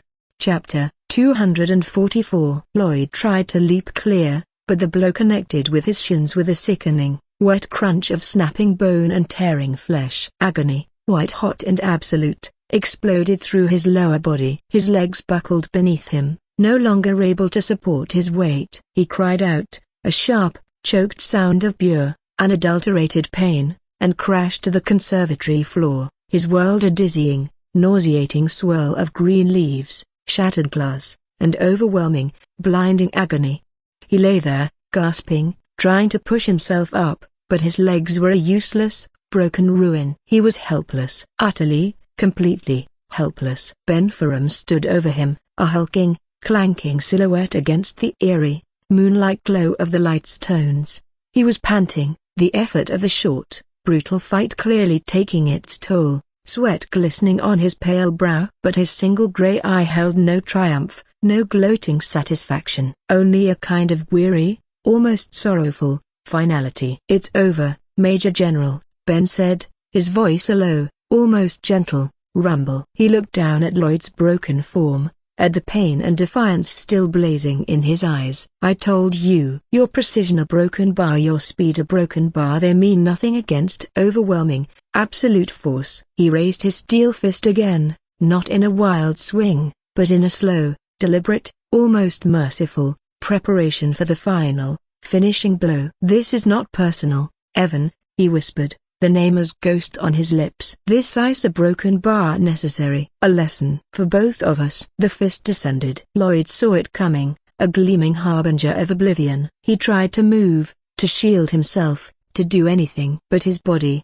broken and screaming in agony, would not obey. All he could do was watch as the inevitable impact rushed towards him. The world exploded. Not into darkness, not yet, but into a single, blinding, white-hot starburst of pure, concussive pain. He felt a sensation of weightlessness, of flying, as the force of the blow lifted him from the ground, sending him hurtling backwards through the air. He crashed, with a sound that was both sickeningly wet and brutally final, against the wrought iron frame of the conservatory wall. The last thing he registered before the darkness claimed him completely was the sharp, shattering tinkle of glass raining down around him, and the faint, almost gentle, scent of 1,000 exotic, night-blooming flowers. The power disparity had not just been significant, it had been absolute. And the lesson had been driven home with bone-crushing, world-ending certainty. Consciousness returned not as a gentle dawn, but as a slow,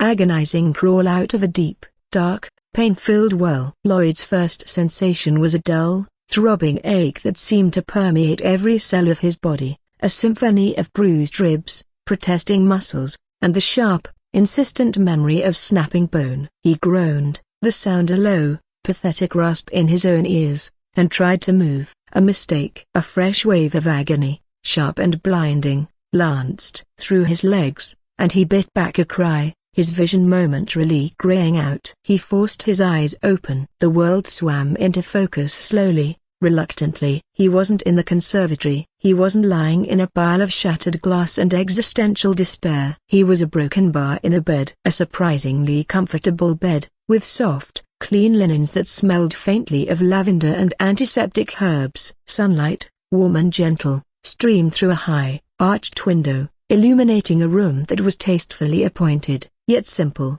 austere. The walls were paneled in dark, polished wood, a single, non-disapproving landscape painting hanging opposite the bed. It was a guest room. A very nice guest room. In the ironwood manner. He pushed himself up slowly, hissing in pain as his body protested the movement. He looked down at himself. His torn, filthy tunic had been replaced by a simple, clean linen nightshirt. And his legs, a broken bar, his legs, which he remembered with vivid, agonizing clarity as being a broken, useless ruin. No broken bar hole. They were wrapped tightly in clean white bandages, and a faint, warm, golden-green light seemed to pulse from beneath the linen, a soothing energy that hummed against his skin, knitting bone, mending tissue, easing the worst of the throbbing pain. Healing magic. Potent healing magic. I would advise against any sudden movements, Major General. The voice, quiet and calm, came from a chair pulled up near the window. Lloyd's head snapped towards the sound. Every muscle tensing, a surge of adrenaline momentarily overriding the pain. Ben Ferrum sat there. Not the clanking, terrifying iron and steel golem from the conservatory, but the broken boy from the corridor. He was back in his wheelchair, the woolen blanket once more draped across his lap, concealing his missing limbs. His face was pale, drawn, beads of sweat standing out on his brow, a clear testament to the immense strain his earlier transformation had cost him. But his single grey eye was clear, calm, and held no trace of the earlier animosity. Standing beside him, a serene, silent guardian, was Inari. Her hands, resting on the back of his wheelchair, glowed with the same faint, golden-green light that pulsed from Lloyd's bandaged legs. It was her magic, her healing, that was mending him. Her beautiful, gentle face held a look of professional concentration, though her blue eyes, when they flickered towards Lloyd, held a flicker of something a broken bar, wary, cautious, as if he were a particularly dangerous, unpredictable animal that had been temporarily tranquilized but might wake up and start biting again at any moment. Lloyd stared, his mind struggling to process the scene. His enemy, the man who had brutally, comprehensively, defeated him, had not finished him off. He had not left him to die in the conservatory. He had a broken bar brought him here, tucked him into a guest bed, and was now having his ridiculously powerful, shadow puma-wielding fiancé copyright heal him. These a broken bar. This did not compute. What, a broken bar? Lloyd rasped, his throat dry. What is this? The a gloat over your vanquished foe before you kill him part of the evening? Because if so, your bedside manner could use some work. A faint, weary smile touched Ben's lips. Hardly, Major General. If I had wanted you dead, You would be. As you well know. He gestured with his remaining hand towards Lloyd's bandaged legs. Consider these a broken bar a professional courtesy. A gesture of far broken bar goodwill. I broke them. It seemed only right that I arrange for them to be fixed. Goodwill? Lloyd's voice was a low,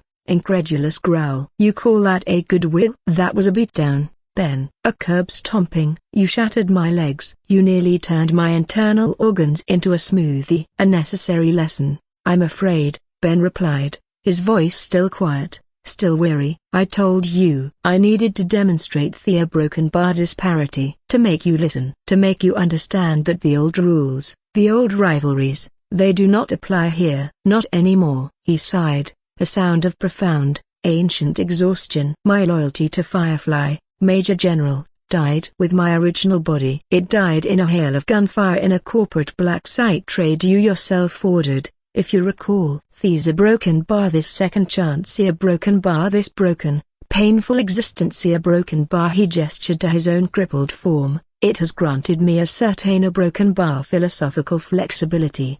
He met Lloyd's wary, suspicious gaze directly. I did not seek you out to continue our war, Evan. I sought you out because we are the same. We are anomalies, ghosts, relics of a forgotten conflict, washed up on the shore of a strange, new world. We are, whether we like it or not, two sides of the same, impossibly strange, coin. I sought you out not as an enemy a broken bar but as the only other person in this entire, God's forsaken universe who might, just might, understand. Lloyd listened, the raw sincerity in Ben's voice, the profound weariness in his single eye, slowly, reluctantly, beginning to erode his own fury. The soldier in him still screamed a threat, but the 80-year-old survivor, the man who had felt the profound, crushing loneliness of his own unique predicament, felt a flicker of something else, a reluctant resonance. Understand what, Ben? Lloyd asked, his voice softer now, less aggressive, more genuinely curious. What is it you think I need to understand? Ben leaned forward in his wheelchair, his expression becoming grim, urgent. That we are not alone, Major General, he said, his voice dropping to a low, chilling whisper. That our little war, our earthly conflict a broken bar. It did not end when we died. It has simply a broken bar relocated.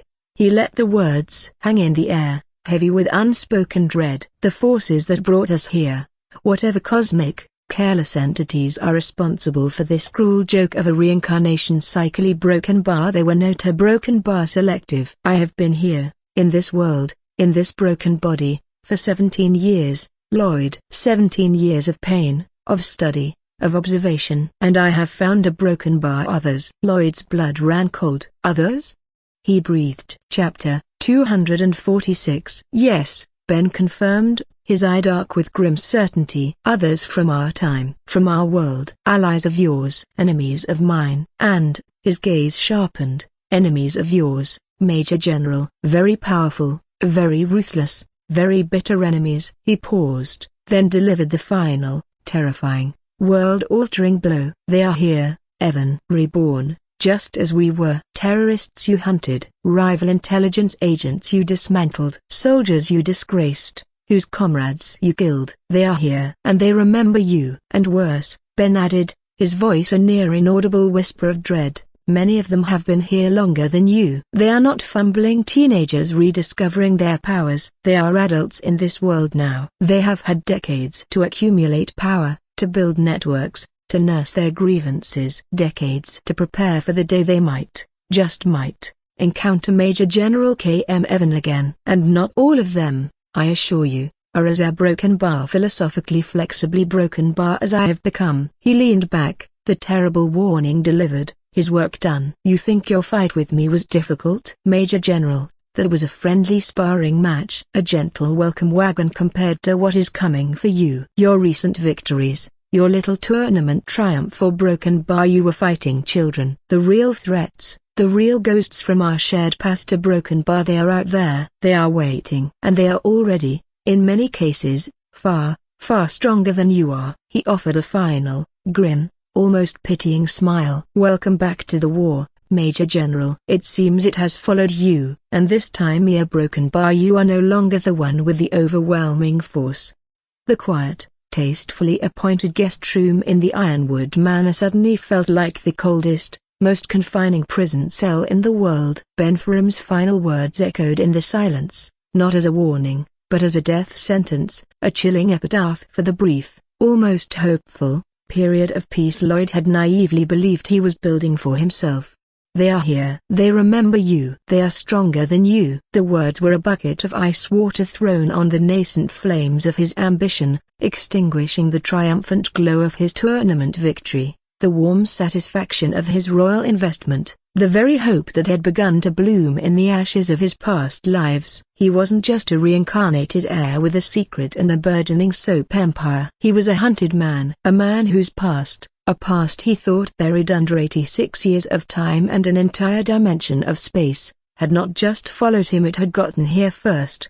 He leaned back against the plush pillows of the surprisingly comfortable bed, the faint, healing glow from his bandaged legs a mockery of the profound, soul-deep chill that was now seeping into his bones. He thought of the faces, the names, the designations from his long, bloody war on Earth. Rashid al-Fulin, the charismatic, ruthless leader of the Crimson Crescent terrorist cell, a master of insurgency and improvised explosive devices. A man whose entire network Lloyd had systematically dismantled, a man who had sworn a blood oath of vengeance against him before being killed in a drone strike Lloyd had personally authorized. Was he here? Reborn as some back alley brawler, some minor noble with a grudge and a sudden, inexplicable talent for explosives? Colonel Ivan Volkov, his opposite number in the rival Neo-Soviet intelligence agency, a cold, brilliant spymaster with a penchant for poison and political assassination. Their shadow war had been a deadly chess match played across continents. Lloyd had outmaneuvered him,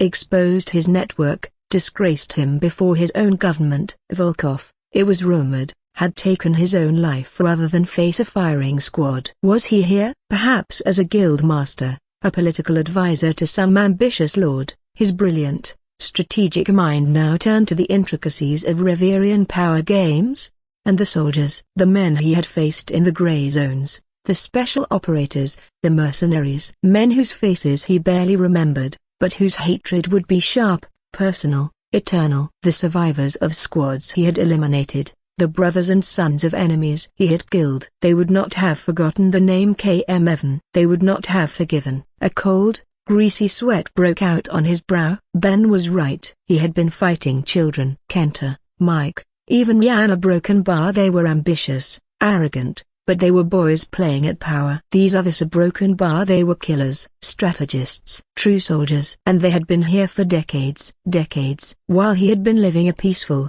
technologically advanced life on Earth, growing old, raising a family, they had been here, in this world of magic and steel, accumulating power, honing their skills, nursing their hatred. They wouldn't be 19-year-old novices like him, struggling with a single, sluggish spirit core and a newly awakened, still unfamiliar void power. They would be seasoned adults. They would be masters, perhaps even grand masters, of their respective guilds. They would be barons, viscounts, perhaps even dukes, their influence woven deep into the fabric of this world's society. There might have ascended, even transcended, spirits. Their void powers would be ranked, refined, deadly. The power disparity wasn't just a possibility, it was a certainty. His brutal, comprehensive defeat at Ben's hands was no longer just a humiliating lesson, it was a terrifying preview of what was to come. Ben, even crippled, even after years of pain and adaptation, had overwhelmed him with sheer, raw power. What would a fully abled, magically gifted, vengeance-fueled terrorist leader be capable of? And his destiny a Broken Bar. Ben had said they were linked. His old enemies, his old Alyssa Broken Bar, their fates were somehow intertwined with his own here, in this strange, new world. Was this some cosmic, cruel joke? A grand, bloody reunion tour staged by a capricious god with a sick sense of humor? The soap, the factory, the 15,000 gold coins. It all felt so Broken Bar small now, so fragile, so hopelessly, pathetically, inadequate. What good was a revolutionary cleansing elixir against a trained assassin with a transcended spirit and a generations-old grudge? What good was a perfectly optimized supply chain against a cabal of reborn terrorists plotting to destabilize the entire duchy? His recent victories, the praise from his father, the respect from the clan, the favor of the king, a broken bar, it all turned to ash in his mouth. He hadn't been proving his worth, he had been painting a target on his back. A big, bright, "Here I am, all you ghosts from my past, come and get me" target. Every display of his hidden power, every hint of his unusual knowledge, would be a beacon, a signal to those who were watching, those who remembered. The urgency, a frantic, desperate pressure he hadn't felt since the first, terrifying days after his family's assassination in his first life, seized him. He was no longer just in a political game, he was in a race. A desperate, life-or-death race for survival. He needed power. Not just the slow, steady accumulation from his soap venture. Not just the 10 system coins per day from his allowance. He needed it now. He needed to ascend Fang. He needed to rank up his steel blood, his black ring eyes. He needed to buy new spirits, new void powers, to diversify his arsenal, to become as unpredictable, as dangerous, as the ghosts that were now hunting him. He looked at his system balance, the number glowing starkly in his mind. 598 SC. It had seemed like a fortune just hours ago. Now, it felt like pocket change. 500 for Fang's ascension. That was the first, most critical step. It would leave him with 98 coins, but it would be worth it. An ascended spirit was a significant leap in power. Not just for the spirit itself, but for the user. It would deepen their bond, enhance his own energy reserves, perhaps even grant him access to new, more potent lightning abilities through Fang. It had to be done. Now, he closed his eyes, ignoring the throbbing in his legs, the weary ache in his soul. He focused on the system interface, on the pulsating icon for his bonded spirit. Spirit, Fang, lightning affinity, current stage, manifestation, peak, upgrade to ascension stage. Cost, 500 system coins. There was no hesitation, no second thoughts. The long-term financial strategy could go to hell. Survival came first. Yes, he commanded mentally, his will a cold, hard shard of steel. Do it. Now. The system acknowledged the command instantly. Processing request, Spirit Ascension Protocol, 500 system coins deducted. New balance, 98 SC. Initiating ascension sequence for spirit designation, Fang, a broken bar. He didn't know what to expect. A flash of light, a surge of power. But the transformation happened not in the quiet guest room, but deep within his own soul, at the very core of his bond with his spirit companion. He felt it, a profound, fundamental shift. A deepening, a soundless, spiritual explosion as the barriers within Fang's own being, and within their connection, shattered, unleashing a wave of raw, untamed, primal lightning power that surged through their bond, making Lloyd's own spirit core ache with a blissful, terrifying energy overload. Chapter 248. The gathering storm had just arrived, and Lloyd Ferrum, armed with the ghosts of his past, the fears for his future, and a newly ascended, terrifyingly powerful lightning wolf, was finally, truly, beginning to fight back. Initiating ascension sequence for spirit designation, Fang, a broken bar. The change was instantaneous. It wasn't a slow build-up of energy, but a cataclysmic explosion within his very soul. He felt the bond between himself and Fang, usually a strong, steady thrum of connection, suddenly ignite, transforming into a raging, white-hot river of pure, untamed power. An immense, overwhelming wave of energy surged from the unseen, intangible system, pouring not into Lloyd, but through him, using him as a conduit, a gateway, into the very essence of his spirit partner. It felt like grabbing onto a live, cosmic power line. His own meager spirit core screamed in protest, overwhelmed by the sheer, unimaginable voltage. A cry of pain and effort ripped from his throat as he was thrown back, stumbling against the writing desk, sending parchments and inkwells scattering. He didn't need to summon Fang. The process did it for him. The air in the center of the room tore apart, not with a shimmer, but with a violent, explosive rupture of reality itself. Light, brilliant, blinding, and impossibly white, erupted from the focal point, a miniature sun born in the heart of his suite. It pulsed once, twice, a silent, concussive wave of pure energy that made the very tapestries on the walls ripple and the glass in the windows hum with a high, keening note.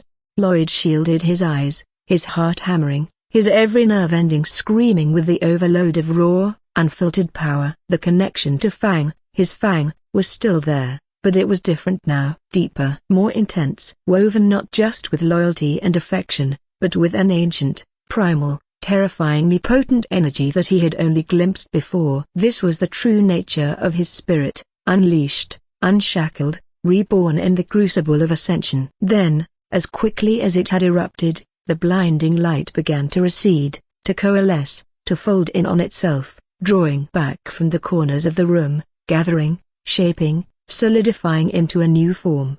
The light faded completely, leaving behind dancing, purple afterimages on Lloyd's retinas and a profound, humming silence. Where his dark grey wolf, his loyal companion, had stood, there was now a broken bar, a woman. The silence in the suite was absolute, profound. The echoes of the explosive ascension still hummed in the very air, a lingering symphony of ozone and raw power. Lloyd, his back pressed against the writing desk, his breath still ragged from the spiritual backlash, could only stare, his mind struggling to process the impossible, breathtaking vision before him. The wolf was gone. In its place stood a woman, or rather, the ethereal, breathtaking embodiment of a woman, a being who seemed less born of flesh and more woven from starlight and storm. She was tall, her form slender yet radiating a palpable, contained strength. Her skin was pale, flawless, seeming to possess a faint, internal luminescence, like moonlight captured beneath alabaster. But it was her hair that stole his breath. It was no longer the storm-gray fur of a wolf, but a cascade of pure, shimmering silver-gray light that fell to her waist, each strand seeming to crackle with a faint, almost invisible, static charge. It moved with a life of its own, stirred by the residual energy in the room, a living river of molten moonlight. And her eyes, a broken bar, they were the same intelligent, molten gold eyes he knew so well, the eyes of his loyal companion, his Fang. But now, set in this new, impossibly beautiful humanoid face, they held a new depth, a new awareness, a profound, ancient wisdom that seemed to look right through him, seeing not just the man, not just the Major General, but the very soul tied to hers. They were eyes that had seen the birth of storms and the death of stars. She was clad not in cloth, but in what appeared to be a form-fitting bodysuit of pure, solidified energy, the color of a deep, twilight storm cloud, swirling with subtle patterns of darker gray and faint, shimmering indigo. It clung to her form like a second skin, accentuating every elegant line, every hint of contained, predatory power. It was less clothing, more a manifestation of her very essence. This was Fang, ascended. Lloyd's mind, which had just weathered the revelation of reborn enemies and a clandestine king, which had coolly calculated the risks and rewards of a 15,000 gold coin investment, simply a broken bar stopped. It was one thing to read about ascension in the system's dry, clinical text. It was another thing entirely to witness his scruffy, underfed wolf spirit turned magnificent predator transform into a broken bar. This ethereal, terrifyingly beautiful, storm goddess in a bodysuit. Fang, a broken bar? He whispered, the name feeling clumsy, inadequate, almost profane on his lips. The woman did not speak. Her new form, though humanoid, was not yet capable of human speech. That was a power reserved for the further, almost mythical, stage of transcendence. But her golden eyes softened, a flicker of familiar recognition, of loyalty, of a bond that now ran deeper and stronger than ever before, shining within their molten depths. She inclined her head, a gesture of quiet, regal acknowledgement. Yes, it is me. Slowly, hesitantly, as if moving in a dream, Lloyd pushed himself away from the desk. His own aches, his own exhaustion, were forgotten, eclipsed by the sheer, overwhelming presence of the being before him. He took a step forward, his hand reaching out, an unconscious, instinctive gesture, needing to confirm that this vision, this miracle, was real. As his fingertips, still stained with the faint grime of his Gila Forest misadventure, drew near, As they were about to touch the pale, luminous skin of her outstretched arm, her new, innate ascended skill activated. A brilliant, almost violent, nimbus of crackling, azure electricity erupted around her entire body. It wasn't a wild, uncontrolled discharge, but a controlled, form-fitting aura, a shimmering, incandescent cloak of pure lightning that hummed with a low, menacing, oral warning. It cast the room in a stark, flickering blue light, making the shadows dance and the very air feel crisp and charged. It was beautiful, and it was deadly. Lloyd snatched his hand back instinctively, a sharp jolt of static, a mere whisper of the cloak's true power, leaping to his fingertips, making them tingle with a phantom burn. The message was clear, delivered without a word, without a gesture. Do not touch me unbidden. This wasn't just a defensive field, it was a statement, a declaration of her new status, her new power. She was no longer just a loyal companion to be patted and fed. She was a force of nature, an ascended spirit, wreathed in a power that demanded respect, a power that would now protect her, and him, with a lethal, elemental fury.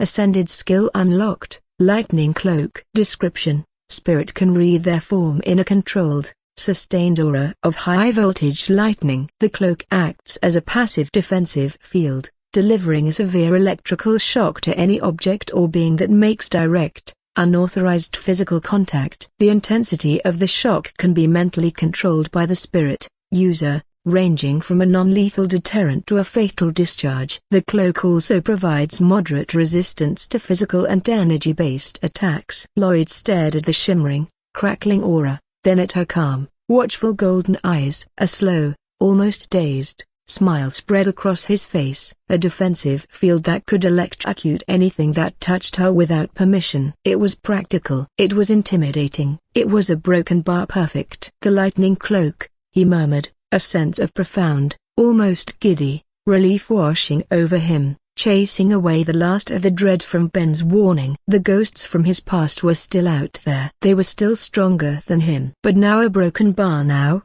He had this. He had her. A guardian angel wreathed in a thunderstorm. More importantly, he has the system. He looked at her, truly looked at her, seeing not just the power, not just the beauty, but the familiar, unwavering loyalty in her golden gaze. The bond between them felt a broken bar different now. A two-way street of immense, terrifying power. The fear, the dread of the gathering storm, hadn't vanished. But for the first time since Ben's revelation, Lloyd felt a flicker of something he hadn't dared to feel before. Hope. A sharp, defiant, crackling, lightning-infused hope. Let them come, he thought, a new, dangerous resolve hardening his gaze. Let the ghosts of my past come. They will find that the Major General is not as defenseless as they might think. He has a new partner now. And she wears a cloak made of thunder. The crackling, azure nimbus of the lightning cloak slowly subsided, its menacing hum fading back into the quiet thrum of contained power. The beautiful, silver-haired woman stood before him, her golden eyes watching him with that new, profound depth of understanding. The silent, powerful warning had been delivered, the boundaries of her new form established. Chapter 250. Lloyd looked at her, a whirlwind of emotions swirling within him. Awe at her transformation, relief at her newfound power, and a deep, abiding affection for the loyal spirit who had been with him through thick and thin, from a scrawny, underfed wolf to Thesa broken bar. This ethereal storm goddess. The name, A Fang, echoed in his mind, feeling utterly, almost absurdly, inadequate now. It was a name for a wolf, for a predator of tooth and claw. It didn't fit this being of grace and lightning, of silent wisdom and celestial beauty. She deserved a name that reflected her new reality, her ascended form. Fang, he began softly, testing the old name one last time. It felt clumsy on his tongue, like wearing ill-fitting clothes. He shook his head. That's not right anymore, is it? She tilted her head, a silent, questioning gesture. You need a new name, Lloyd continued, a slow smile spreading across his face. A name befitting a broken bar. Well, he considered for a moment. She was a creature of fierce, elemental power, yes, a warrior spirit. But her new form held an almost fey, ethereal quality, a beauty that was otherworldly, magical, like a spirit from an old tale, a nature deity from a forgotten myth. A fairy. A very powerful, very dangerous, lightning-wielding fairy. The thought sparked, the name forming instantly in his mind, feeling a broken bar right. Perfect, even, in its slightly absurd, yet fitting, elegance. Fang Fairy, he declared, the name a soft pronouncement in the quiet room. What do you think? It has a certain broken bar ring to it. Acknowledges your past, your predatory nature, he grinned, thinking of her wolf form, but also a broken bar. This. He gestured to her new, graceful, almost magical form. He watched her reaction closely. For a moment, she remained perfectly still, her golden eyes fixed on his. Then, a subtle, almost imperceptible, softening occurred. The regal, almost intimidating, stillness of her posture eased slightly. The corners of her lips, which had been set in a neutral, unreadable line, quirked upwards, just a fraction, in what was undeniably the ghostly echo of a smile. Her golden eyes seemed to shine with a new warmth, a clear, unspoken approval. The name pleased her. The connection between them, already deepened by the ascension, seemed to flare, to solidify, a wave of pure, shared contentment flowing through their bond. It felt less like master and spirit, and more like broken bar partners. Equals. Fang Fairy it is, then, Lloyd confirmed, his own smile widening. The name felt right. It felt like theirs. He stood there for another moment, simply basking in the shared, silent understanding, in the quiet hum of her newfound power. Then, he remembered, another aspect of ascension, one he had read about in the system's dry, clinical descriptions, but had yet to experience. The deepening of the bond, the sharing of power. The system said a broken bar at ascension, the user can begin to directly wield the spirit's elemental affinity, he murmured, more to himself than to her, his mind buzzing with the possibilities. He looked down at his own hand, the one that had so recently felt the phantom burn of her lightning cloak. Could he truly command the lightning himself? It was one thing to command Fang Fairy to use her powers. It was another thing entirely to channel that power through his own body, his own will. His Ferrum power was innate, a part of his blood, controlled by instinct and focus. But a broken bar. This was different. This was borrowing, channeling, a symbiotic relationship made manifest. He took a deep breath, trying to calm the sudden, excited hammering in his chest. He focused, not on his void power, not on the steel and fire, but on the bond, the white-hot river of energy that now connected him to Fang Fairy. He reached out with his mind, not to command her, but to broken bar ask, to draw upon the crackling, azure energy that was her very essence. He extended his right hand, palm up. He pictured the lightning, the sparks, the controlled, crackling stream he had seen her unleash. He willed it to appear. For a moment, nothing happened. He felt a flicker of disappointment. Was his own spirit core, his single, sluggish, perpetually underwhelming core, simply too weak to act as a conduit for such potent energy? But then, he felt her. Through their bond, he felt Fang Fairy's silent, encouraging nudge. A gentle offering of her power, a quiet opening of the floodgates, guiding him, showing him how to draw upon the storm. He focused again, guided by her silent instruction. And this time, it happened.